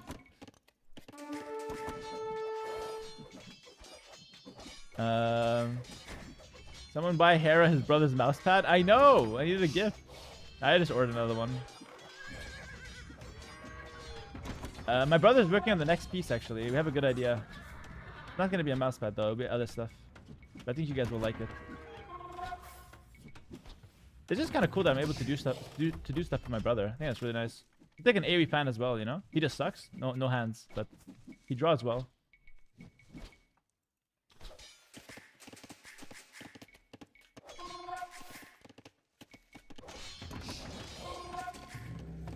Dude, I feel like I'm playing like MBR right now.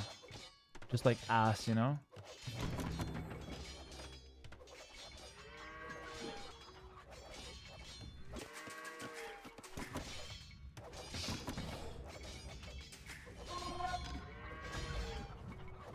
Hera's brother being one of his big fans is wholesome. Bro, not just my brothers though. Like shout out to them obviously, but like for my brother it's expected. You know who's a huge fan of me? My in-laws. My in-laws, like my wife's parents, they're huge fans. Like her dad messaged me after every game. He sends the goat emoji on text. It's so funny. And her mom's like, let's go. And I know they don't understand shit. I know they don't know what the hell's going on. They just know that I won. It took them 2 years to understand what GG meant. That's what Roxy's telling me right now. Just to give you an idea of what's going on. But I appreciate that so much from them. Like, they have no idea what's going on, but they know it's important. And they're getting in on it, you know? But that's like fantastic. But yeah, obviously for my brothers, my family as well. That's a bit more expected. But I still appreciate it. I have another story? What's the story? Which one? Okay.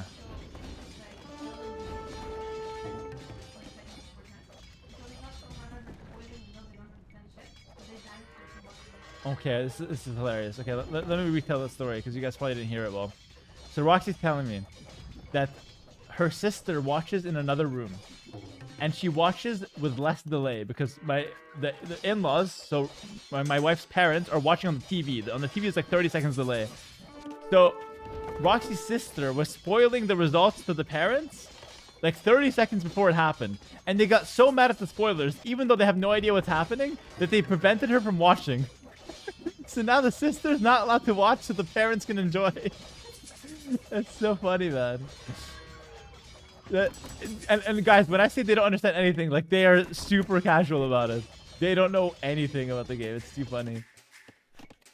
It's like knowledge is like at a 10% and the energy and hype's at like a 95%. It's insane. Let's go for more men-at-arms here, by the way. I mean, I'm in a good position. Let's make a few more scrims just so I don't die at home. He's likely to go light Kev. He's got a stable, in fact. Does he have archer units going to my base? I don't really know.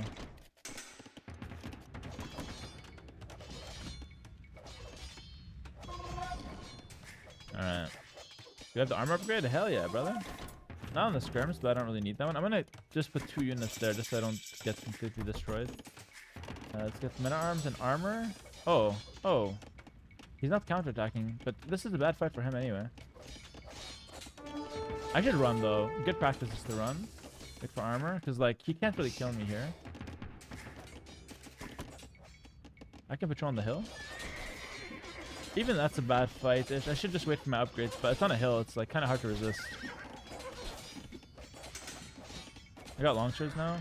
I'll run to the scrims, I guess. To have more long swords coming. I don't need the reinforcements anymore. GG. Nice. Good enough. Oof. Roman game. Nice. Really fun, actually. Really, really fun. He tried to full feudal it, but I don't know. I think that's a bit dubious. He waited such a long time for the scouts. He got all the upgrades and shit. And it just didn't do anything.